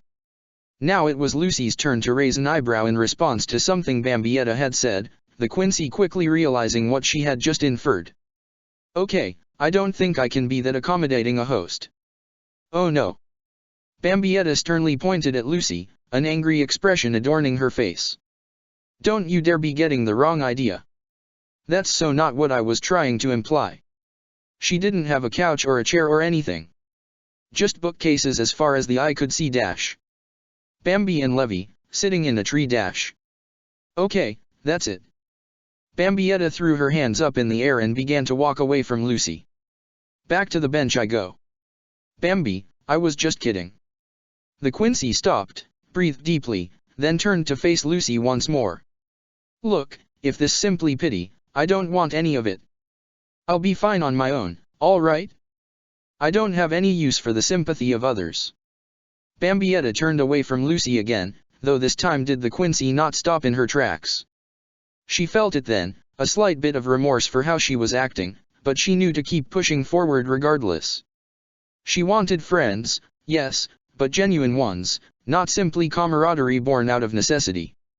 She knew well how much that could backfire in the long run.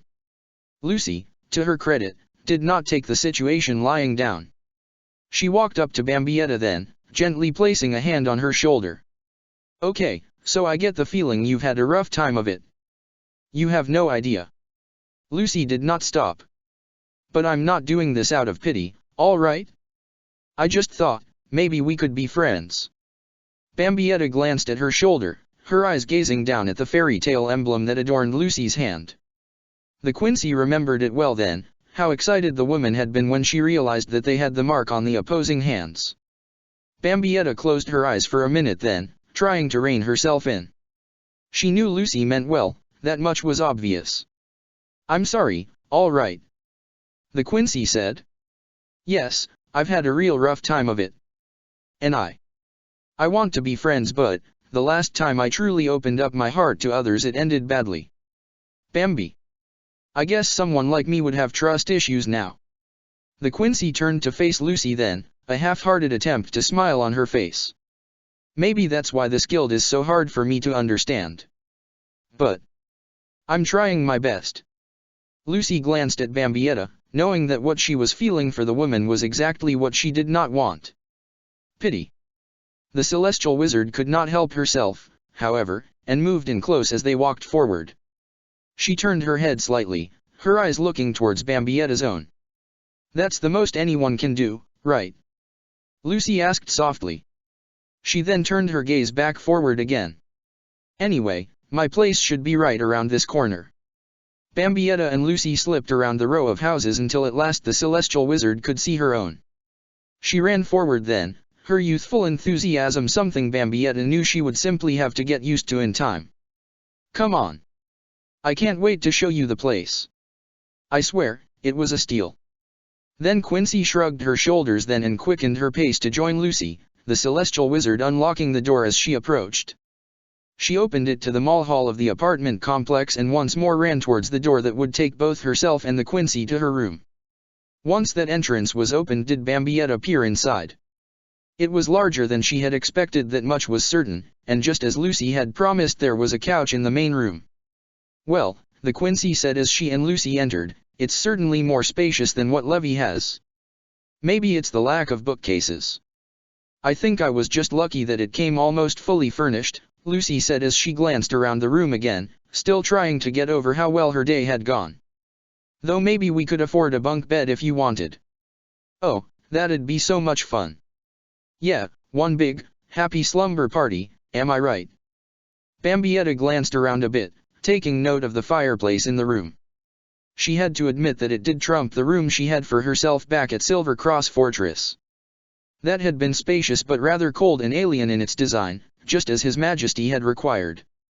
This, however, was much more cozy in appearance. The Quincy felt it then, her eyelids dropping slightly, sleep calling out to her. The battle with Natsu had tired her out quite a bit, her energy levels not quite what they had used to be, and was precisely why she had not taken any job requests upon her return to the guild hall.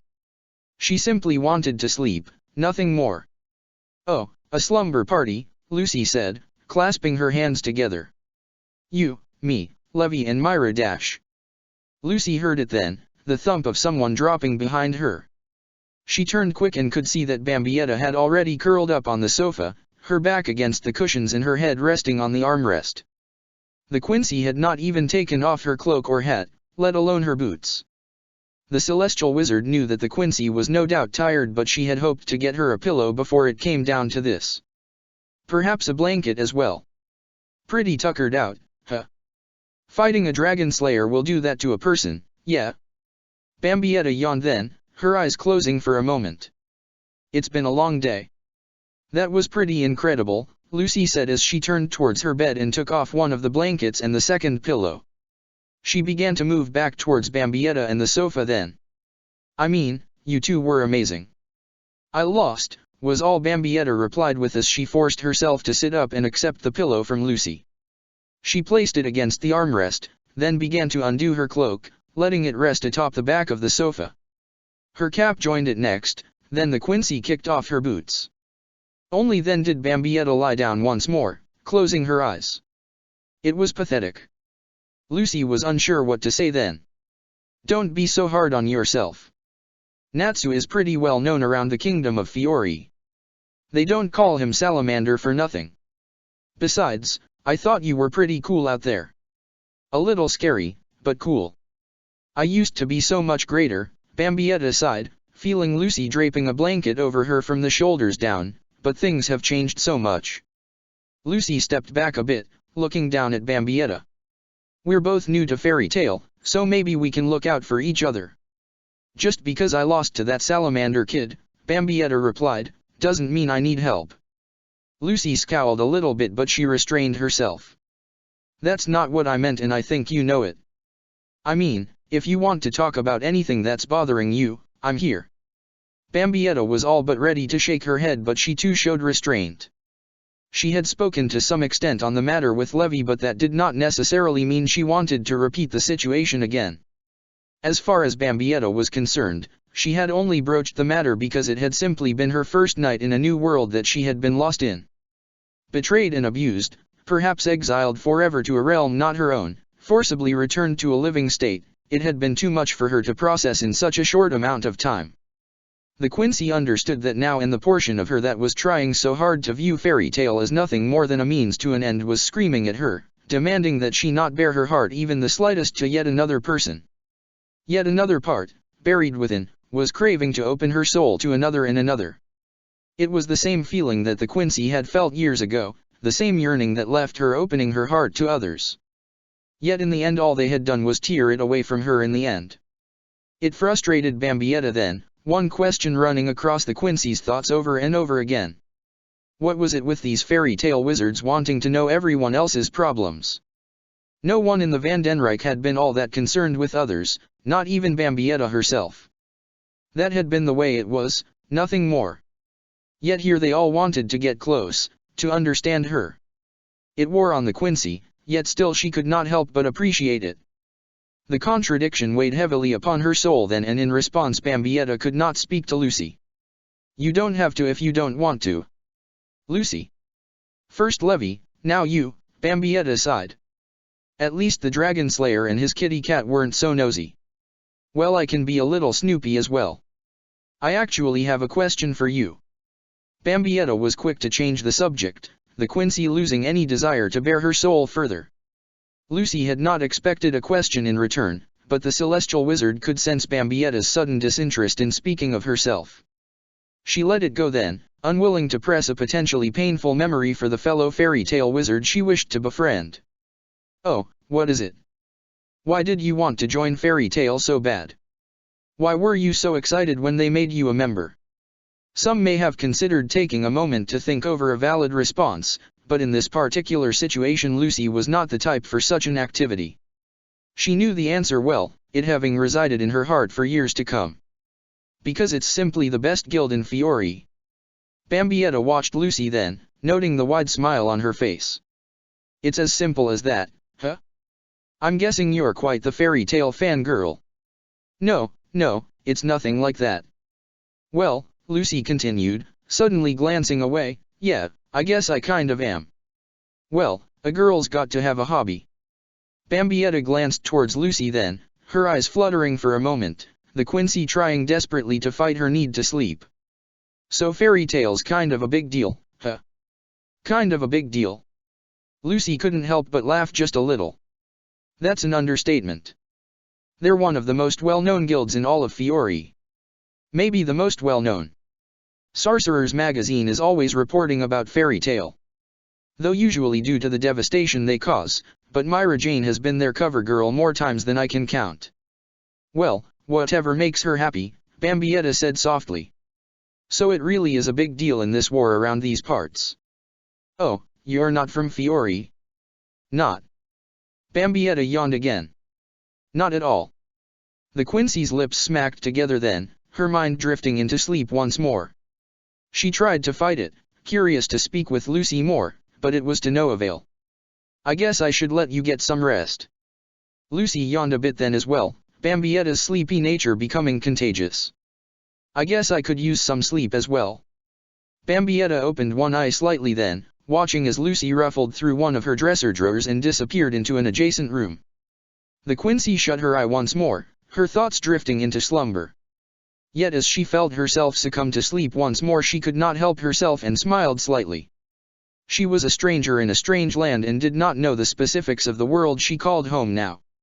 In the end she had felt elated upon her first successful mission, but that joy had faded when she had found herself not the top dog of her new group, not even close. Yet now that she had heard of this world's opinion of fairy tale through Lucy she could find some solace in her place here. I'm not the best. Bambietta said softly as she began to finally allow herself to sleep. But I'm at least part of the best. That's. Her sentence never reached its conclusion, Bambietta at last asleep once more. Lucy began to change into her choice of sleepwear, her bare feet momentarily standing on the cold tiles of the bathroom floor. It was in that moment she wished she had had a spare set of pajamas to offer Bambietta, but she had been traveling light ever since leaving home. Home. Yes, that was a word that tore at Lucy's heart. However, as far as she was concerned, the old adage was true. Home was where the heart was, and the place she had grown up had lost its heart long, long ago. Full dressed for bed, Lucy stared into a mirror as she went to retrieve a toothbrush. The celestial wizard had to wonder then, if she had been selfish to walk away from her old life. No, she told herself in response. It was a house, not a home, and it was a cold, dark, and repressive place in the end. Already had she experienced more love and friendship in fairy tale than she had back there in the last several years. Yet then did the mage stop brushing her teeth for a moment, glancing hesitantly towards the door. She had to wonder then, what sort of misery her new roommate had been subjected to. She could not fault the Quincy for remaining elusive on the subject, yet still was Lucy curious. Then, as if to break the solemn mood almost entirely, a loud snore echoed across the apartment, so loud that Lucy could hear it clearly even in the other room and behind a closed door. Lucy giggled slightly, bringing a closed hand up to her mouth as if to try and stop herself. She knew then that Bambietta's little habit would take some getting used to, yes, but she was willing to make the effort. The celestial wizard then stepped forth into the main room once more and began to move towards her bed. She stopped then, the sound of Bambietta's voice distracting her. "Please. Don't do it." Confused, Lucy turned to face the Quincy, thinking she was speaking directly to her. She saw it clearly, however, Bambietta still fast asleep. Yet the woman was talking slowly in her sleep, her body twitching slightly. "Please, Gigi. Don't." Lucy felt something stir within herself, the pity that Bambietta made clear she loathed. Yet the wizard could not help herself, watching as tears began to dampen the Quincy's face. Lucy grabbed hold of a tissue from the box by her bed and moved close, gently touching Bambietta's face to free her from the clear signs of sorrow. "Huh? What?" Bambietta suddenly began to awaken, staring at Lucy while the mage continued to dot her face with the tissue. "What are you doing?" "I'm just trying to help a friend," Lucy said, her heart skipping a beat. The look in Bambietta's misty eyes was not a particularly friendly one, leaving a shiver to run up the wizard's back. Still did she press forward. "You seemed to be having a bad dream." Bambietta said nothing, simply cursing herself with her own thoughts. Having already lost to a dragon slayer in front of this woman, she had worked doubly hard to show strength of character instead. Yet now her tired state, born out of the losing battle against Natsu, had betrayed her entirely. Lucy had seen Bambietta in a moment of weakness, the Quincy not entirely sure what had transpired during her slumber. Yet still did she have an inkling. The Quincy sighed then, the time for holding it in entirely clearly over. "I'm really not one to swap sob stories, well, not usually, but I'll say this much. I had friends in another guild and they betrayed my trust. Really betrayed my trust." Lucy could see it then, a blank expression etching itself across Bambietta's face, as if the woman was lost in a moment out of time. The Quincy said nothing for a moment, her breathing for the briefest of seconds rattled. Lucy noticed it quite clearly then, Bambietta's lower lip trembling slightly. Then quite suddenly did the Quincy bite down on her lower lip, as if to spite whatever past memories had been dug up in her mind's eye. "Now I'm here," she said, composed once more, looking to find my place in the world. "Oh." Lucy did not know what to say. "That's dash." Bambietta grew irritated with herself once more, her anger at bearing her heart and soul to another, even if just a little, threatening to overwhelm her. "I need to get back to sleep. It's been a long day." Lucy watched as Bambietta forcefully shut her eyes, the woman trying to either feign sleep or truly achieve it she did not know. Lucy stepped away then, once more moving back to her bed. She slipped underneath the covers and lay on her side, her back to Bambietta. The way she had spoken, the way she had referred to past friends, it had possessed a flittering amounts of rage and bitterness, her words poisoned by the dark emotions. Lucy's body began to curl up against itself, once more the wizard feeling she was selfish. She had considered hers a life worth running from, but it seemed that her new friend had experienced something potentially far worse. "Thank you." Lucy heard it then, the sound of Bambietta speaking from across the room. It had been unexpected but not unwelcome. The celestial wizard smiled, Wonder if she was referring to simply wiping away her tears or perhaps something else. Whatever the case was, Lucy began to respond, "Your well dash." Then was she cut off, Bambietta's snoring once more in full force. Lucy chuckled slightly and began to drift into sleep despite the noise. As always was the fairy tale guild hall busy.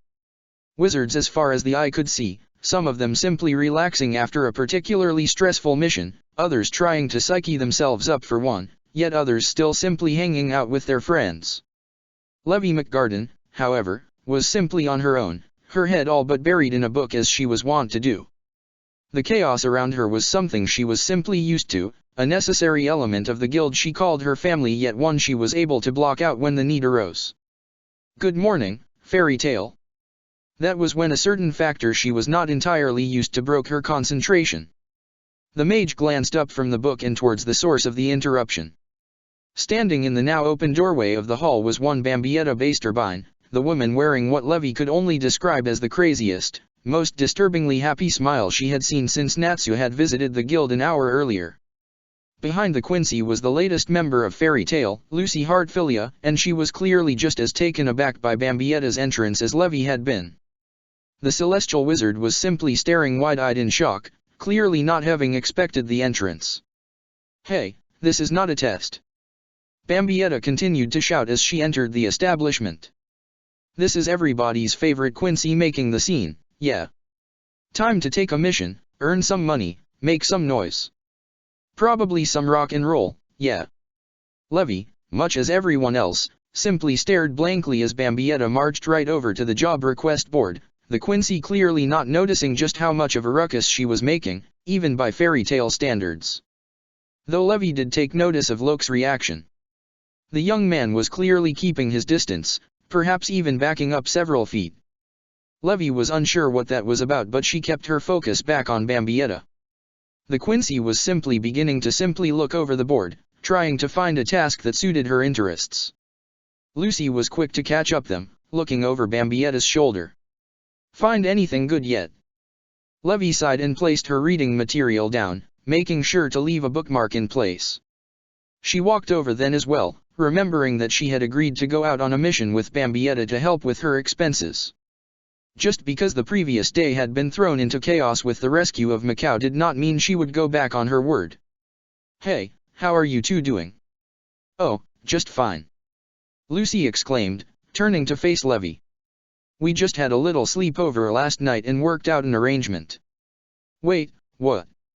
Levy was confused then and tapped Bambietta on the shoulder. "I thought you said you were staying at Miragina's." "Oh, I lied," the Quincy replied, not losing her focus as her eyes continued to scan any and all jobs posted. "I was sleeping on a bench when Lucy found me and said we could be roommates and stuff." No big." Levy simply freaked out then. "Are you kidding me? Do you have any idea how much this worries me now?" "And that's why I didn't tell you," Bambietta replied with a shrug, still not looking back. "Besides, I figure I was already a big enough burden on you, what with having to sneak into Fairy Hills once. No way did I want to run into that evergreen chick. And anyway, it wasn't that BA. What the heck is this?" Bambietta all but shrieked then, staring at one of the jobs posted. She quickly ripped the paper down and began to eye it furiously. Levy could see that Bambietta was clearly shaking with rage, a low hissing sound slipping past clenched teeth. The solid script wizard grew concerned and peeked around the Quincy, reading out loud the request written on the paper. A-class wizards requested 200,000 jewel for anyone who slays the monster that was no doubt prowling the streets of Magnolia last night. My wife and I were unable to sleep thanks to the horrific noises it was making on Blueberry Avenue for several hours." "Wait a minute," Lucy began to say, realization yet to dawn on her, "wasn't that where I found you sleeping last night, Bambi?" The Quincy began to crumple the paper then, her voice betraying her irritation. "I can't help it if I snore." "Oh, don't worry about it, Bambi," Levy offered up, patting the Quincy gently on the shoulder. "It's not that monstrous sounding." Bambietta sighed then, slowly tearing the paper in her hands to shreds. Her face began to go red then, her eyes narrowing with irritation. "Are you trying to make me feel better, Levy?" "Well, yeah. Good job. The Quincy rolled her eyes as she tossed the shredded paper into the basket by the board and returned back to finding work. Let's see, there's got to be an A-class job request that doesn't involve me killing myself. Levy turned towards Lucy then, curiosity overwhelming her. So you two are going to be roommates? Well, that's the plan, Lucy explained. I mean, we're both new to Fairy Tale and Magnolia, so we've got to look out for each other, you know? Right now we've got this nice place on Strawberry Street, but maybe if we pool our future resources together we could get a place up in Fairy Hills. Though I guess our first priority is to buy a new bed. I don't think Bambietta's going to want to sleep on the sofa forever. Then again, Lucy suddenly giggled, unable to control herself. I guess that wasn't a problem when she spent the night at your place. Levy's eyes went wide, her face overcome with a blush before she got a little snippy with Lucy. Oh no. Don't you dare be getting the wrong idea. That's, Lucy began to say with a smirk, what she said. I heard that, Lucy. Bambietta sighed, never turning her attention away from the board. The Quincy began to mumble to herself. Maybe I should find a job that requires killing myself. Good grief. Bambietta forced herself to focus then, allowing Lucy and Levy to exchange small talk while she continued to read job request after job request. Walk my dog, too boring. Go out on a date to make my cheating wife jealous, too awkward. Help me find a matching pair of socks lost in my drawers, seriously. The Quincy was about to give up for the day, but it was then that took notice of one A-class mission pinned to corner of the board. She bent down then and began to read it off just as she had the others. An A-class treasure hunt? Oh, that could be fun. And 150,000 jewel? Yeah, I think Lucy and I can work with that. What about me? Bambietta turned to look at Levy. You want in? Well, I did say I'd help you with a job after all, the mage replied. Besides, a treasure hunt could be a fun diversion. Okay then, Bambietta said with a smirk and placing a hand on both a shoulder each of Lucy and Levy. Plenty of jewel to be split 3 ways. Let's do this thing. The Quincy then began to march forward, the job request in hand as she moved towards the guild hall's exit. She pointed forward, her boundless enthusiasm leaving both Lucy and Levy to wonder what they had gotten themselves into. Bambi Force, roll out. Really? Was all Levy could say in response. I guess we know who's in charge then. Come on, it could be worse, Lucy said as she grabbed Levy by the hand and began to move towards Bambietta. Let's go have some fun. So that's it, huh? Bambietta could not help but be a little bit disappointed, the Quincy staring at nothing more than a man-made opening in a nondescript hill in the middle of nowhere. All around herself, Levy and Lucy was nothing but trees, the trio having hiked far away from Magnolia to a forest. Well, this is just sad, Bambietta said with a sigh of disgust, scratching the side of her head in irritation. A treasure hunt should lead to a cool setting, like an ornate temple of doom or an abandoned castle with a sleeping dragon inside. Yeah, I don't think we have to worry about running into a dragon, Levy offered up. Natsu has been looking for one in particular ever since he joined Fairy Tale and he hasn't found it yet. In fact, nobody has seen dragons in years. Wait, he's looking for a dragon. Bambietta glanced towards Levy then, her curiosity enticed. Why? He wants to slay it or something. No, Levy said with a sigh, wondering at first if Bambietta was simply fixated on thoughts of violence. Then did she have to correct herself, realizing that Natsu's title as a dragon slayer probably did give off the wrong impression. He said he was raised by a fire dragon called Igneel and he's been trying to find out where he disappeared to. That kid's dad is a freaking dragon. Bambietta nodded her head in response, her disappointment in the treasure hunt dwindling. That's pretty chill actually. Though it sounds like this dragon is awfully good at playing hide and seek. Maybe Natsu's looking in all the wrong places. Speaking of looking for things. The 3 young ladies stepped into the cave then, Bambietta in the lead as the darkness swallowing them whole. Well, this is nice, Lucy said softly at first, a little panic in her voice. I hate the dark. Bambietta was not so worried. While she could not see yet, her eyesight not adjusted, she was used to the darkness. She had been adopted and raised underneath the shadows of the Vandenrijk decades ago, and thus could no such thing as the lack of light give her any particular pause. Leave it to me. Levy, however, had a solution. She began to write in the space before her, and soon enough did the letters she had created illuminate the cavern around them. Bambietta looked towards Levy then, the word light floating by her side, the magic under her command. I told you that was a cool power. You're just saying that to be nice. Levy brushed a few strands of blue hair back with her free hand, trying to not let the kindness make her smile too much. Well, if you want, I could be a real meanie, Bambietta retorted. But that wouldn't be too fun for at least one of us. So, Bambi, Lucy began to stay, making sure to stay close by her friends and the light Levy was producing. What exactly are the details on this job? Bambietta pulled out from her pocket the paper she had taken from the Guildhall and held it underneath Levy's spell.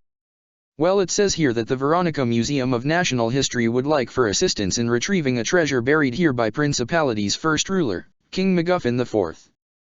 So it's a little dark, Lucy replied, and that makes it an A-class mission. Oh, there's more, Levy interjected, glancing at Bambietta's paper. It says that the king was so protective of his prized jewel of MacGuffin that he put his love of traps to good use when constructing a place to hide it away from prying eyes. Lucy shrugged. It still doesn't sound that bad. And then, Bambietta said, still eyeing the paper, it said that while they were reluctant to turn fairy tale again after a certain job involving a man named Gildarts turned into quite the mess, the museum staff felt they had no choice as the archaeologist they sent to this place never returned. Okay, that's bad, Lucy said, feeling a little nervous sweat pull upon her face. Does that mean he's dash? Lucy felt it then, her foot bumping into something on the ground in front of her. The celestial wizard stopped in her tracks completely, a chill running down her spine. Please tell me I didn't just find him. Please tell me I didn't just find him. Please tell me I didn't just find him. Lucy, what's the matter? Levy moved her hand around, to shine her light in front of Lucy. Then did the three young ladies see before them a man lying on the ground, a long spike driven into his back. Lucy and Levy screamed in response, backing up several feet and quickly holding on to each other. Bambietta, however, simply stared down at the corpse and shrugged. I've seen worse. And now you're scaring me again, Levy offered up, not willing to budge another inch as she held the light in front of Lucy and herself. Bambietta sighed and backed up then to join her friends. Well, if you want, I could try pretending to scream in terror.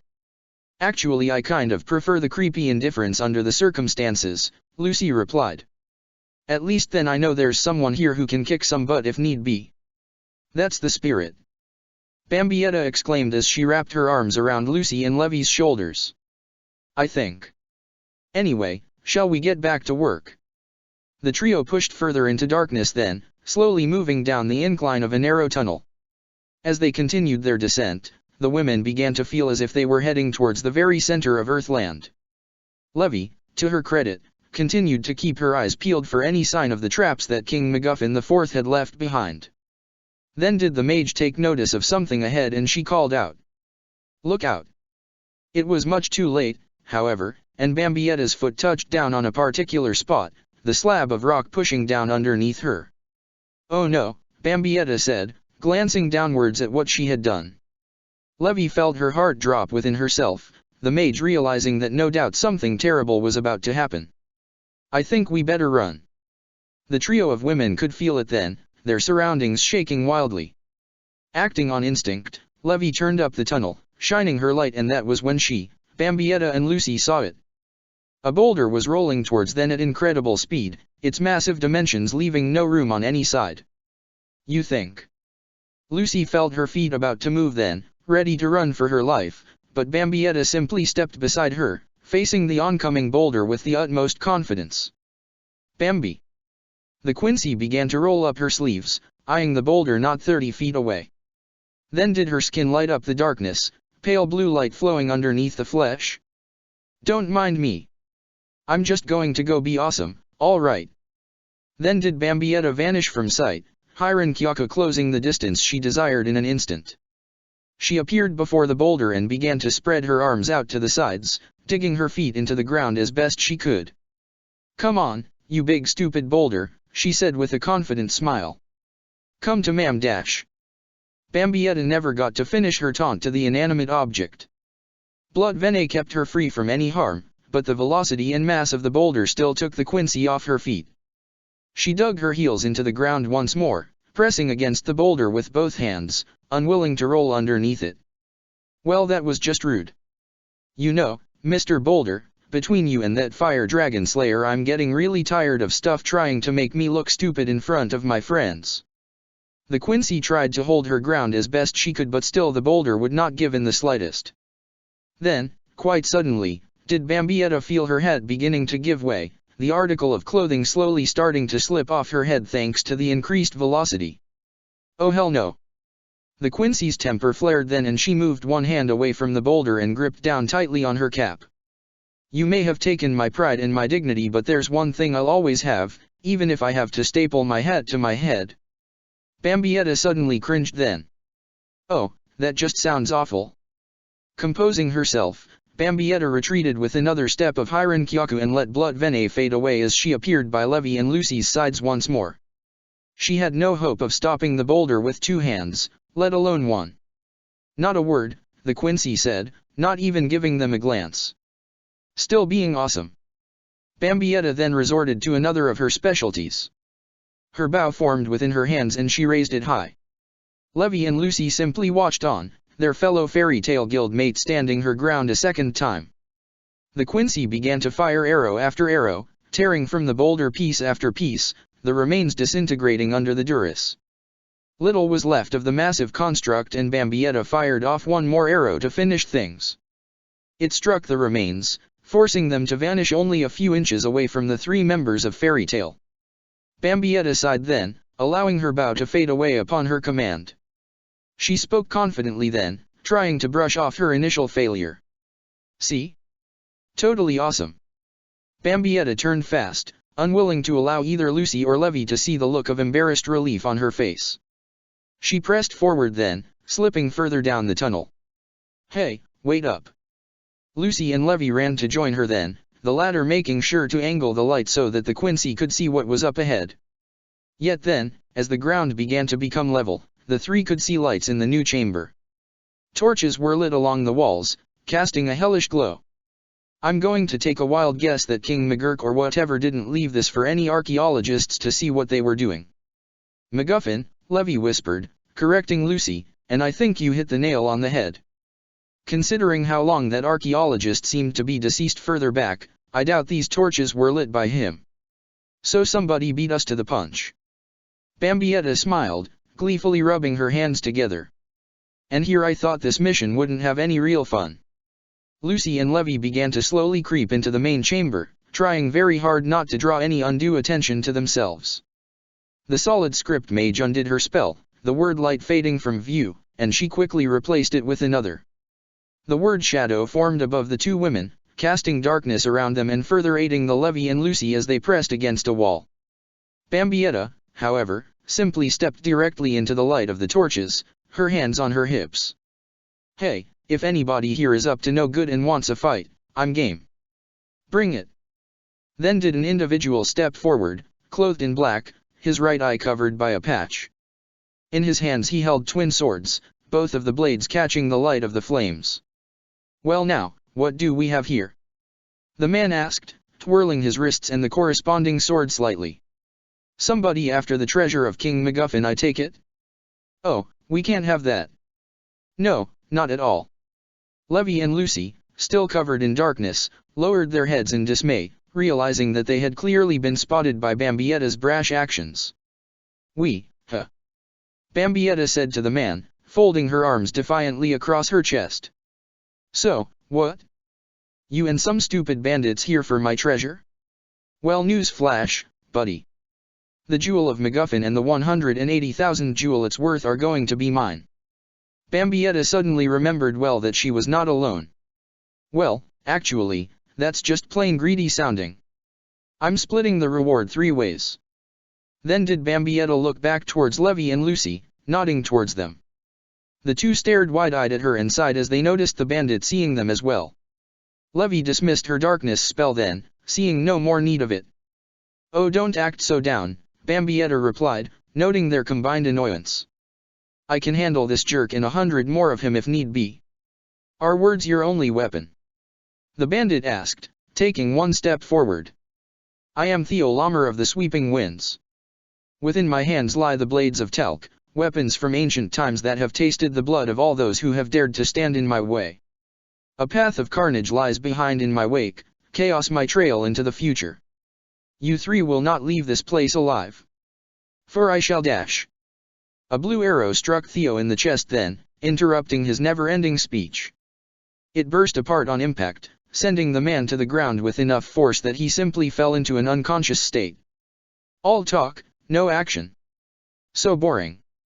Bambietta derisively yawned as she let her weapon fade away again and simply walked over the defeated bandit, paying him no real mind as she motioned for Lucy and Levy to join her. The two joined up with Bambietta then, and thus did they begin to move forward once more. Now however they were on high alert for any bandits. More particularly, Lucy and Levy were. Bambietta was barely giving it a second thought. "Now let's be careful," Levy said, keeping a close eye on Bambietta. "I'd rather none of us step on and activate another dash." Levy felt it then, a stone underneath her foot depressing. The mage closed her eyes for a moment, cursing that she had spent so much effort on watching Bambietta that she had been the one to mess up this time. Darn it! Lucy began to panic then, turning around towards her friends to state the obvious. "It's a trap." The floor gave way then, dropping the three fairy tale members down into a pit. Lucy and Levy hit the ground hard, the former in a rather unbecoming manner, while Bambietta managed to at least come down in a crouching position thanks to reflexes honed over a long lifetime of training and combat. "Oh, that hurt." Lucy winced, rubbing her bottom as she stood. "Well, hopefully you had enough padding back there to soften the fall," Bambietta said as she glanced around and took notice of what trap they had dropped into. "Oh, this is not going to be good." "What's the matter?" Levy began to move when she suddenly felt a brief burst of pain upon her left arm. She moved away from whatever had poked her skin and looked towards the wall. She could see it then, spikes jutting out in a pattern all across the stone structure. She turned then and could see it on the other side as well. It's a good thing nobody hit one of those on the way down still, it could be worse. Suddenly the room began to shake and the three members of Fairy Tale could see the walls slowly closing in on them. "You just had to say it." Bambietta looked at the approaching heralds of death, growing slightly irritated. Really, how over the top did this stupid king have to make this trap? The crushing walls would be more than enough to take care of just about anyway. But no, he had to go the extra mile and add spikes. I swear, some people just don't know the meaning of the word restraint. The Quincy began to think over her past in the Vandenrijk for a moment, recalling the creative endings she had been responsible for, whether it had been friend or foe. "Maybe I'm not one to talk." "Now's really not the time for this," Levy protested, trying to think of some way they could escape the current predicament. Lucy began to fumble for the celestial keys within the pouch on her belt while Bambietta began to summon blood artery. One had the plan to attempt to ask a celestial spirit to come to their rescue, the other intent on perhaps throwing her allies right out of the trap with all her might. Levy, meanwhile, simply began to write in the air. Her work finished, the word iron formed into exactly that, falling to the ground with a loud bang. "What are you doing?" Bambietta asked. "Trying to make something to hold these walls at bay so we can get out of here. Still, 4 letters is hardly enough room. Maybe steel." "No wait, I've got it." Levy wrote exactly the word that had come to her mind then, leaving Bambietta and Lucy to simply watch and try to spell it out. Then, the word fully formed, its magical properties came to life. The newly forged metal fell to the ground hard then, filling up more space than the iron had. "Orichalcum," Levy said, staring down at the legendary metal alloy. "That ought to buy us some more space and time." The walls suddenly came into contact with the O and M letters, no longer able to proceed any further. The fairy tale wizards glanced at the spikes then, breathing a slight sigh of relief. "Levy, you little genius you," Bambietta exclaimed. "Say, now that I think about it, you could just write gold over and over again and we'd all be set for life. Certainly would be easier than this mission is turning out to be." "It's not that simple," the solid script mage replied. My magic only lasts so long. Besides, that would be really cheating the system, Bambi. Bambietta sighed, her arms hanging limp for a moment as her head dropped. There's always a catch. Then did the Quincy suddenly look at both her allies, blood artery still empowering her body. Oh well. Do you two trust me? Well, yeah, Levy replied, feeling a little nervous, but now that you ask, I'm kind of worried. Lucy? I guess so. Okay then. Bambietta suddenly scooped up Lucy and threw her up into the air and out of the pit. Then she looked at Levy. Your turn. The solid script mage could hear Lucy suddenly grunting as she no doubt landed on the floor above, and the solid script wizard grew a little nervous. Now wait a minute, Bambi. I think I can come up a better way to dash. Levy suddenly shrieked as she went airborne, landing on the floor beside Lucy. She shrugged off the impact as best she could, taking note of the newest fairy tale wizard rubbing her backside again. Not your best day, huh? Okay, so we're free, Lucy said, trying to ignore the comment. But how's she going to get out? Don't worry about it. Bambietta shouted upwards. You should already know I've got quite the bag of tricks and treats. Bambietta had not been particularly worried about the spikes, not as long as blood venet was at her disposal. Thus did she shift from artery to the more defensive option. The Quincy reached out with both hands, taking hold of 2 spikes. There was no pain, not in the least, her hardened skin enduring the sharp surface. Bambietta began to climb then, finding purchase with her feet upon other spikes.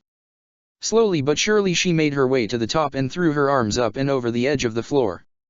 She could see the looks of amazement on Lucy and Levy's face, but the Quincy simply shrugged. Yeah, I'm just that cool, she said. Though I wouldn't mind a hand or two anyway. Lucy and Levy shook off their shock and moved over then, gripping hold of an arm each.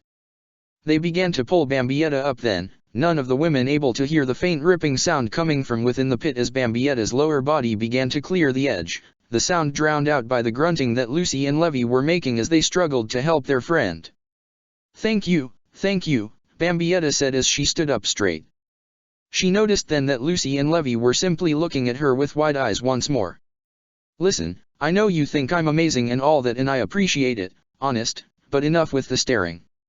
Okay, Bambi, Lucy began to say, trying to be as polite as possible, but dash. You kind of lost your skirt, Levy finished, trying to hold back any laughter dwelling within her. What? Now Bambietta's eyes went wide. The Quincy glanced down and sure enough could see that her black undergarments were on display, no skirt adorning her hips. Bambietta's face went red then and she quickly tugged on her cloak, pulling it around her body as best she could. The fact that this happened does not leave this room, understand? Lucy and Levy each giggled slightly, but still did they nod their heads. Fairy's honor, Levy answered, trying to stifle her mirth. Bambietta shook her head slightly and turned back towards the pit.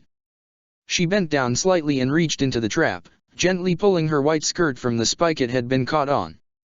Glancing at it, the Quincy was disappointed to see that it was torn down one side, and in no position to be worn. In a perfect world blood venet would extend to my clothes too, and then I wouldn't have mortifying experiences like this. The Quincy shook her head. Then again, this sort of thing never happened to me back in the Vandenrijk. Go figure. Standing up, the Quincy tossed the damaged article of clothing back into the pit, seeing no further use for it. Sighing, she began to undo her cloak. She lowered it then, wrapping it around her waist and hooking the fasteners together tightly. The makeshift skirt hung down to her knees and was hardly the type of fashion sense Bambietta would normally apply, but it would have to do. First thing I'm doing with the reward money is buy a new skirt, she said under breath, irritation evident. Easy come, easy go. The Quincy moved towards Lucy and Levy, ready and willing to put this mission behind her now more than ever. Okay, she said as she began to move deeper into the cavern, her friends close behind. Let's just go get this silly jewel, kick some bandit butt if need be, and go get our reward. The group kept moving forward then, stepping into yet another tunnel. This one was much better than the previous, torches lighting the walls just as they had in the main room. The trio continued their march, wondering just how far in this treasure was tucked away. Then did they come across the entrance to another chamber, the room dark once more. Levy was quick to respond, writing the word light once more to help guide their way. There it is. Bambietta grinned ear to ear when she saw it. Towards the back of the room there was an altar possessing an ornate design, and resting atop it was a glittering crimson jewel, one that caught and reflected the light of Levy's spell. Content with the job at last nearing its conclusion, Bambietta began to move forward. Yet then did she notice something else. There were more dead bodies, all of them dressed in similar fashion to the bandit that she had come across earlier. What the hell did this? She asked, taking note of the horrified expressions that were etched upon the faces of the dead men. Now the Quincy had to admit, while it was still not the worst thing she had seen, it was kind of foreboding. Bambi. The Quincy turned and took notice of Levy. The mage was staring intently at a message inscribed upon the flooring by the main entrance. Bambietta squinted then, but she was unable to make out the strange writing. You can read that? Bambietta asked, rather impressed by it all. It's ancient, but I've seen translations in some of my books. Levy shone the light on the text and began to read aloud, slowly at first, trying to work out the syntax. You who have braved the darkness and my traps in search of my greatest treasure, I congratulate you. Yet you face one final trial. Step forward and you will stand before the pooch of MacGuffin. Yeah, that just sounds horrifying. Bambietta shook her head, trying not to laugh. Really, that's it? Wait, there's more, Levy said, struggling to make out the continuing text. Have fun. Bambietta waited then, her eyes staring at Levy as the mage continued to look down at the ancient text. And that's it, the mage replied, shining light back towards Bambietta and the jewel of MacGuffin. Have fun, huh? Bambietta shook her. I'm really not liking this dead king right now. Still, I'll go take him up on his offer. But, Lucy stammered, all these bandits. Again, I said I could take 100 of them and I only count. Bambietta began to scan over them all. Oh, 101. Lovely. Well, like I said, still seen worse. And like I said, Levy interjected, still scaring me. Lucy and Levy began to step back towards the entrance and watched as Bambietta continued to walk forward. The Quincy grew closer and closer to the jewel of MacGuffin, her eyes on the prize. Then did light burst up all around her. Bambietta glanced around slightly, taking notice of what she could only describe as a magic circle enveloping the entire room. The Quincy felt the magic begin to concentrate then, the light fading as something came into being before her. Still was Bambietta more than willing to put on a brave face. She looked back towards Lucy and Levy then, giving them a smile. Don't worry. I've fought a doggy once before. They're not so bad. Well, unless they start talking, looking human and busting out immortal and unkillable giant monsters to help them. Then they can be kind of a big old pain in the butt. Lucy and Levy simply did not know what to make of that in the least. Bambietta sighed. Tough crowd. She began to turn back to the creature forming before her, intent on looking her enemy in the eyes. Come on, you big fleabag, let's dash. Bambietta realized something then, and in response she began to crane her neck upwards. Only then could she see the forming eyes of the monster, her head only reaching the halfway point of its front legs. Go. Bambietta could see it clearly then, the hound of MacGuffin towering over her, its fur jet black, red streaks rippling through its body and protruding outwards, forming spikes. Its eyes glowed yellow, and from its mouth dripped a green liquid. Good doggy, Bambietta said meekly. Would a treat make you go away? The monster roared them, making the cavern shake as it threw its head back. Yeah, I didn't think so. Bambietta shrugged as she allowed blood vein to flow through her body. She reached out with her right hand, her sword coming into existence from the power that dwelled around her. Well, that's just fine. I didn't bring any dog treats or puppy repellent in my Quincy utility belt. Come on, Poochie. Let's rock. The momentary lapse of fear was no more, replaced instead by Bambietta's brash confidence. The Quincy was ready for battle. She could sense this beast's power and she was not impressed. It was unfocused and unrestrained, and that was going to be its downfall. Something like this could not keep secrets, and what little it had to offer was not entirely worthy of concern. Bambi. Levy shouted. Don't play games with it. It'll kill you if you do. We can help you. Lucy shouted, reaching once more for her celestial keys. You two stay put. Bambietta shouted as she dodged the snapping jaws of the hound. He may look big and mean, but his power is nothing more than that of a big fluffy puppy with bad teeth. Levy freaked then and there. Are you crazy? Come on, Levy. Bambietta replied as she used her sword to parry another bite, scratching the beast's jaw. You should know better than anyone to judge a book by its cover. Bambietta turned her focus truly back on the pooch of MacGuffin, seeing it lick at the wound on the lower half of its mouth. Then did it lunge for her again, but once more did its mouth bite into nothing but thin air. Bambietta was gone, once more using Hiran Kyaku to her advantage. Up here, Kyujo. The hound roared as it turned its gaze in the direction of its prey's voice, catching sight of Bambietta high in the air. She was falling fast now, Hiran Kyaku's momentum having lost its edge over gravity, but she had her bow at the ready. Pure blood Quincy arrow of awesomeness. Once more did Bambietta have to admit that shouting such names was just too sweet. She let loose an arrow, one she had poured a decent amount of power into. It fired downwards then, piercing through the monster's head. The pooch of MacGuffin roared in pained defiance then, its body slamming hard to the ground as the power behind the attack forced it down. Then did Bambietta landed in front of the monster, her bow still in hand. Boom, she began to say, headshot. Yet then did Bambietta sense it, a moment before Lucy or Levy's relieved faces turning to frightened expressions told the whole story. The Quincy turned and saw the wounded beast's head lunging for her again, its teeth bared for the kill. Bambietta simply fired another arrow, the attack quickly striking the monster between its glowing eyes. It slumped back then, that very light fading. The beast itself beginning to fade, the magic that had created the artificial form of the unliving beast no longer able to support itself. Multi-kill. Bambietta smirked, her eyes settling once more on the jewel of MacGuffin.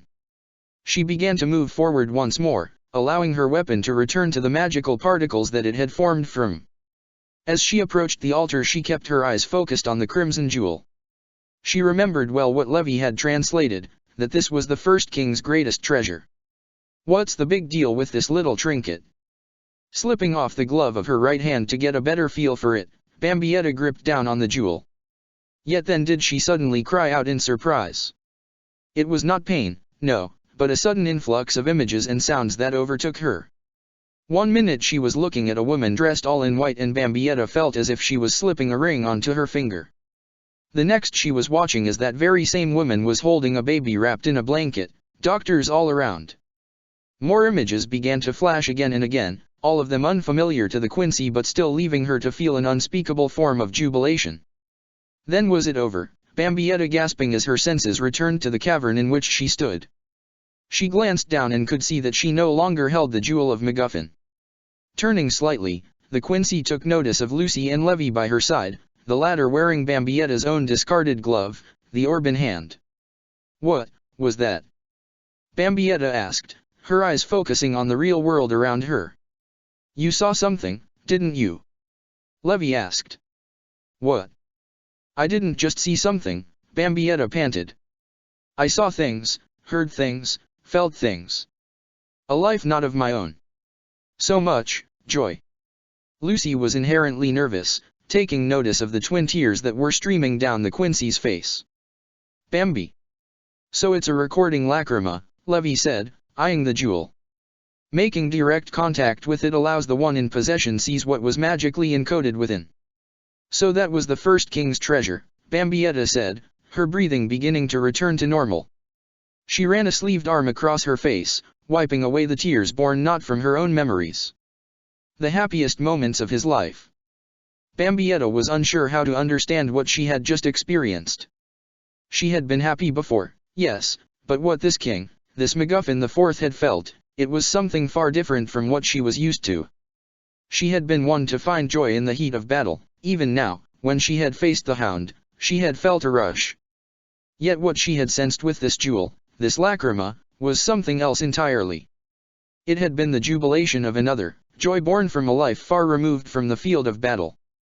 The Quincy was unsure if she could admit it, the feelings and sensations she had experienced having belonged to a long-dead individual, but it had been something even more intoxicating than what she had felt in her own life. The Quincy had to wonder if that was true happiness. More importantly, however, she had to wonder if it was something she would truly want for herself someday. Yet for now she knew exactly what would bring a smile to her face. Let's go get our reward. The sun was still shining upon Veronica Forest as the trio of fairy tale wizards made their way out from the cavern once more. Yet that was not all that was awaiting them. Well now, Bambietta said, her eyes locking on the group of well-armed bandits in black that were standing in wait, you guys just don't know when to quit. Give us the jewel of MacGuffin, one of the bandits said, keeping a dagger held in a reverse grip, and maybe we'll let you pretty little ladies walk away alive. Oh really? Bambietta walked forward, grinning wildly. Funny, because I was just about to say that if you get the hell out of our way nice and peaceful like I'd let you walk away still able to have children in the future. Did she just dash? Lucy whispered, wide-eyed. Still kind of scaring me, Levy replied. Oh, a big toughie, aren't you? The bandit retorted. I wonder how much of a witch you'll act like once I've cut out that flippant tongue of you dash. The bandit never got the chance to finish his sentence, his face becoming consumed by an expression of shock. It was the same for all the other bandits, the lot of them quaking where they stood, their bodies shaking and buckling underneath an unseen pressure. Both Lucy and Levy could feel it as well, though theirs was a less pronounced response. Both of them could feel their skin crawling at the sensation, but still did they remain unchanged otherwise, able to resist the pressure bearing down on them both. Despite that, however, they were concerned. What's the matter, boys? Bambietta asked calmly. You came here to talk big and show off what power you had, but now, when I only offer you a fraction of my own, you buckle down like a bunch of pansies. What a joke. It was exactly that, a fraction of the spiritual pressure Bambietta had within her still, but as she flexed it across the magical wavelengths of the world around her she could see that it was still potent enough for mere mortals. They were beginning to drop like flies then, first to their knees then to their sides, unable to stand up to her power.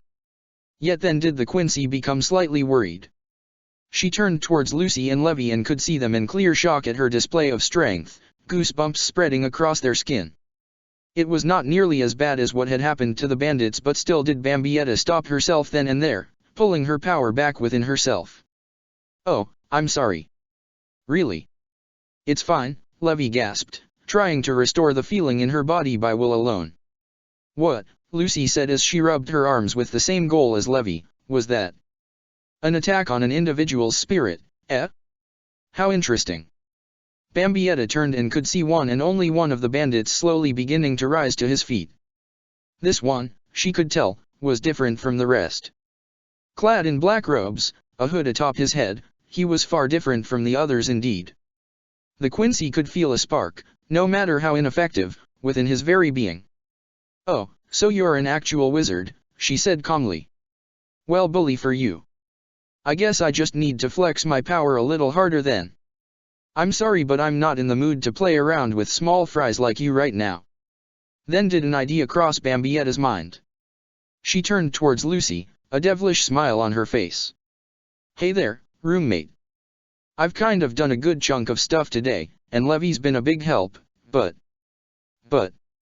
Lucy repeated, slightly worried. But all you've done is fall on your butt, Bambietta replied, closing her eyes as she continued to smirk. And don't hide it, I've seen you reaching for those keys you've got on you again and again. I bet they're just plain magical. So show me what you can do. Give him hell. Bambietta had to admit that she was curious to see what Lucy could do, and there was time like the present.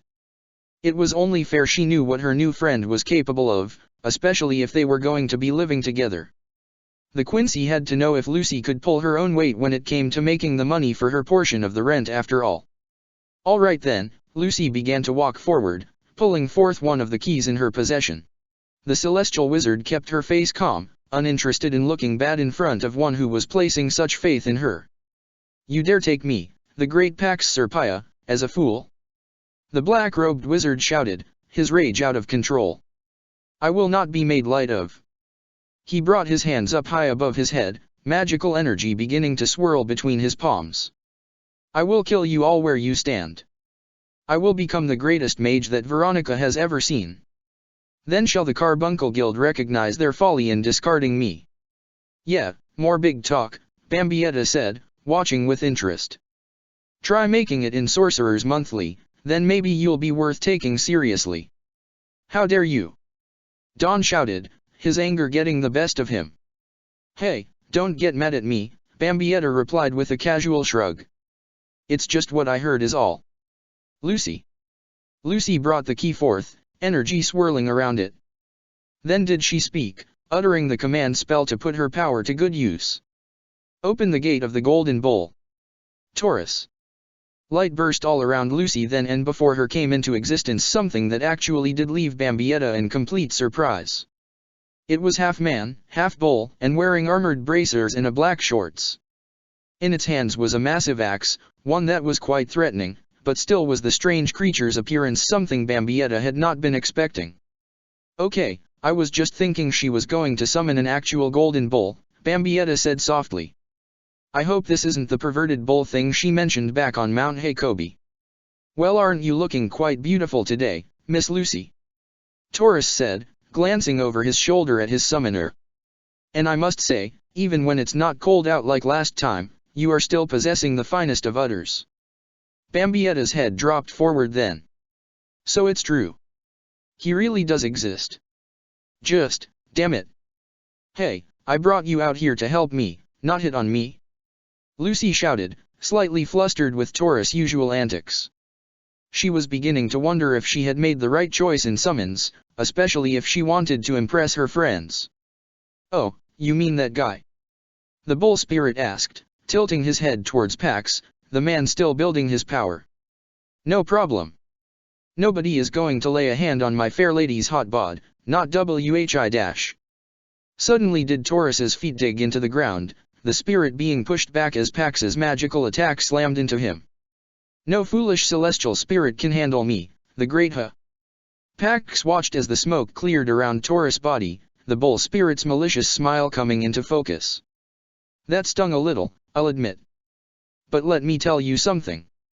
Taurus began to take a step forward then, giving Pax a reason to slowly retreat. You mess with the bull, Taurus began to say as he suddenly charged, you get the horns.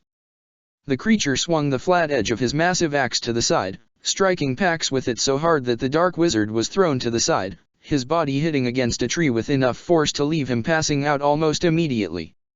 And now you know, Taurus began to say in triumph, how horny I can be.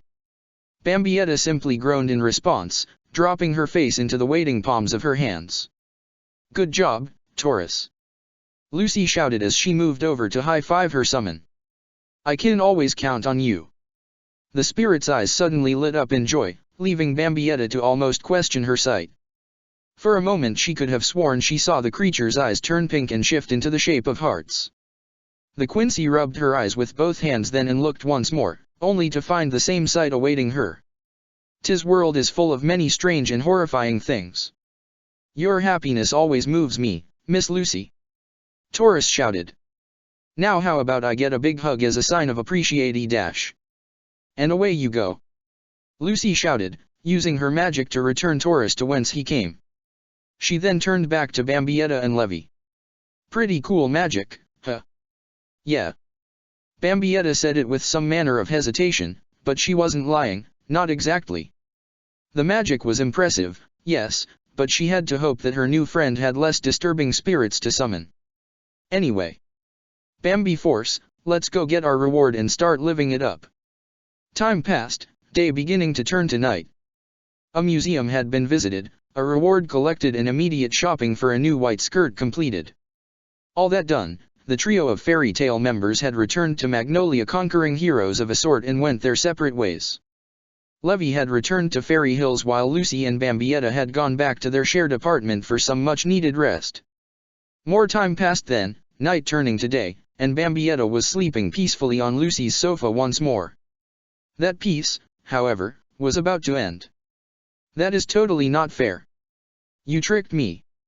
The shrill cry dragged Bambietta from her slumber, the Quincy all but falling off the sofa and to the floor as she awoke in a startled panic. Entangled in her blanket, she clawed out at it until at last she could stick her head out and look around. "What's the deal here?" she asked, her eyes blinking as she tried to concentrate. "Can't the cute get some beauty sleep?" Then did Bambietta see it, Lucy conversing with Natsu Dragneel and Happy. Also did the Quincy take notice of a strange and small white creature possessing a gold horn in place of a nose. "Okay, I guess I'm still dreaming." Lucy looked down at the frumpy and disheveled Quincy, honestly surprised that she had slept through the entire conversation she had just had with Natsu since he had mysteriously shown up in her apartment. 1 minute she had simply been walking out of the bathroom, wrapped in a towel after a nice shower, the next she had been horrified to find the Dragon Slayer simply sitting in a chair, waiting to greet her.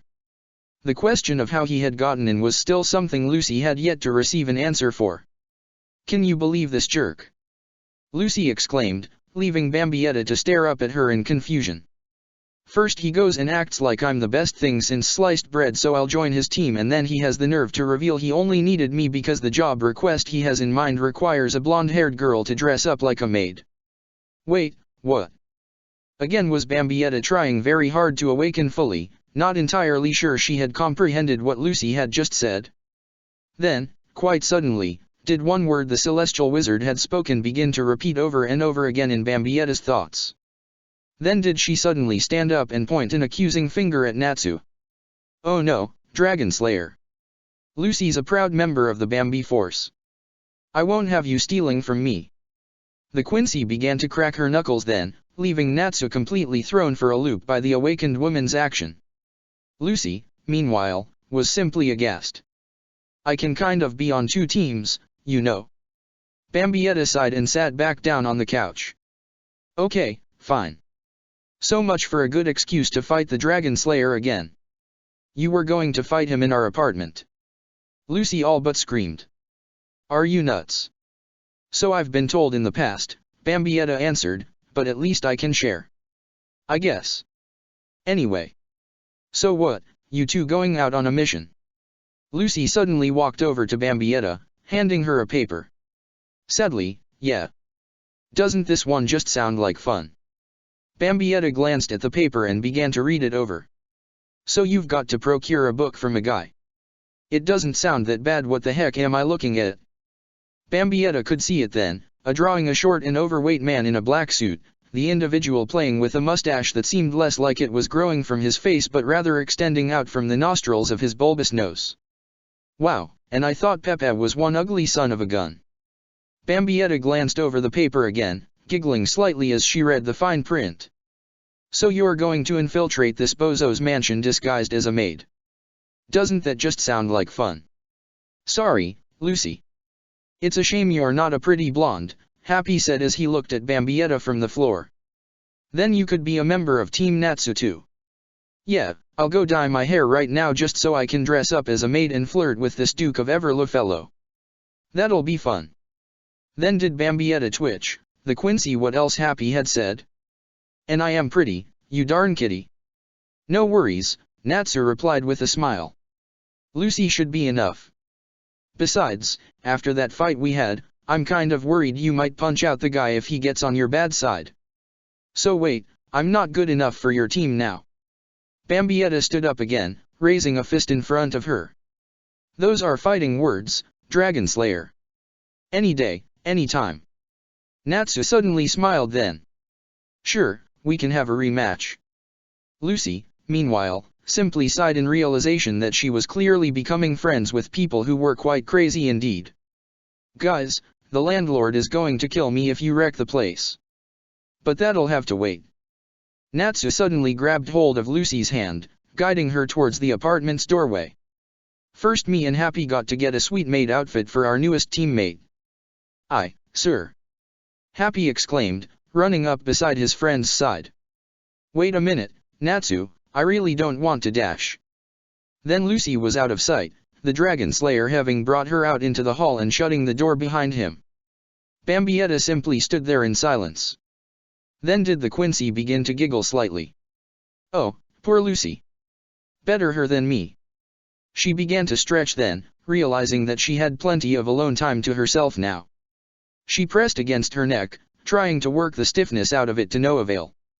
"Yeah, that sofa is better than a freaking bench, the Quincy mumbled to herself, but I really need to go buy a bed. Oh well. Plenty of time to kill now. Darn it. It looks like somebody already took the book stealing gig. Levy sighed as she looked at the job request board, having noticed quite well that the mission was gone.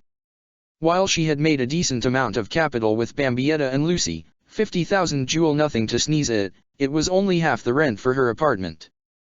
I really could have used that money. Disappointed, Levy turned back towards the members of the group she called her own, Shadow Gear. Jet and Droy shared her disappointment, willing to do what they needed to help the woman they called a friend. Good morning, Fairy Tale. There it was again, as if the morning was a repeat of the last. Levy did not even need to look, but she did so anyway and saw Bambietta walking into the guild hall once more. So what A-class mission can I find today? Bambietta began to look over the mission request board herself, standing close to Levy and the others. Hopefully something a little less stressful than another treasure hunt. Then suddenly did the Quincy look towards Levy. You want to come along again? I think we make a pretty good team. Well, I'd like to, but dash. Levy was interrupted, Jet stepping in front of her and looking Bambietta in the face. Droy was soon to follow, pointing an accusing finger at her. Hey, Droy began to say, listen up, rookie. Jet was the next to speak. Levy's a proud member of Shadow Gear, so don't think you can just snatch her away. Okay, Bambietta said, growing a little irritated. She glanced at Jet and then looked at the tall hat he was wearing. 1. I've already pretty well learned that fairy tale wizards can be on as many teams as they like. 2. Personal space. Respect mine. And 3. My hat is so much cooler than yours, Dr. Seuss. Silence settled over Bambietta and the male members of Shadow Gear, their eyes now doing the talking for them. Bambietta, however, found that a little boring and pushed the situation over the edge the only way she knew how. Oh yeah, I almost forgot number 4. I've actually shared the same bed with Levy. Top that. The Quincy smiled then, getting confirmation from both Jet and Droy that her comment had done the trick. Why you? We're not going to be disrespected by a rookie. Bambi. Levy exclaimed, her face going red. It's not what it sounds like, guys. Really? Levy moved between her friends, trying to calm them all down. You two need to cool it. She said sternly to Jet and Droy, waving a stern index finger. Bambietta smirked. Yeah, just chill out, goo dash. And you, Levy said, turning to face Bambietta. You have to stop provoking people. First Laxus, then Natsu, now my friends. Bambietta did not know what to say, having not expected to be lectured like that. A part of her was angry, but she also could not help but understand where Levy is coming from. She spoke then, using an honest tone as she diverted her eyes away from the judgment that was displaying in Levy's own. Sorry. Levy took note of Bambietta's suddenly humble attitude, happy to see it was possible, and she made up her mind then. She turned to the other members of Shadow Gear. Well, since the Duke of Everlu mission was a bust, I guess this just isn't our day. So how about this? I'll do a mission or two with Bambi today, then maybe tomorrow or the next day we can find something for us, alright? Okay, fine, Jet answered. I can deal with that, Droy replied. See you later, Levy. The two began to depart then, going their separate ways and leaving Levy alone beside Bambietta at the job request board. Meanwhile, Makarov simply watched on with simple curiosity. He had known quite well that Bambietta was a brash one, but the master was content in seeing her hold back just now once Levy had spoken to her. Yes, Makarov could see that poor Lyusika's concerns were perhaps valid, but so too was his faith that she could better herself in time. It's perhaps best you not gotten involved with the Everlu mission, Levy, he suddenly said.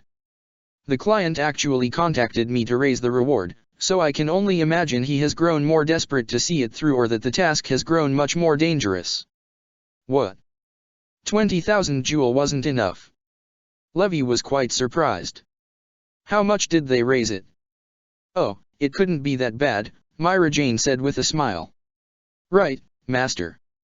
I'm afraid it may be, Makarov replied. It was raised to 2 million jewel. What? Levy, much as everyone else, was quite shocked. What kind of book are they after?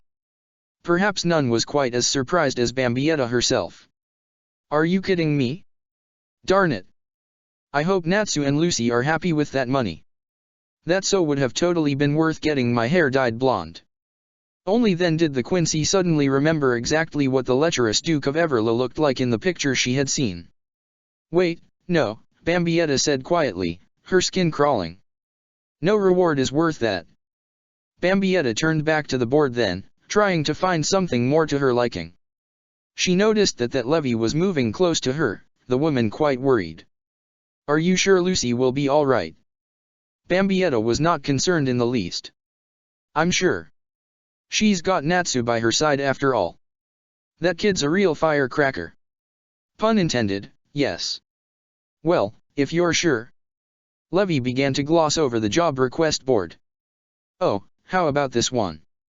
Bambietta looked at the paper that Levy was pointing to and then did the Quincy smile widely. She snatched it off the board and wrapped an arm around Levy's shoulders. The Bambi Force is back in action.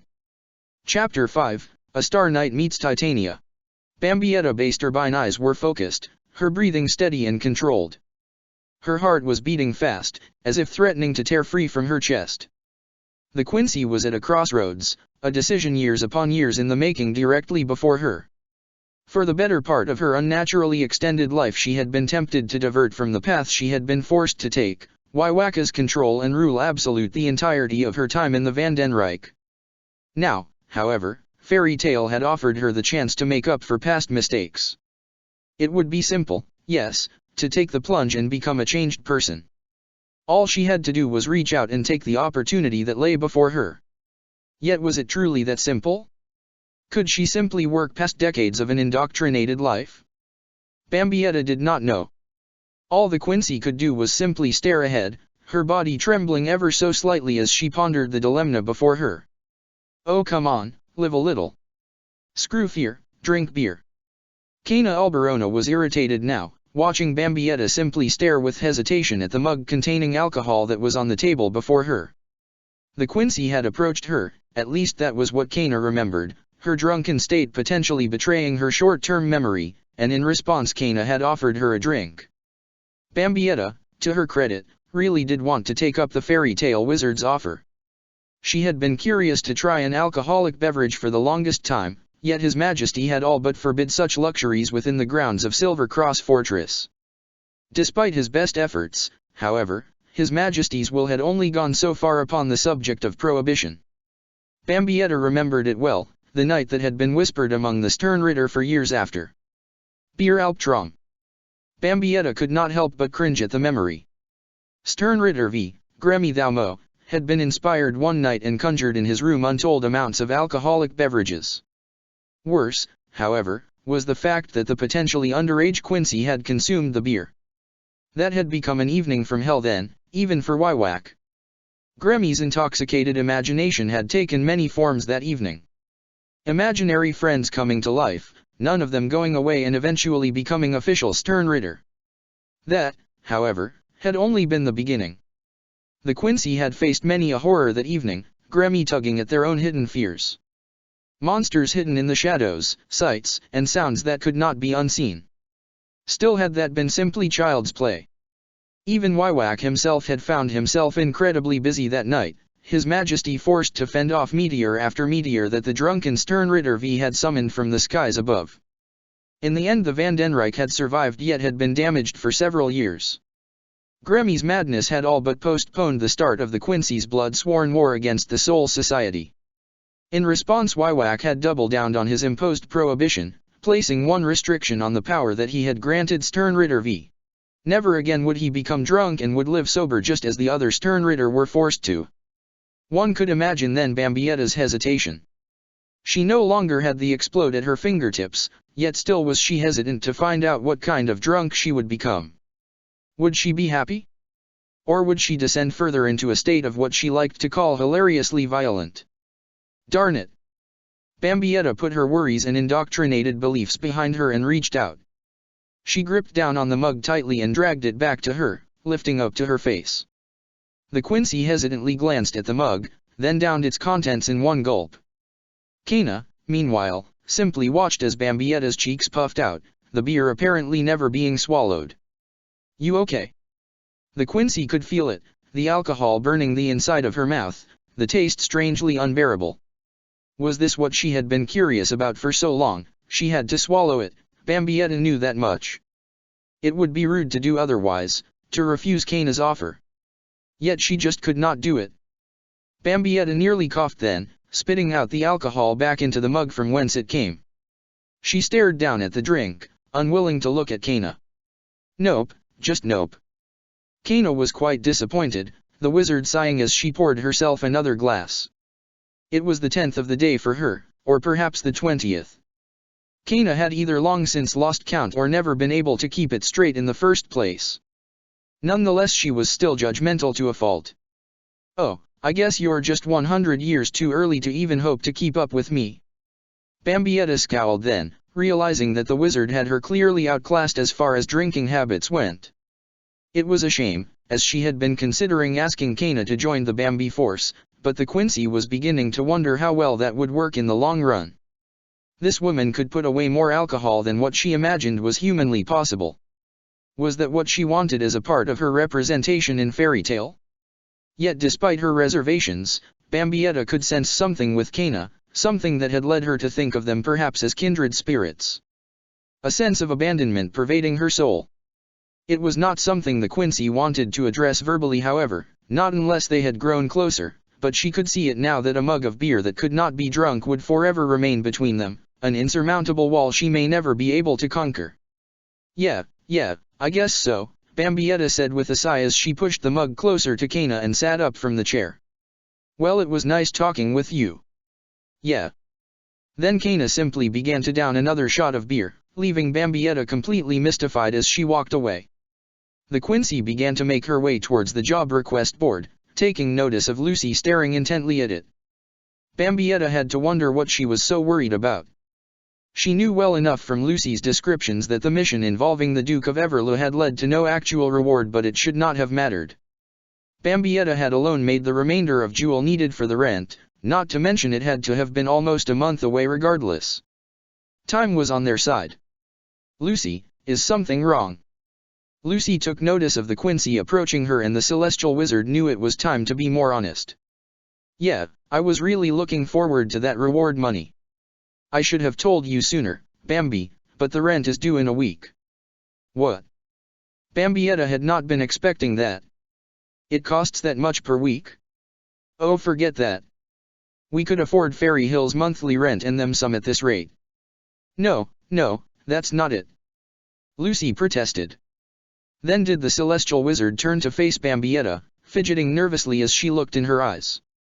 "I kind of had to work out a deal with my landlady for the first month's rent." Bambietta folded her arms across her chest, staring at Lucy with a smirk that she could not restrain. "Oh. Well, I gave her a down payment which pretty much wiped out the rest of the jewel I had on hand, so I was kind of hoping to make up the rest due in a week. Or find a roommate that could help," Bambietta finished, raising an eyebrow as she finished the sentence. "It's not like that," Lucy said softly.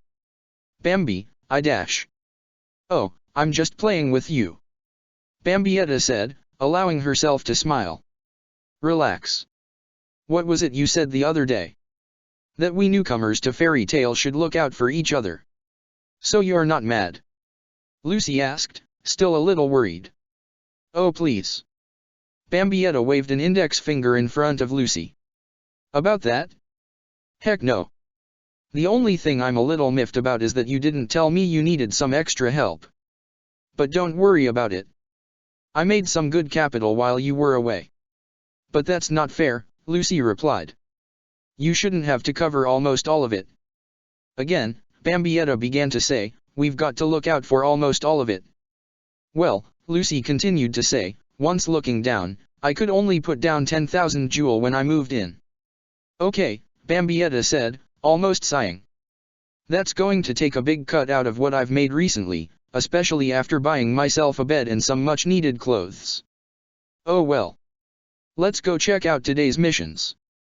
Lucy and Bambietta began to do just that, their eyes scanning over all that was offered. Some were better than others, but one in particular got hold of the Quincy's attention. Bambietta began to smile very nearly from ear to ear, the woman becoming ecstatic enough that even Lucy took notice. "Oh, you found one." Lucy began to glance over then, feeling her heart all but drop in her body out of a sense of dread. "Slay the volcano demon." Bambietta began to reach for the paper then, the Quincy all but cackling underneath her breath. "Oh, this is going to be so much fun. Let's get dangerous." Then did Lucy reach out and clasp a hand upon Bambietta's wrist, stopping her fingers mere inches from the board. "Hey now, if we're going to work as a team, could we at least pick a job that sounds a little less crazy?" Bambietta glanced over towards Lucy then, feeling a little dejected. She knew full well that she could handle the mission on her own if need be, but the Quincy also understood that she would much rather work in a group if she could. "All right, fine. I leave the choice up to you." It was then that Myra Jane wandered over, taking note of the two women's interest in finding work. "Just to let you know, Master Makarov is out on business today, so I'm acting in his place.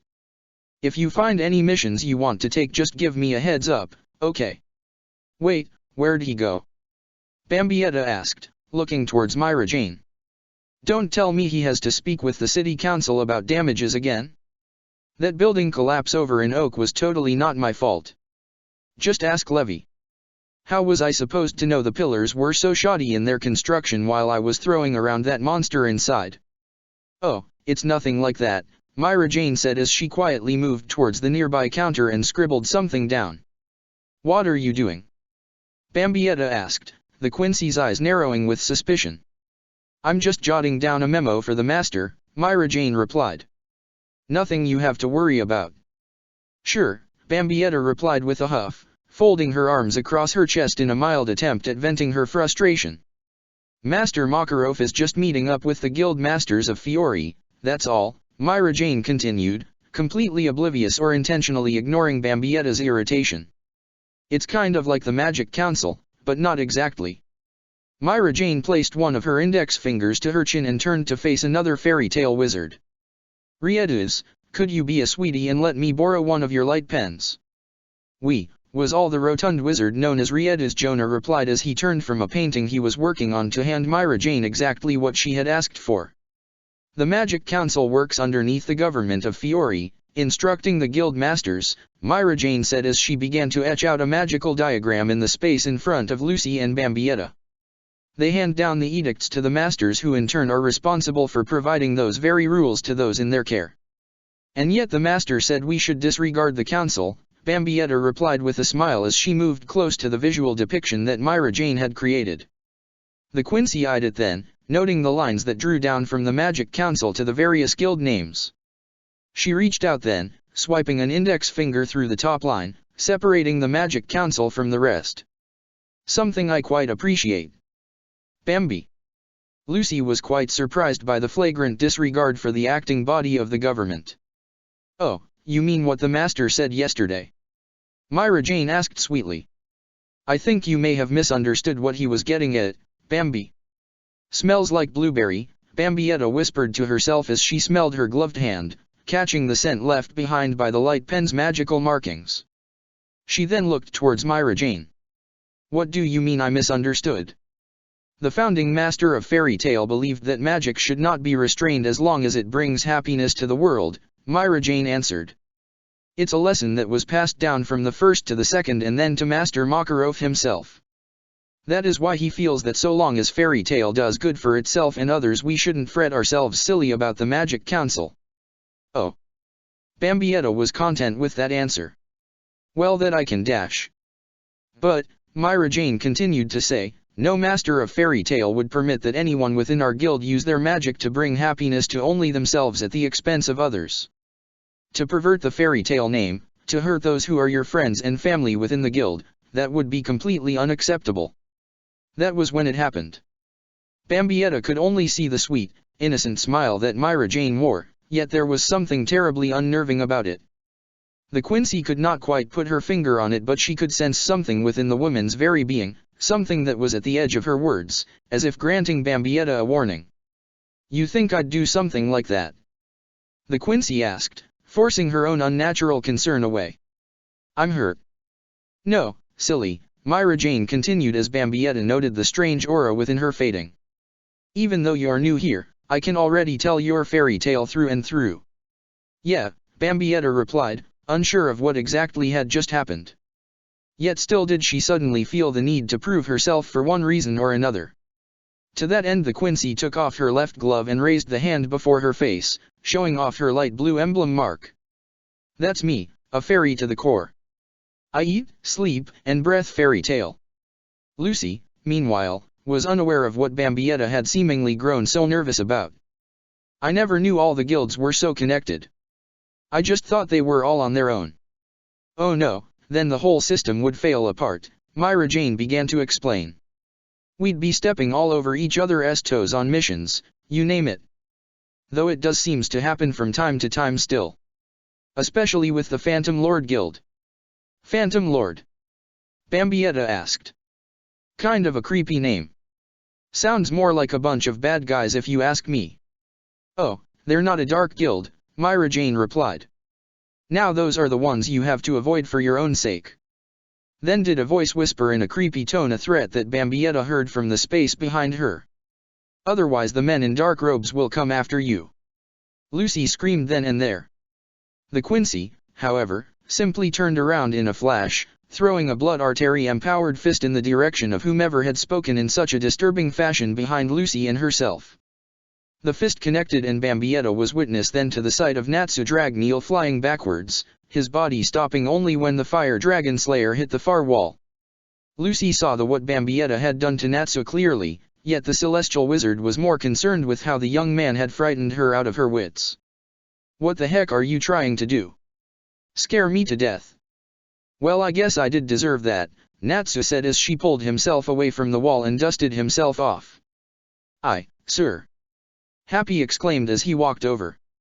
Way to take my side, little buddy, Natsu retorted as he glanced at his friend before walking towards Lucy, Bambietta, and Myra Jane. But yeah, I almost forgot that Bambi said any time, any place for a rematch. And I know I've got a fire in my belly. Really? Bambietta replied, raising an eyebrow as she began to weigh her options. Now.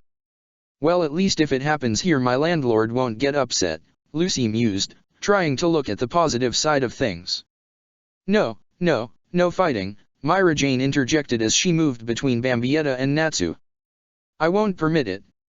Okay, fine, Bambietta and Natsu said simultaneously, the both of them folding their arms across each other's chest as they turned away. Lucy simply stared on in amazement. Wow, they're really two peas in a pod. Scary. Anyway, Myra Jane said with a sigh, a crisis averted, Natsu may have been kidding around but dark guilds are no laughing matter. They're the type who don't play by any rules and do whatever they want. Yeah, I've heard of them, Bambietta said, remembering well what poor Lyusica had told her. They treat everyone like dirt, even their own. Some only involve themselves with magical crime, Myra Jane continued, but others will go so far as to take assassination requests if it pleases them. Lucy quivered slightly then. That's just horrible, yeah, Bambietta said, finishing what she had expected her roommate to say. Yeah, killing for the fun of it makes someone the lowest kind of life. The Quincy bit her lower lip then, knowing full well who she was describing, the person she had once been. It was in that moment she had to wonder what her new friends would think of her if they knew the truth of her past. Makarov had taken it all with the grace of a veritable saint, yet still issuing her stern warnings, but how would someone like Lucy or even Natsu react to such information? Like fairy tale has to worry about anything like that, Natsu exclaimed. We're the best in world. There's nothing we can't handle. Now come on, Lucy, why don't you pick us a job? What? The celestial wizard suddenly protested. Oh no. The last time you just wanted me because I was blonde. And it didn't even pay us a cent in the long run. That's not true. The Dragon Slayer replied. We may not have been paid in jewel, but didn't the smile on KB's face when you showed him the book make up for all of it? Yeah, I guess so, Lucy said in return, the celestial wizard recalling the moment the older gentleman had learned of the loving secret his father had hidden in the magical tome. And besides, hair color or not, Natsu said as she smiled broadly, happy doing the same as he flew by, we just like your company. Bambietta was about to say something then, to once more remind the Dragon Slayer that Lucy was a member of the Bambi Force, when someone else interjected. I wouldn't hang around that loser too much longer, Grey Fullbuster said as he approached, the young man's shirt lying on the floor behind him. I'm sure there's plenty of other teams that would want you on them. Ahem, Bambietta offered up, puffing out her chest as she tried to draw some measure of attention to herself. The leader of the Bambi Force, which Lucy is a part of, is right here.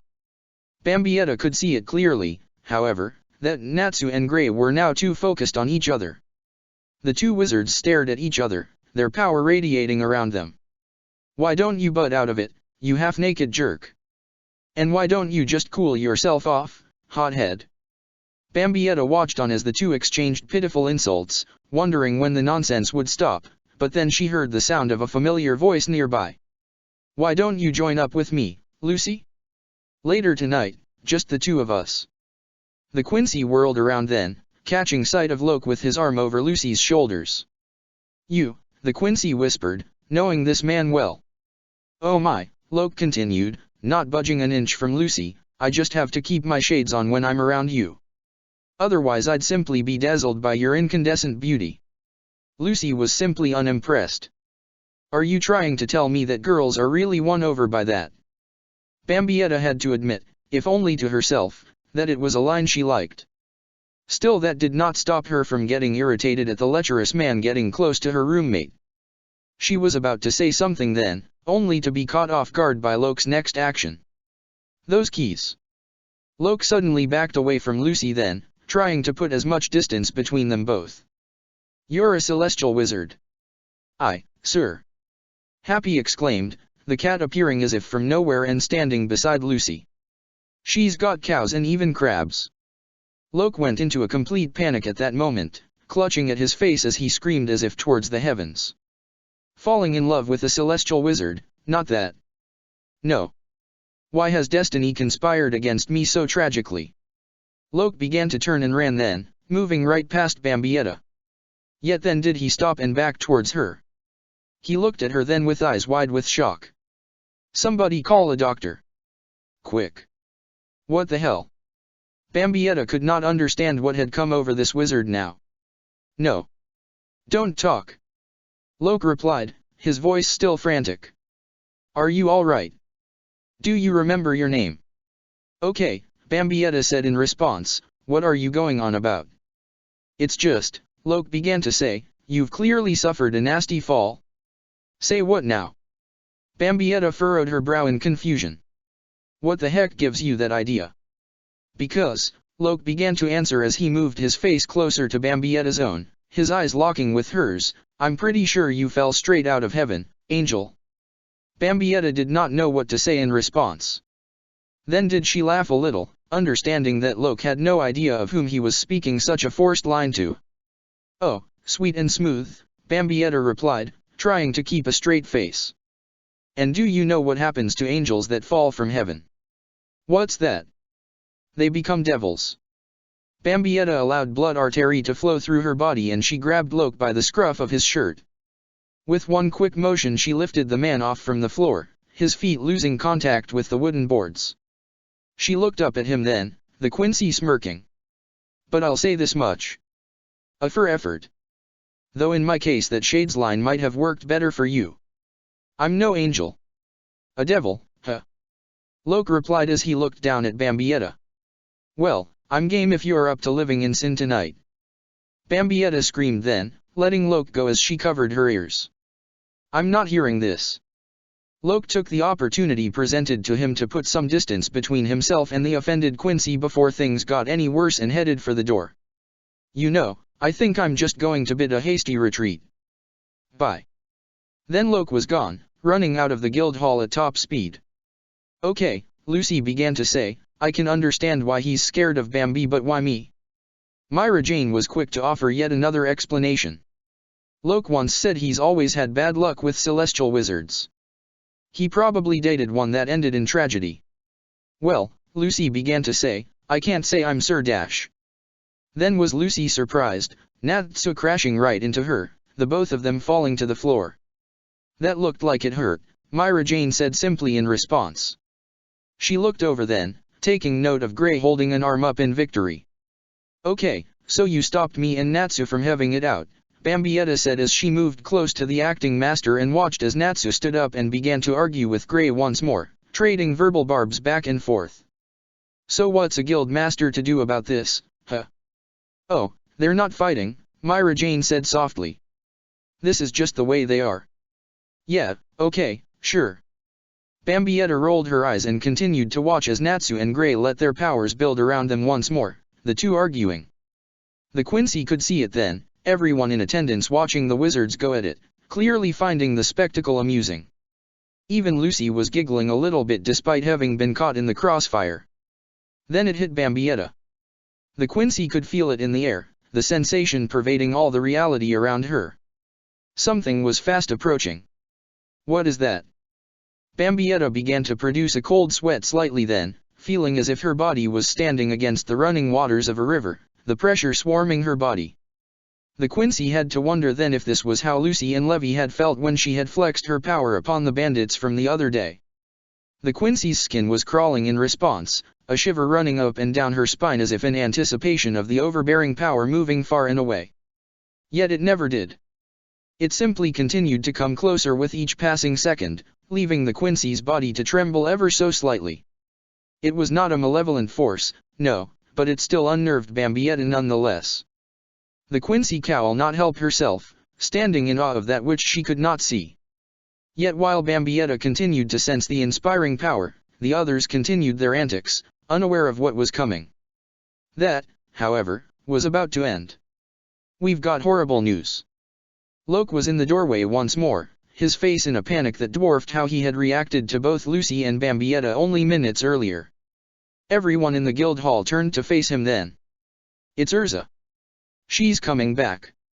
And if she sees us like this, if we don't all straighten up immediately, it will be the end of all of us. Bambietta watched as all those around her in the guild began to panic, as if the end was coming for them. All save Kana, the woman continuing to stare at her keg of beer with lust in her eyes. She rubbed the temples of her head slightly, however, as if she was now experiencing a headache. Hey, look, how about a little warning the next time you do that? Some of us are trying to enjoy a hangover with a good beer. Just mention Urza and everyone goes crazy, Lucy said, watching as the others went in a panic.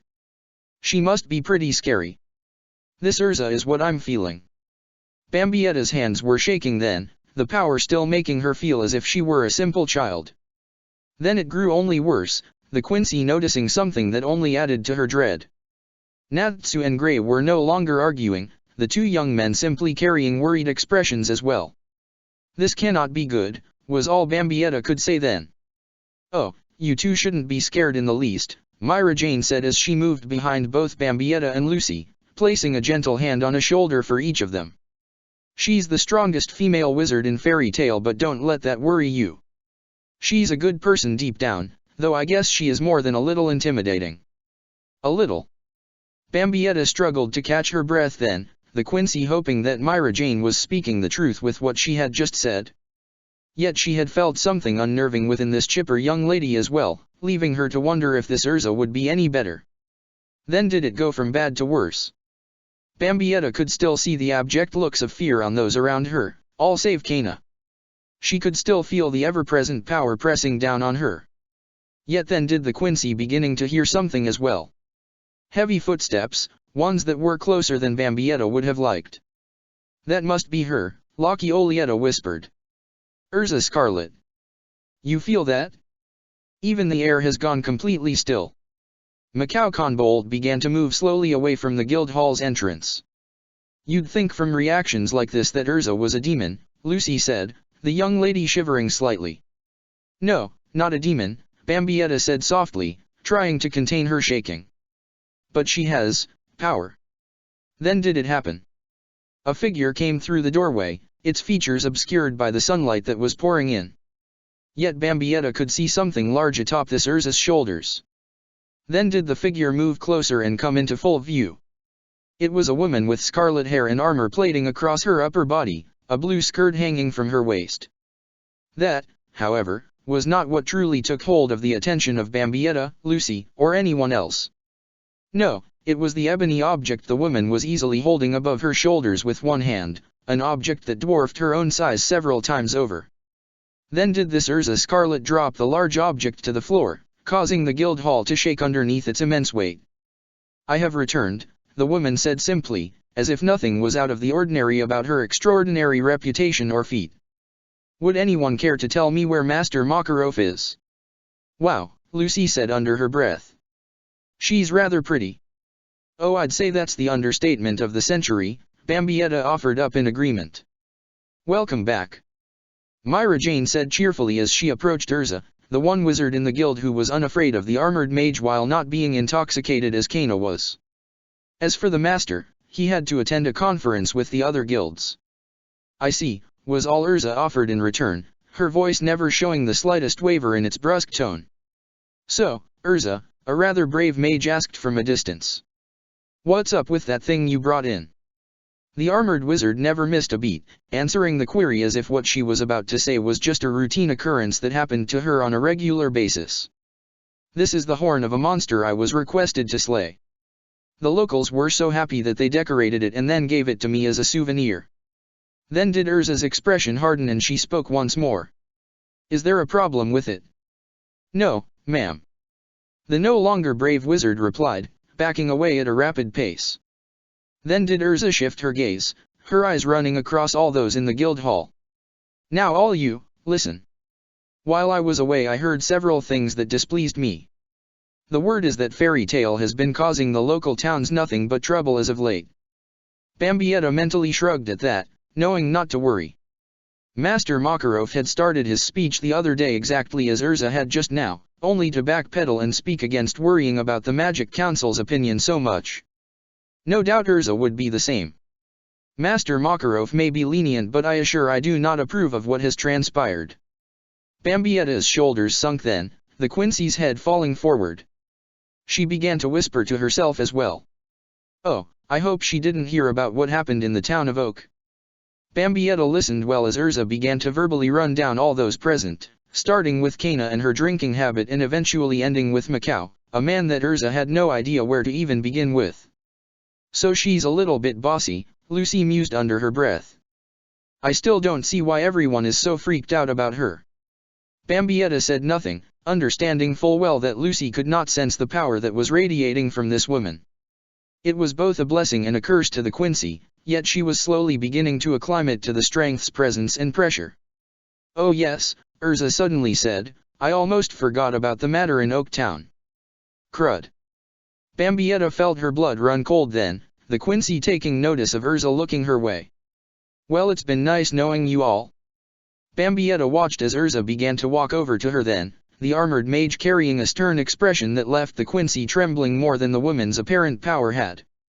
"You and Levy were the ones who responded to the job requesting that the monster terrorizing Oak Town be dealt with," Urza began to say, her voice never losing its edge. A fairy tale wizard dressed in white and identifying herself as something called a Quincy. Bambietta gulped deeply then, her worry reaching its peak. "That was me, yes. Bambietta Basterbine at your service. And I just want to say that Levy was not responsible for any of the destroy-dash." An armored glove firmly grasped one of Bambietta's shoulders, cutting the Quincy's words off completely.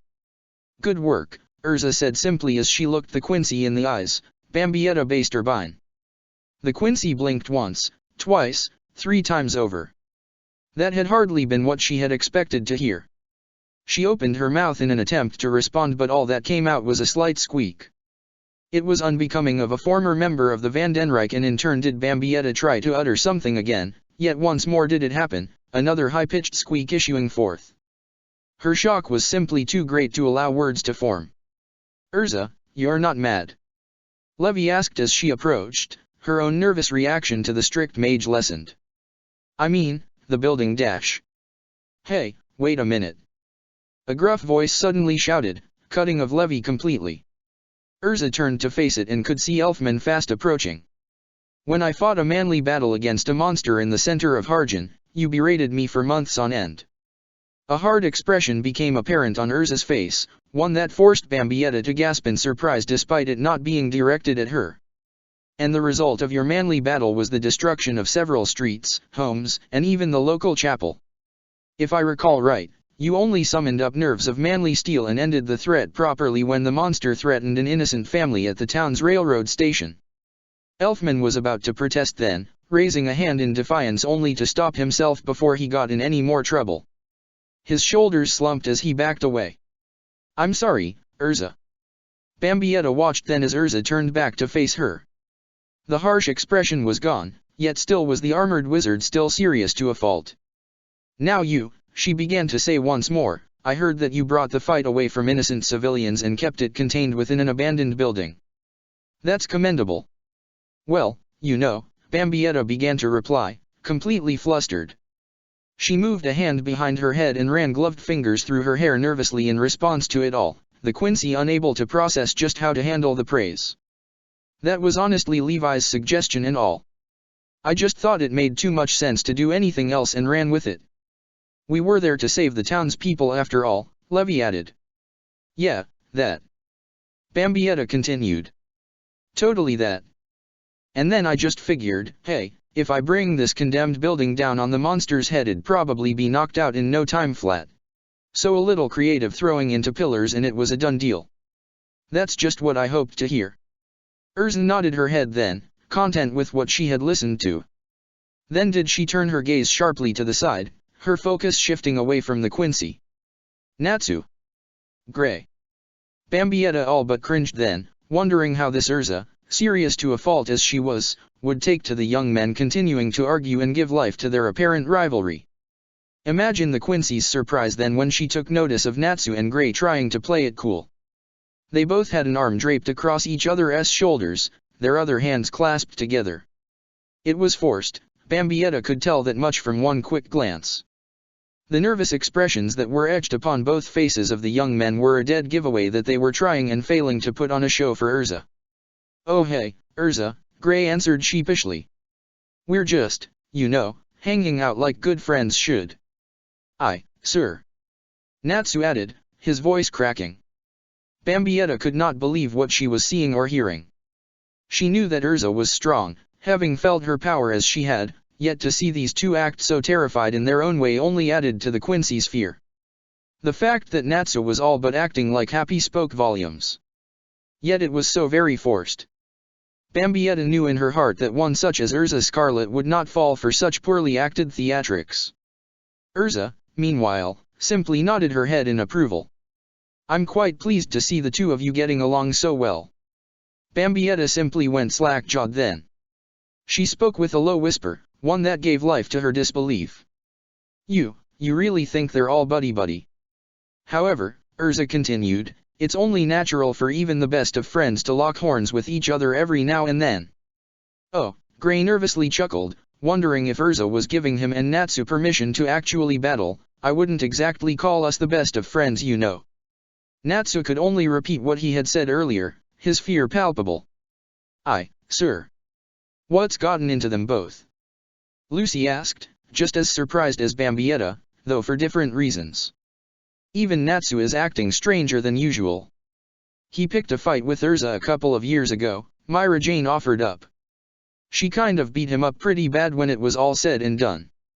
Well, that explains it. Bambietta glanced from the Dragon Slayer as he still acted under a false pretext, then back to Urza. So Natsu defeated me, she totally trounced him. Yeah, I've got a long road ahead of me. That's not all though, Macau Conbold said from his seat at the nearby table. After that little brawl she found Gray walking around oblivious to his lack of clothes and he got beat up pretty good too. And let's not forget Loke, Kana added as she leaned forward on the counter, trying to rein in her drunken hiccups. The poor jerk tried to hit on Urza and she kind of hit back. Literally. He totally had it coming though. Yeah, well, Lucy began to stammer, I can't say I'd hold that against her. Okay, Bambietta replied with a smirk, that I can totally understand. Maybe she and I have more in common than I thought. Thanks, Loke. I think. Then did the mood grow serious once more, Urza still looking towards Natsu and Gray. I know that I am about to ask a lot of you, yes, but I have a request for you both. The fire and ice mages flinched then, neither having ever expected Urza to ask of them a favor. While I was traveling I heard something that has me quite concerned, Urza continued. Something much more worrisome than simply fairy tales standing within popular opinion. I was hoping to speak with the master in regards to this, but I cannot wait for him to return before I am to act. The situation is too grave. Urza took a breath then, leaving Bambietta and all the others to feel a slight sense of dread. The Quincy understood at least a little what power this woman possessed, yet she was clearly concerned about something out in the world. Bambietta could only imagine what terrible forces had her so concerned. Natsu, Gray, Urza began to say once more, you two are the most powerful wizards within this guild that I can trust wholeheartedly. I would appreciate your assistance in dealing with this matter. Yes, then was Bambietta truly worried. If a wizard of this caliber wished to possess backup against whatever threat she was about to face, it could only mean that it was something truly awe-inspiring in terms of its destructive potential. The Quincy felt a slight hint of fear, her skin roiling under the sensation, yet she knew what she had to do. Bambietta understood well the importance of going into battle with trusted comrades by her side. It was something she had made very clear to her new friends, to both Levi and Lucy. Yet there was more. While she had only just met this Urza Scarlet, she could not help but be impressed by the strength she so clearly possessed. Yet if the possessor of that strength felt that it was not enough for the task at hand, however, that meant there's something out there that was demanding Bambietta's attention. Wait, Bambietta whispered to herself. Looking at Urza, something about the wizard just screamed for realization from the Quincy. A foggy memory began to claw at her thoughts, but it was gone as fast as it had come. Clarity was something that she could not grasp. Bambietta's attention was then diverted to the present once more, the Quincy watching as Natsu and Gray simply stared at each other. Bambietta could hear it, the members of the guild speaking in hushed murmurs, as if they were shocked that Urza asked for help. Yet still were the Dragon Slayer and Ice Make Wizard simply glaring at each other, as if they could not put past any petty rivalry to help one of their own. That got underneath Bambietta's skin. Bracing herself for whatever may come of it, she stepped forward then. I may not be the strongest in this guild and I don't know if you can place as much trust in me as those two, she began to say, but I want in. Your offer is appreciated, Urza replied, the wizard staring towards Bambietta then. Though may I ask why you wish to involve yourself in a matter you have yet to learn the exact details of? Bambietta metaphorically stopped in her tracks then. The Quincy was unsure of just what had come over her in all actuality, having acted without truly thinking. To some it was perhaps a foolhardy trait of hers, but Bambietta always tried to play it off as one of her adorable little quirks. Yet now she was beginning to wonder what had possessed her to step up to the plate as she had. However, that lapse of thought was brief and nothing more. She was a proud warrior of the Vandenreich, one of the respected Sternritter. Thus was the motivation behind her resolve a simple matter that Bambietta understood with all her heart. Well, it just sounds like you've got quite the fight on your hands, Bambietta offered up as an explanation, a smile creeping across her face, and there's nothing I enjoy more than a good scrap every now and then. It was as simple as that as far as Bambietta was concerned.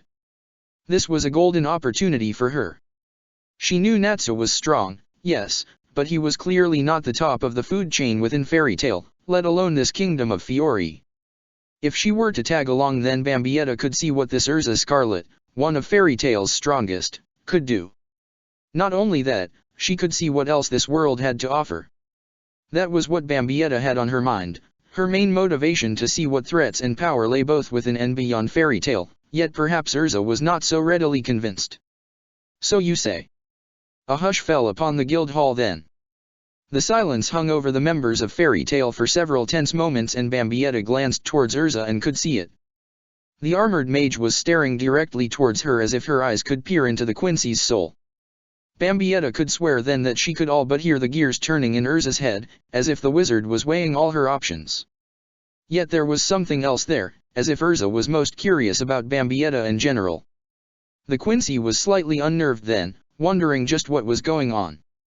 Despite her momentary flash of memory, of a clear vision lost in the fog of time, she could not recall having ever met this woman. Not in this life or the one before. So why then was Urza paying so much attention to her? That was a question that was leaving Bambietta confused to no end. All right then, Urza at last said, nodded her head as she placed her armored gauntlets against her hips. I accept your generous offer, Bambietta. Then did Urza glance back towards Natsu and Gray, the two men still staring each other down in silence. Then it's settled. Tomorrow morning we shall all meet at the train station. Urza began to move away then, the armored mage retrieving the decorated horn that had been bequeathed to her by a grateful village. With a round of thunderous steps did she depart from the guild hall, leaving several stunned individuals in her wake. Wow, Myra Jane said, the silver-haired acting guild master blinking several times over. Urza, Natsu, and Gray? This may be the strongest fairy tale team ever assembled. Hey! Bambietta interjected. I think you're forgetting someone. Oh, right. Myra Jane turned to Lucy then, eyeing the celestial wizard. You know, Natsu and Gray are probably going to be practically tearing at each other's threats whenever Urza isn't around, so maybe you could tag along and break it up when it happens. Lucy panicked then, the wizard's eyes going wide. She glanced over to Natsu and Gray, the two young men radiating power once more, before returning back to the smiling Myra Jane. Wait. Me. Hello, I'm right here next to you both. Bambietta moved in close, draping an arm over Lucy's shoulders. I should feel miffed but worry not, roommate. I've got your back. Lucy knew she should have been happy with that, but there was another worry now. She gave voice to it, though only under her breath. Yeah, but what's to stop you and Natsu from fighting? Bambietta glanced down to Lucy then. Huh. Oh, nothing. Time moved on and both Lucy and Bambietta found themselves back at their apartment. They knew they had time to prepare for the road ahead of them, one night to relax before they'd set out in the morning with Urza and the others. I wonder what kind of damn-fool idealistic crusade we've gotten ourselves into, Bambietta said as she hung her hat and cloak on the coat rack by the door. Lucy complained as she watched the Quincy all but drop down on her new bed. Who was it that said, I just love a good scrap? I don't. Now I've got to keep Natsu and Gray from going at each other when Urza's not looking. Not to mention Yo Dash. Lucy stopped them, covering her mouth with both hands. Bambietta playfully kicked off her boots and looked over to Lucy. You're going to watch over me too, huh? The celestial mage sighed as she moved further into the apartment and sat down on her own bed directly across the room from Bambietta's own. It's not like that. I'm just worried you're going to keep picking fights with Natsu until you finally win. Well yeah, Bambietta replied. But I'm not so dumb as to fight him when the things haven't quite changed in my favor. I'll really worry about him when I'm back to my old self. Then did Bambietta's face and voice take on a sour note. If I'm ever myself again. Bambi. The Quincy looked back towards Lucy then, smirking as she did so. Whatever moment of sorrow that had infected her had passed already. But not to worry. I'm already a couple of steps closer to being as cool as I used to be. Bambietta sat up then and moved toward the dresser by her bed. She began to rummage through the drawer, then turned to face Lucy again. Check these babies out. The Quincy said as she showcased a handful of silver canisters within the palm of her right hand. Lucy strained to get a better look at the items, recognizing them for common magical vials that could be bought at any dime-a-dozen magic shop. I thought you said you couldn't use magic like everyone else. Oh, so true. Bambietta exclaimed. But I've been a busy little bee while you were away playing cops, robbers, and maids or whatever. Now you see, we Quincy can't perform spells quite like you can, so we have to adapt. Adapt? Well, I've been dumping traces of my own spiritual energy, borrowed from the magic around me, into these little capsules. It took a little while, since sitting still and meditating is so not my style dash. Lucy giggled. Somehow I'm not surprised. I heard that. Bambietta stared sharply at her roommate for a second before returning back to her lecture. So anyway, once the power is contained I can use a little chant, a little prayer and boom. The power stored away in these capsules can let me perform some Quincy spells. Like what? Lucy asked, legitimately interested. Well, minor healing for one, Bambietta continued. White mage in a bottle. Never leave home without it. However, I kind of like the more offensive spells they offer. That figures, Lucy sighed. Well, I'm glad to hear you were keeping busy. I kind of got a bonus while I was away too. Natsu and I didn't get a reward, but at least I did get dash. And that's not all. Bambietta turned around to dig through her drawer once more. Then did she face Lucy again, holding in her hands a pair of black tights. A necessity for the lifestyle of a skirt-wearing Quincy who loves to fight on the front lines. Lucy could not help herself, giggling a little bit at the recollection of what had occurred back in the cavern of King MacGuffin IV. No laughing! Bambietta shouted as she pointed at Lucy. We agreed the story of that incident would not leave the cave. Besides, you wear skirts too. But I don't have to get into the thick of things thanks to my celestial spirits, Lucy retorted, so nobody is ever going to see my underwear by accident. Bambietta scowled a little, stopping only when she recalled something rather confusing she had seen a few days earlier. Speaking of that, the Quincy began, was that strange creature I saw you, Natsu and Happy hanging out with before you left for the maid job one of those spirits? Oh, that's right. Lucy began to rummage around for her celestial keys, pulling a silver one forth. You were sleeping like a baby when I showed Natsu and Happy how I make a contract. But wasn't Pla the most adorable little scamp? Contract? Bambietta was confused then and there, unsure of what Lucy was talking about. What, you have to offer them something in return? Then did the Quincy's eyes open wide. I don't even want to know what that horny bull accepted for payment. Lucy narrowed her eyes in response. You're thinking of something dirty, aren't you? Bambietta visibly cringed, shaking her head as she did so. Afraid so. So much for ever closing my eyes again. Stupid imagination. I'll have you know Taurus and I made a sweet and innocent pact back in the day. Lucy exclaimed. He said he'd always protect me and my body. Okay, so he's a little bit of a perv still. But he's cool, seriously. Anyway. Bambietta pleaded, the Quincy still trying to save herself from the mental images dancing across her mind. You were trying to say earlier that you got something from that job with Natsu after all. Indeed I did. Lucy pulled forth a gold key then and stood up from her bed. There was no financial reward, but I did get a new celestial key. You want to see how a contract works? May as well, Bambietta exclaimed as she sat back down on her bed. I showed you my new power, so let's see yours. Okay then, Lucy replied. But just be ready.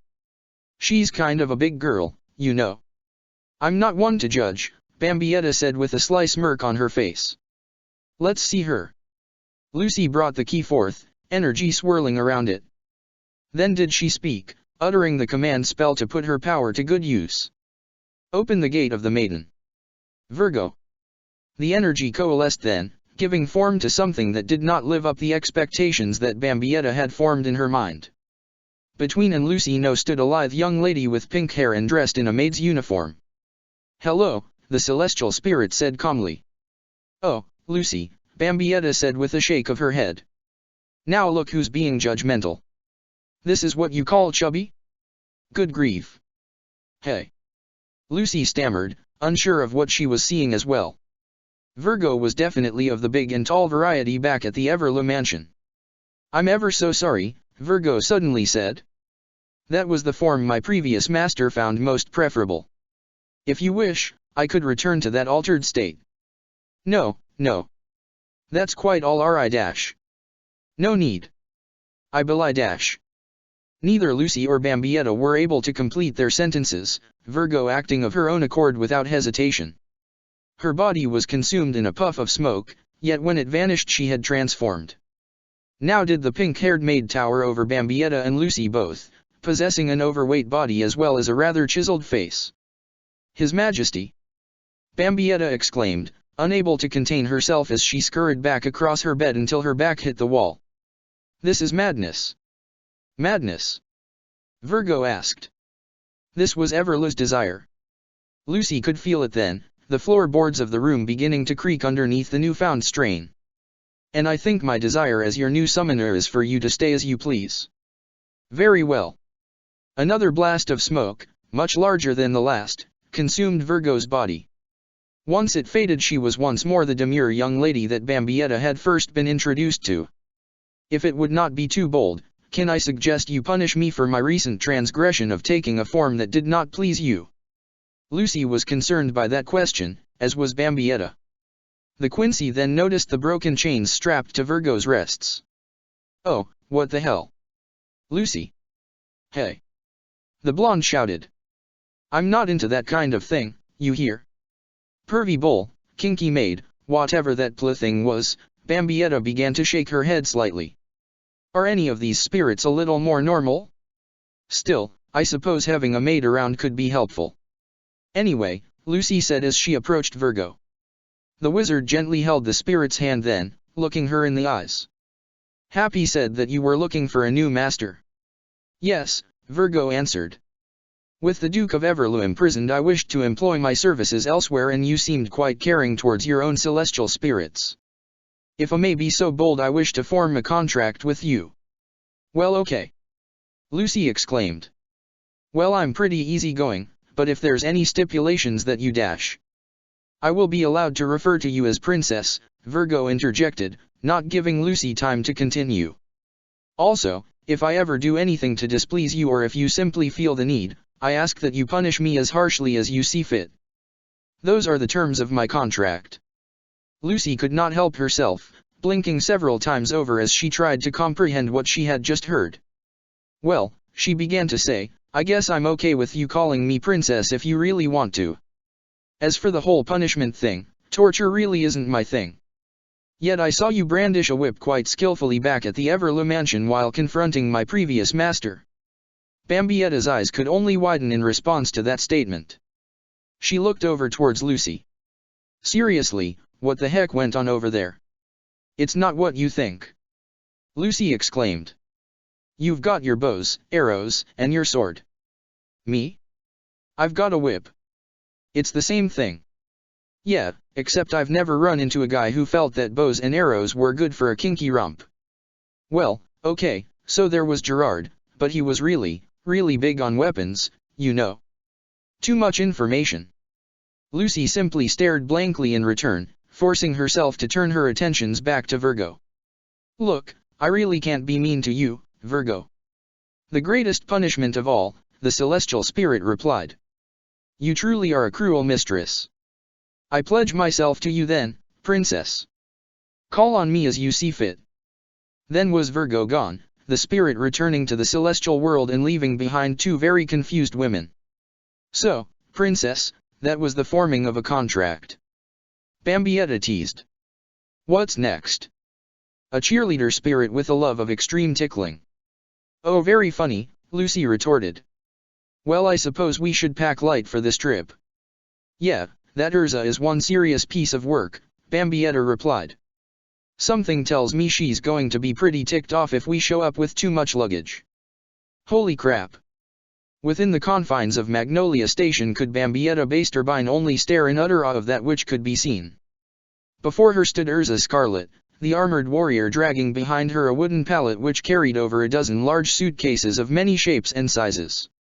The lot of them were tied down with rope and stacked so high that it completely eclipsed the monster's horn from the previous day. I guess we could have packed a little more thoroughly, Lucy heartfully sighed as she looked towards the massive conglomerate of luggage. That's Urza for you. Happy exclaimed as he flew by the young ladies and towards Natsu and Gray. Bambietta sighed then as she looked at the duo, taking note of how quickly they had changed once more. They had been arguing ever since they had arrived at the train station, yet now that Urza was nearby they were singing a very different note. It's time to go, good buddy. Aye, sir. It brings a smile to my heart to see you two getting along so well. Urza looked stern for a moment then. My apologies for being so late, however. I had much difficulty in cutting my supplies in half. Bambietta glanced at the massive pile of luggage once more. Half. Oh yes, Urza suddenly said, her gaze turning toward Bambietta's roommate. I believe I saw you at the guild hall yesterday. Oh, my name's Lucy and I just joined Fairy Tale in the last week actually. Myra Jane asked that I come along so that I could learn from the very best. Bambietta let them talk, turning her gaze towards Natsu and Gray. Sure enough, they were literally butting heads once more. Yet the moment Urza glanced their way did both young men put on fake smiles. Then, when she turned back, did they return to scowls? Over and over did it continue, the armored mage stealing glances towards her selected allies and being greeted with deception while she continued to speak with Lucy. The Quincy could not help but chuckle a little bit. Yet then, much to her surprise, did Natsu suddenly move towards Urza. You know, Gray and I didn't get much choice on coming along on this mission, the Fire Dragon Slayer began to say, but I've got one condition I'd like fulfilled when this is all said and done. I'm all ears, Urza replied as she turned to face her comrade. I want a rematch when we get back to Fairy Tale. Bambietta, Lucy, and Gray were visibly stunned then, while Happy the cat simply shrugged. I'm way stronger than last time, Natsu proclaimed. So I know I'm going to win. Yes, I knew you would always improve, Urza replied simply. Yet whether you can defeat me, I suppose that is a question that we will have to wait and see the answer to. I gladly accept your challenge, Natsu. Oh yeah. Natsu shouted, flames suddenly whipping around him. I'm all fired up now. Bambietta had not been expecting this, not in the least. She had heard well enough from Myra Jane how badly Natsu had been defeated by Urza before. Yet the Quincy had to admire his tenacity. You've got guts, Dragon Slayer. I just hope I don't see them spilled out on the ground when this is all said and done. Curse you, Natsu. It was still up in the air if Bambietta was going to see Natsu's guts spilled later, yet now was the Quincy personally getting to inspect the contents of the Fire Dragon Slayer's stomach. Much to her surprise had Bambietta learned the hard way that Natsu was unable to handling moving vehicles, motion sickness leaving him capable of doing nothing. Nothing, that was, save for his ability to expel from his mouth what had once been his breakfast directly upon the Quincy's boots. Bambietta glared across from her seat across the cabin towards the Dragon Slayer. He was still showing signs of his motion sickness despite what had just happened a few seconds ago, Natsu's face a shade of blue that all but matched Happy's fur. Then did she glance down at her boots, the vomit upon them still irritating her. The Quincy hissed then, her rage boiling over. Bambietta reached toward the sickened Natsu, grabbing hold of his vest. She began to shake him then, her irritation at its limit. What are you going to do, huh? What are you doing to do? How are you going to fix this? Bambietta knew she could not expect an answer from the ill Dragon Slayer, but her temper would not allow herself to accept that on a deeper level. Yet it was then that her anger only caused more problems. Can't. Natsu gasped, his cheeks puffing up. Can't take any more. Then it happened once more, the violent shaking causing the Dragon Slayer to bring up the remaining portions of his breakfast upon Bambietta's boots a second time. Bambietta let go then, allowing Natsu to curl back into his seat. He glanced at her then, his face remaining just as blue as before. Sorry. The Quincy simply folded her arms across her chest, annoyed to no end. Yet she knew deep down that she was as much to blame as Natsu for the second experience, perhaps more so. It's fine. I just hope that was the last of your breakfast. Man, you're pathetic, Gray mused as he looked out the window of the train. 1 minute you're acting all big and cool and picking a fight with Urza, the next you're a motion-sick moron. It must be rough for him traveling around for missions, Lucy commented, hugging the summoned spirit Plo tightly. And for anyone who has the misfortune of sitting across from him, Bambietta hissed. The Quincy still understood the second incident was more her fault, yes, but that did not mean she would not expect the Dragon Slayer to make up for it. Hey, Natsu, give me your scarf. I need something to clean up this mess you made. Oh, no. The young man replied. Despite his motion sickness, he still managed to bring an arm up, clasping down tightly on his white scarf with one hand. The Fire Dragon Slayer knew he would normally be much more fired up to protect that which was most precious to him, but he was in no state to verbally go beyond anything more than a weak declaration. No you don't. Bambietta raised an eyebrow at that. Come on, man, it's just a scarf. Do not press the issue, Bambietta, Urza said quietly from the seat positioned directly behind her. That scarf is the last remaining gift Natsu has to remember Igneel by. However, if you need something to clean your boots I can provide it. Bambietta heard it then, slight movement and shuffling around behind her. Then did Urza peek around the wooden frame of the train's seating, something blue gripped tightly in the armored gauntlet that covered her left hand. Bambietta's eyes went wide at the sight of it, as did Lucy and the others. Even Natsu, despite his sickness, was still able to express his surprise. "You do realize that's your skirt, right?" Bambietta asked, completely thrown off by the brazen action that had been committed by Urza. The Quincy could see a few men, as well as some women, who were sharing the train car with Fairy Tail glancing towards the armored wizard then and there, leaving her to wonder if Urza even understood what she had done. Yet her face was calm and impassive, as if there was nothing particular strange about her actions. It was then that Bambietta had to rethink her original assessment. Fairy Tail was full of many eccentric and eclectic personalities, hers no exception, but she had initially felt that Urza was the sanest veteran member she had met since Levy. Now, however, was Bambietta beginning to reconsider that notion. Little did she know that the other newcomer to the guild, Lucy, was thinking the exact same thing. "It's a simple skirt," Urza answered as Bambietta hesitantly took the offered article of clothing. "It's easily replaced." "Yeah, okay," Bambietta replied as she watched Urza slip back into her seat and out of sight. Then did the Quincy mumble under her breath. "If you don't mind everyone staring at your underwear until we get to a clothing store in the next town." Then did the Quincy notice a strange light suddenly emit from the seating behind her, leaving Bambietta to wonder just what was going on back there. She felt a strange burst of magical energy across her senses, then it was gone as was the light. The Quincy then saw the other passengers who had been gawking at Urza suddenly lose interest and look away, leaving her even more confused.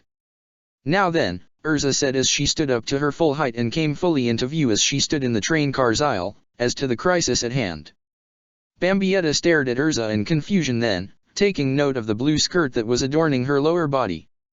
The Quincy glanced down to the discarded piece of clothing in her hands before looking back towards the armored mage. Then did Bambietta's thoughts return to the strange flash of light that had just occurred. Huh. Magic skirts are really a thing in this world. Neat. Urza either did not hear or did not have any interest in Bambietta's random assessment, instead continuing to talk and take command of the situation at hand. She began to speak then, giving those around her hope that they were at last going to find out what exactly the crisis so dire that it required 3 of Fairy Tail's top wizards to contend was. Yet they were all about to be disappointed. "I believe I can relieve Natsu of his current predicament, though it will require restructuring of our seating arrangement." A brief spontaneity of chaos occurred then and there, with Urza Scarlet directed her comrades in their seating arrangements. In the end did Urza sit beside the sick Natsu, while Gray, Happy, and Lucy sat together. Bambietta, meanwhile, found herself alone in the seating directly behind Lucy. She did not mind, however, as it kept her footwear out of the range of any other projectile attacks from the Dragon Slayer. Using the provided article of clothing, the Quincy cleaned her boots. Then did she turn around and kneel on the train's seat, peeking over the top of the wooden backing so that she could see her fellow Fairy Tail allies. Bambietta glanced across the seating then, watching as Urza gently held the motion-sick Natsu close to her. He did appear to be stabilizing a little then, leaving the Quincy surprised by Urza's gentle touch. It was a far cry from the commanding tone and awe-inspiring power she seemed to possess. "Now just relax," Urza said softly. Then, quite suddenly, did she slam an armored fist directly into Natsu's stomach. The Dragon Slayer gasped and fell forward, the side of his head landing atop Urza's lap. She gently placed a hand on the unconscious man's shoulder then. "There, that should make the trip a little easier for him." Bambietta's mouth fell open in response, the Quincy at a loss for words. All she knew for certain was that she really was beginning to wonder what kind of crazy she had gotten herself involved with by joining Fairy Tail. Then did she correct herself, recalling well how offbeat and crazy some of the stern Ritter had been, herself included. The Quincy knew she was in no position to judge on the merits of madness. Besides, there was part of her deep down that could only find the sheer strange nature of Fairy Tail and its members rather comforting. There was no place like home, it was true, but this would simply have to do for now.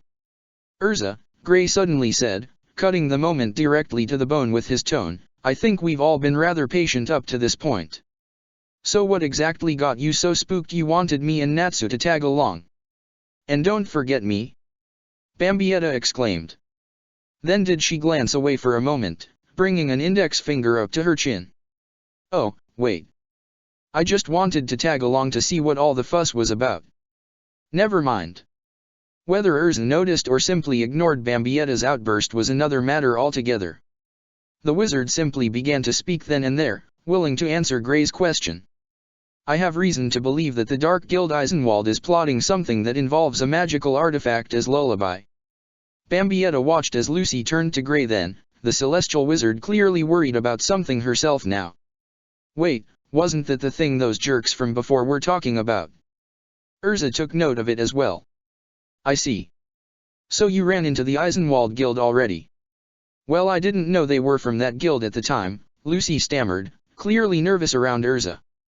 I ran into Lucy and Natsu while we were all coming back from some job requests, Gray began to say, not showing nearly as much hesitation, and then some losers from Eisenwald showed up. Happy piped in then. I was almost eaten by a giant chicken that had a mohawk. Bambietta furrowed her brow in response. Seriously, Lucy, someday you are going to have to tell me just what the hell went on during this whole Everlook quest. Anyway, Gray said, the ice mage getting clearly annoyed with the conversation, the Eisenwald gang tried to use Happy as a meal, and yes, one of them was a chicken monster with a mohawk. Don't ask. So me, Lucy and that loser napping on your lap knocked some sense into them. They started to brag about something called lullaby, but then they were pulled away by somebody who was clearly using shadow magic. I'm guessing it was somebody from Eisenwald looking out for them. Or perhaps they were members who left Eisenwald due to disagreeing with whatever the guild intends to use lullaby for, Urza interjected, and someone from the guild was after them to make sure the plan was not revealed to anyone. It's only a hypothesis, I'll admit, but this whole situation has me quite worried. It should if you're right, Gray replied. If this thing is bad enough to make members of a dark guild afraid, we all should be. So what do you think they've got planned? Bambietta asked, finally dragging herself into the conversation. Perhaps it would be for the best if I started at the beginning, Urza said, closing her eyes for a moment. While on my journey back to Fairy Tale after completing my job request, I stopped at a pub. While there I overheard several Eisenwald wizards speaking about this lullaby. The one who was referred to as Kageyama said that he had found a way to unseal the spell around lullaby and would bring it to Erriger in 3 days' time. Lullaby? Gray questioned. It doesn't sound like a very dangerous artifact. I mean, that's just something you sing to a kid to get them to go to sleep. Yeah, well, Bambietta began to say, I wouldn't judge a power by its title. Believe me. You wouldn't think the love sounds all that threatening, but believe me, it was a twisted power in the wrong hands. Lucy, meanwhile, simply whispered to herself, as if she was beginning to remember something. Lullaby. Not only that, Urza continued, but it was sealed away for a reason. The fact that a dark guild is interested in whatever lullaby can do is proof enough that it is dangerous. Are you sure the guys at the pub were involved with Eisenwald? Gray asked. Unfortunately yes, Urza answered. I was such a fool that day. They had spoken of a man named Erriger, yet at the time I did not recognize his name. Lucy spoke up then. Don't be so hard on yourself, Urza. I've spent maybe way too much time looking up stuff on magical guilds and I've never heard of him. It's a dark guild for one, Gray interjected, but I'll admit, I don't know about any Erriger either. It's not surprising in the least, Urza said.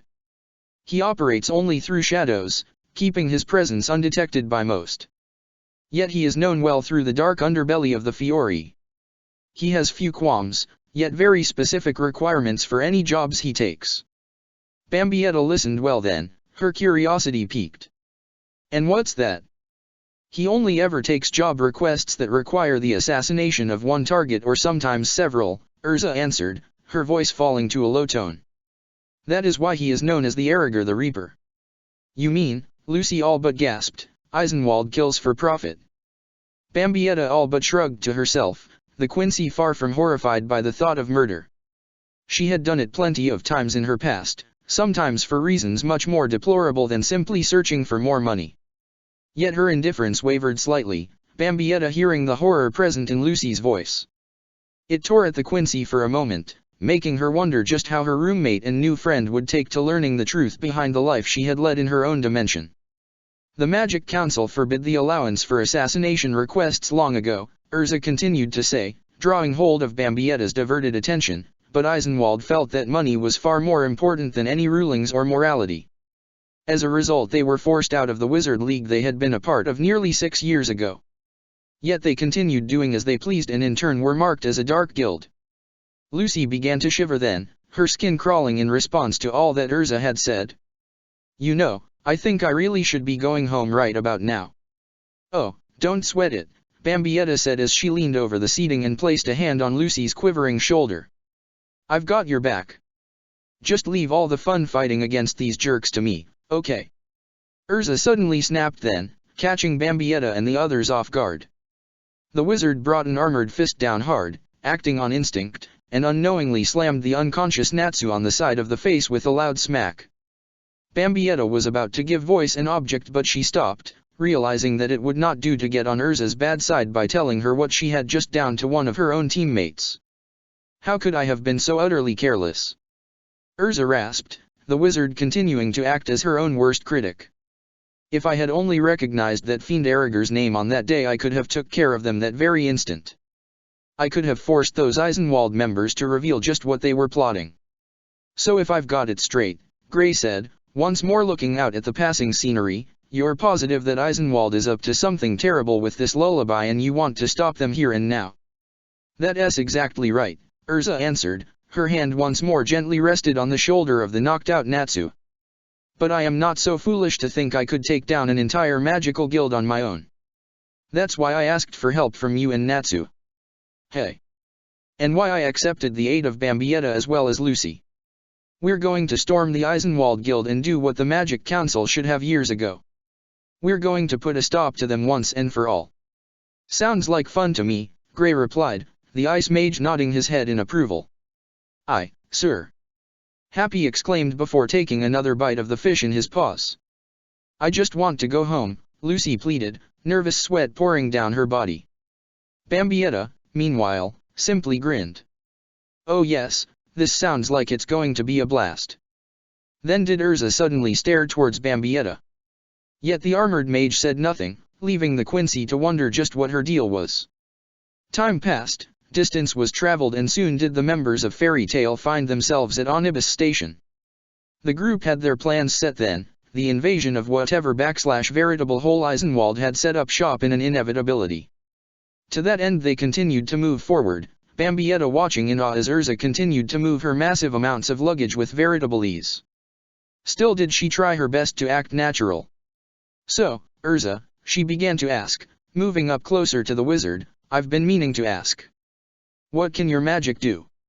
"Urza's magic is super pretty and stuff," Happy suddenly shouted. "She makes her enemies bleed." "I don't know if I'd call that pretty," Lucy replied with a shudder. "Really? It sounds pretty odd." Bambietta stopped herself then, the Quincy realizing in an instant that showcasing how much of a thrill she got out of overt violence was probably not the best route to take. "Icky to me." "Yeah.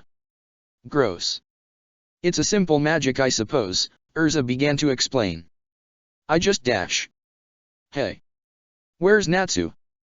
The sound of Happy's confusion drawing their attention, the Quincy and the wizards began to look around then. Sure enough, there was no sign of the pink-haired dragon slayer anywhere. Then they all heard it, the sound of the train beginning to resume its journey. Bambietta glanced towards the steam-powered behemoth. "Oh no." The train departed then, leaving the group in its wake. Happy simply stared at it. "There he goes." Urza's voice cracked ever so slightly in response. "We were all so busy conversing that I completely forgot about Natsu." "Forgot about him?" Bambietta whispered under her breath. "He was practically napping on your lap after you knocked him out." Urza simply continued then, her track record of being her own worst critic rearing its ugly head once more. "I'm such a witless fool. Natsu despises all forms of transportation with every fiber of his being. This is my fault." Urza turned towards Bambietta, Lucy, Gray and Happy, leaving them visibly shaking.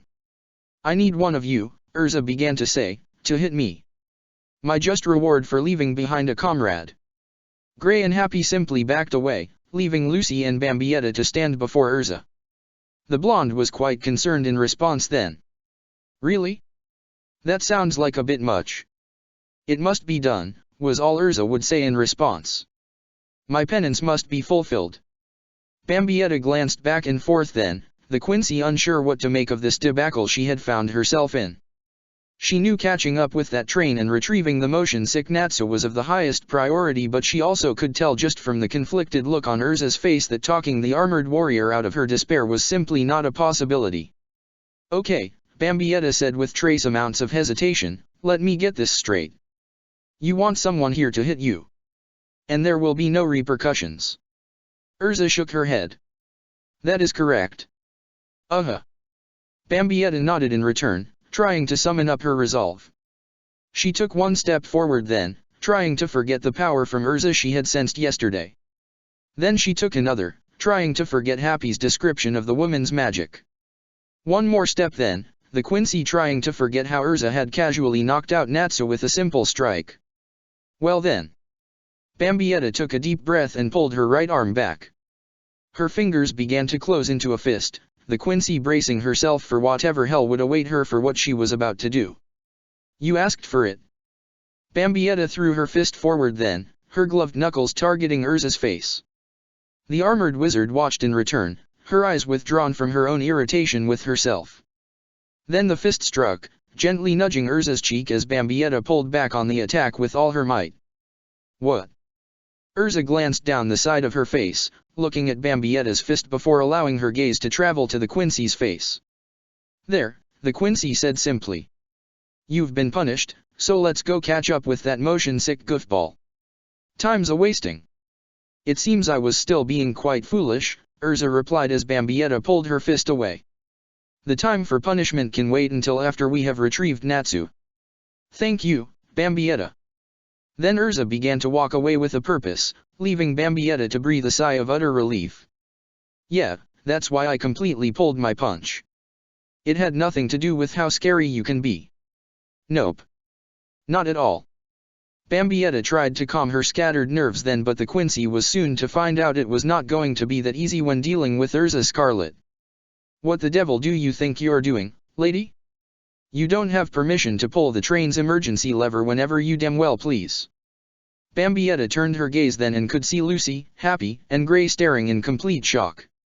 A little further did she look and she could see a railway attendant yelling at Urza, who just so happened to have her armored hand firmly gripping down on a lever. Bambietta could only blink in astonishment. Oh no, she didn't. Please understand, Urza said simply, thinking nothing wrong with what she had just done. We need to catch up with our friend and this is simply the most expedient way to meet up with that train as soon as possible. Bambietta continued to stare in astonishment, the Quincy beginning to wonder just what kind of woman she was working under now. However, much to her surprise, the situation only got more interesting. Now then, Urza continued, her stern expression never veering away from the railway attendant, I would greatly appreciate if you were to bring my party's luggage to the nearest hotel. The man was simply not thrilled to hear that. Are you freaking kidding me? I'm not a bellhop, young lady. I'm starting to think all the wizards in Fairy Tale are a little crazy, Lucy said as she simply watched the spectacle continue. Oh, I'm not that crazy, Bambietta argued as she moved in close, smirking as usual. Well, maybe just a little bit. Well, not all of us are crazy. Lucy and Bambietta began to turn in response to the sound of Gray's voice, yet were greeted by the sight of the now shirtless wizard, his long white coat on the ground. Just, darn it, Gray, Bambietta sighed, trying to resist the urge to sucker punch him as she had upon their first meeting. To resist that impulse, Bambietta turned back to Urza and took note of the armored warrior still making polite demands of the railway attendant.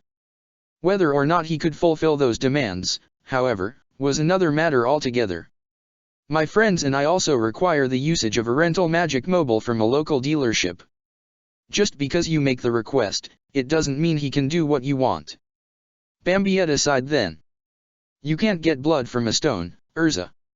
Only minutes later did Bambietta find herself in the backseat of a dark green magic mobile, the vehicle driving by the side of the train tracks. The luggage, meanwhile, was no doubt dutifully being brought to the local hotel of the small town they had just left behind. Okay, Bambietta grumbled to herself, maybe she can get blood from a stone. She's Urza after all. Lucy was already glancing out the right side window of the vehicle and Bambietta was intent on doing the same. She lowered the window to her left and stuck her head out.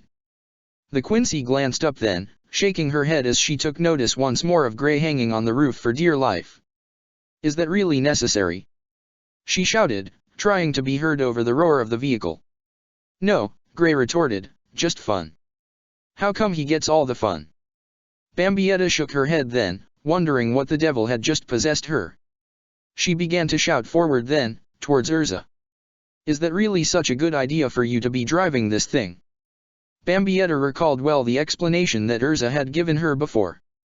Magic mobiles relied upon the conversion of the driver's own internal magical energy to give the vehicle motion, yet the faster and harder it was pushed, the more power it took from the one making the sacrifice. It will be fine. Urza called back, magical power continuing to flow from her body's reverses and through the SE plug wrapped around her left arm. I can handle a little exertion. And I'll have you all as backup when we confront Eisenwald. Urza turned her attentions forward then. Much to the surprise of both herself and her traveling companions, something suddenly went quite wrong with the train. An explosion of flame suddenly burst forth from one of its section, piercing up through the roof. Was that the cart we were in earlier? Lucy asked, her eyes wide. I guess Natsu really doesn't like being abandoned by his friends, Bambietta mused, her expression souring. I can relate. Something must be going terribly wrong. Urza suddenly shouted, the mage forcing the vehicle to move faster. We cannot afford to waste any more time. No doubt the man at the train station will unlatch the emergency lever sooner rather than later. We must close the distance now. Then, as if irony was inspired by Urza's words, the train began to move once more. Curses! The armored wizard shouted. That man clearly was more upset with me than I ever imagined. I can only imagine why, Bambietta whispered to herself. Okay, new plan. You get us closer to the cart we were in and match the speed. And? Urza asked. She's going to say something crazy, isn't she? Lucy groaned. What have I gotten myself into? Then I'll. Bambietta stumbled on her words for a moment, trying to determine how best to explain her ability to use Hiran Kyaku to the uninitiated. She shrugged and gave up for the moment, knowing that she had to be quick to action. Then I'll teleport in, grab Natsu, and teleport back out here with him. You can teleport? Urza asked. Impressive. Yeah, that's just how I roll. Bambietta shouted back. Little Miss Awesome. Then did her voice grow to a slight whimper. I just hope the Dragon Slayer can handle Hiran Kyaku better than a train. I so don't need him puking all over me. All right then, Urza said, the mage expending more power to propel the magic mobile at a faster clip. Brace yourselves. Bambietta gripped down tightly on her hat and began to prepare herself for what she had to do. Magical energy began to swarm towards her, her command absolute, and it began to empower her own spiritual needs.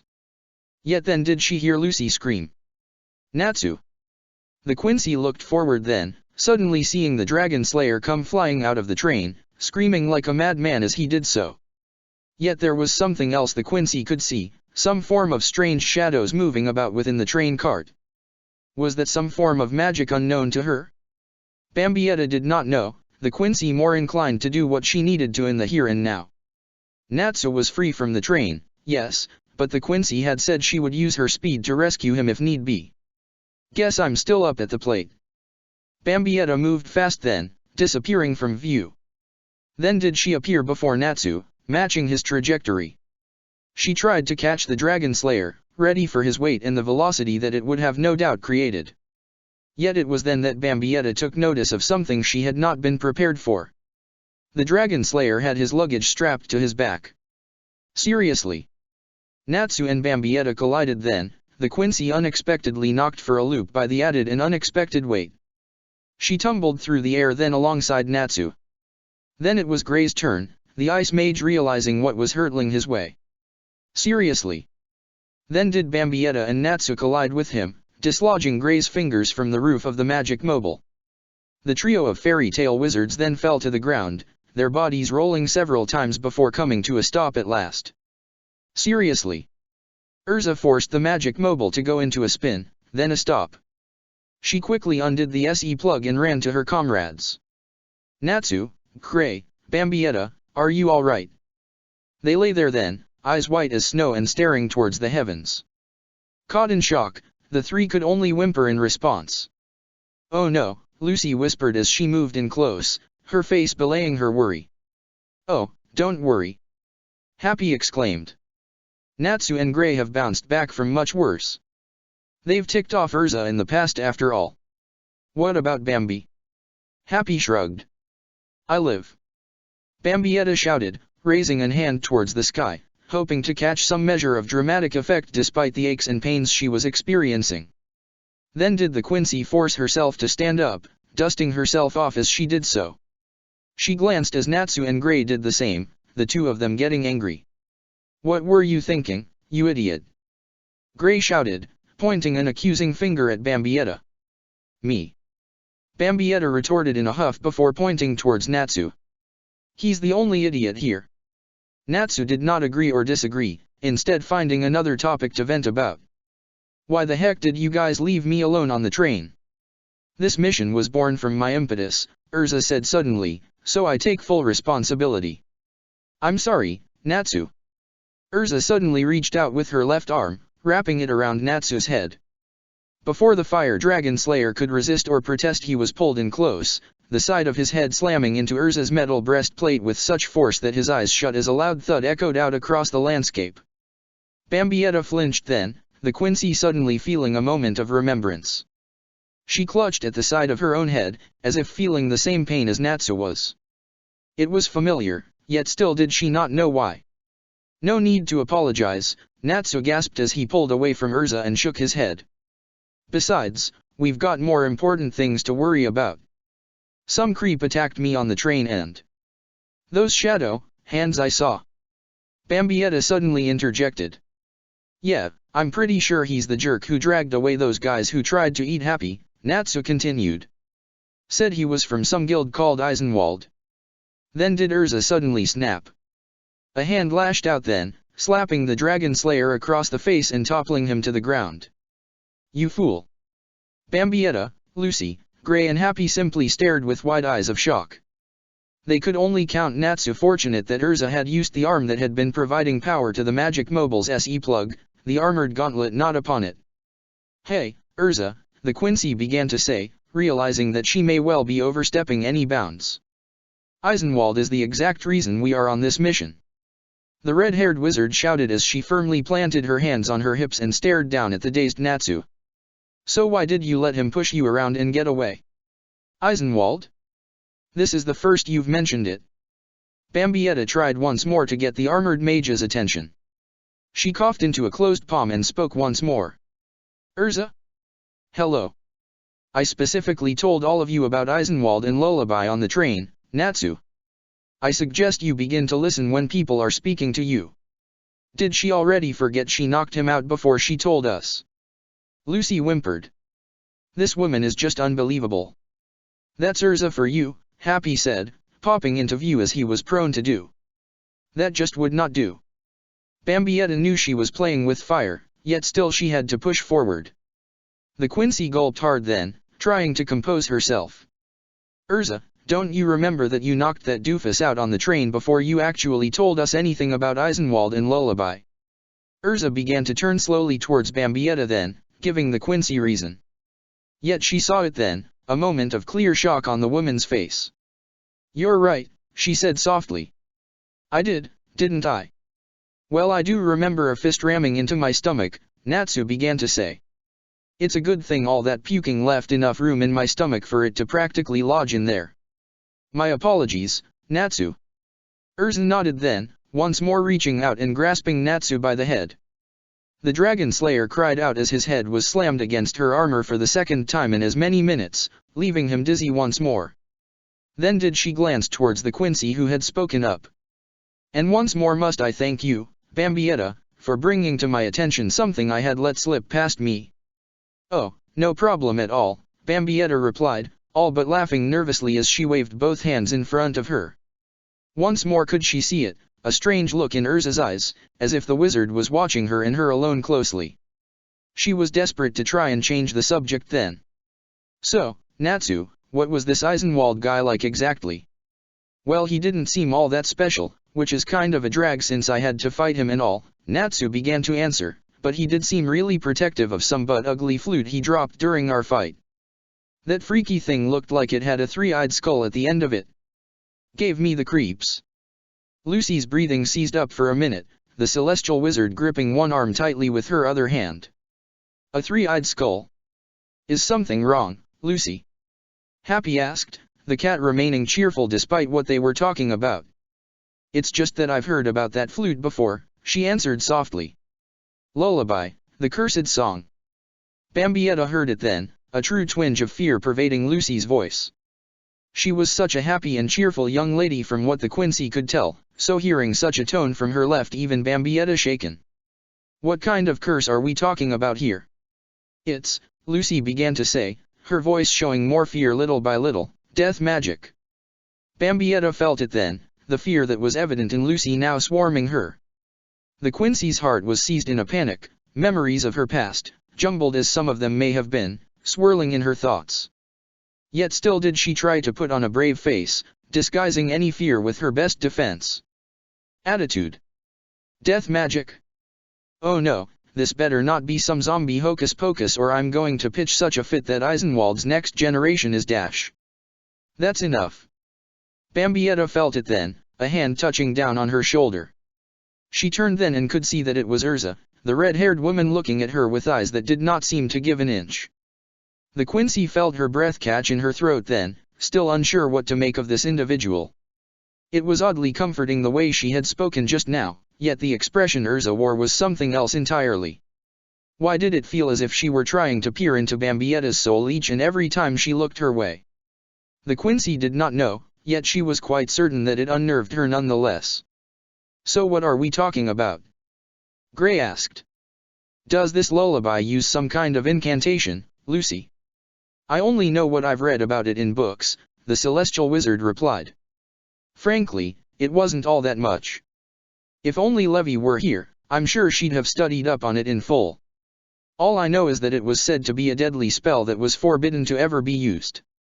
"That's correct," Urza began to say, her tone and choice of words leaving Bambietta to noticeably cringe. "There are terrible magics in this world.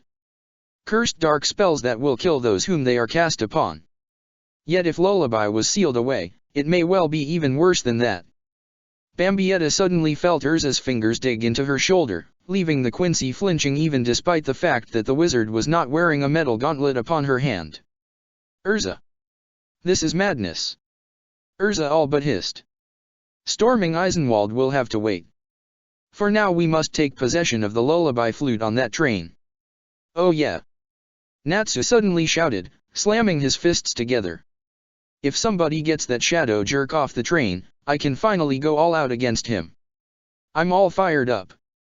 Bambietta gasped then as she felt Urza finally let go of her shoulder, the wizard no doubt moving towards the vehicle. The Quincy rubbed her shoulder then, once more trying to put on a brave face. "Quickly, to the magic mobile. And I call shotgun." "I'll take the rooftop again," Gray interjected, all the while moving closer to the vehicle. "Oh right, because it's fun," Bambietta muttered. Then did she quickly move, hoping up on the roof of the vehicle. "Dibs. Hey, new girl, I already called it," Gray said as he glared up at Bambietta. "What's your deal?" "Ah, don't be so greedy, Gray," Bambietta replied, playfully kicking her legs a little. "A girl's got to have a little fun. Besides," Bambietta glanced down and watched as Natsu placed his luggage in the back of the vehicle and then got in the passenger compartment, "I'm not too inclined to be thrown up on again." Gray sighed then and began to enter the magic mobile. "What a pain." Bambietta watched then as Lucy began to slip into the vehicle, Happy scampering by her side. "Hey, Rumi." Lucy looked up then, surprised when she suddenly had a white hat tossed her way quite casually. She fumbled to catch it but managed nonetheless. I'd hate to have that blown off my pretty little head, the Quincy said, so hold it tight for me, okay? You can count on me. Lucy exclaimed before she and Happy got into the magic mobile. Bambietta smirked then, content that she had a friend she could trust along for this ride. It was a fact that seemed to possess a calming effect, something the Quincy needed desperately now. The thought of confronting death magic was leaving Bambietta feeling nervous, something she did not care to admit. The thoughts of her past, of one she used to know, were weighing heavily upon her mind.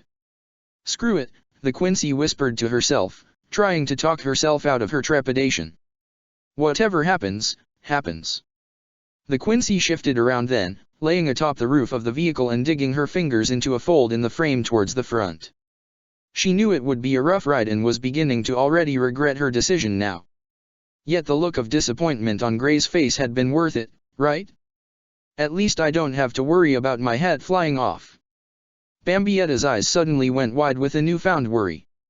Hey, Lucy. What's wrong, Bambi? The celestial wizard called out from within the vehicle. Hold on to my hat with everything you've got, okay?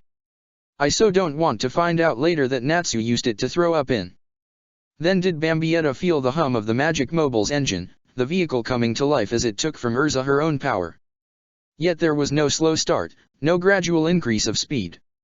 No, the magic mobile took off as if it was a rocket, Bambietta's eyes going wide as she watched the world fly by her instant by instant. She held onto the vehicle with all her might, her cape and hair whipping through the air as the velocity took hold. Bambietta all but screamed then, her fingers tightening to keep her grip on the vehicle stable. She could only hope that those seated in the vehicle beneath her could not hear her moment of terror over the vehicle's engine itself. Urza, however, most certainly did not. The armored mage was intent on one thing only. To stop Aragorn and Eisenwald, to put an end to the threat Lullaby presented, that was her only goal. Curse them. Urza, slow down. Bambietta shouted. I can practically feel my brains going into my feet. Besides, you can't waste all your magic energy like this. It doesn't matter if I do. The wizard shouted in return. You and the others will simply have to take up the fight if I cannot see it through. And even then I will fight Eisenwald to my last breath with a broken stick if I must. Aragorn cannot be allowed to possess death magic of this magnitude. You make it sound like you know exactly what it is. Bambietta cried out, still holding on for dear life. Curse myself. Curse myself. I should have remembered. Bambietta could hear it, the wizard clearly tearing into herself terribly so. Urza. Lucy mentioned Levy and that jogged my memory. The wizard continued to yell, her anger overriding the sound of the magic mobile. Levy mentioned reading about Lullaby years ago. That it was a mere flute capable of curses. That legend spoke of it falling into the hands of the dark wizard Zeref hundreds of years ago. That he had made it into a demon flute then. One that kill all those who hear even one note played upon it. Demon flute? Zeref. Bambietta's imagination took hold then, inspired by the hushed tone that Urza has spoken through. A fabled dark wizard that made even fairy tales S-class humble, it left Bambietta to bring to life within her thoughts an image of power.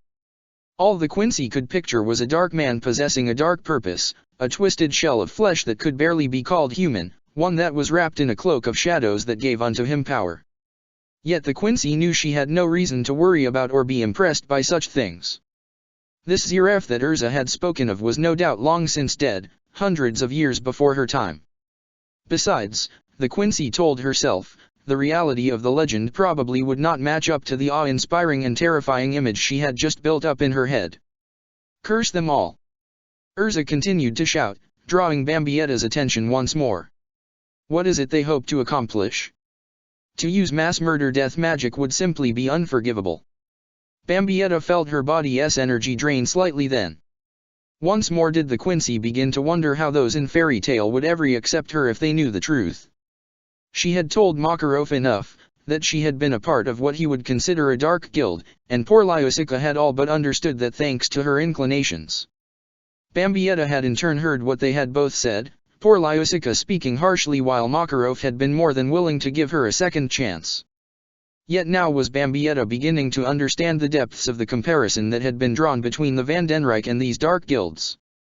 She had killed before, both in the heat of battle and to alleviate her own stress. Enemy or ally, she had taken lives if it suited her own needs.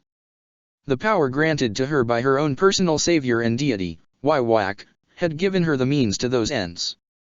Yet now she was different, weaker, and she had to surround herself with those who quite clearly valued friendship and morality. Urza and the others, they were on a mission to no doubt save lives. Even Lucy, despite her fears, was clearly a good person who was willing to do what was right. Bambietta understood that well enough already, the mere fact that the young lady had allowed her into her home that fateful night. Yet the Quincy knew it well enough. It was something she had understood since the day she had been found worthy of being a stern ritter. She was not a good person. She was here for nothing more than the thrill of battle, yes. She wanted to see what the S-class of this world is capable of through Urza, she wanted to see what the dark guilds of Fiori were like, that was all and it was enough. Yet now there was a dark thought working its way through Bambietta. This lullaby, this death magic, it was clearly power that frightened even the best and brightest in this world. It was not the strength she had lost in the process of becoming a zombie, of crossing over to a new world and having her life returned to her. No, it was not that strength, but it could still be a worthy substitute. Bambietta reminded herself then and there that she was indeed not a good person. Yet it clawed at her thoughts, the memory of Makarov giving her a second chance. It tore at her mind, memories of speaking with Lucy and Levy. She had only known them for a short time, yet still she had laughed with them, she had found some sense of joy in their presence. Then she remembered well when she had lost a battle in his new world. A happy face smiling down upon her. Yet it had not possessed malice or a threatening countenance. No, it had simply belonged to a young man who wanted to help Bambietta back up to her feet. Bambietta told herself once more that she was not a good person. Yet she could not deny that she had surrounded herself with good people nonetheless. Is something the matter? No. Not even giving it a moment's hesitation, Bambietta had lied in response to Urza's query.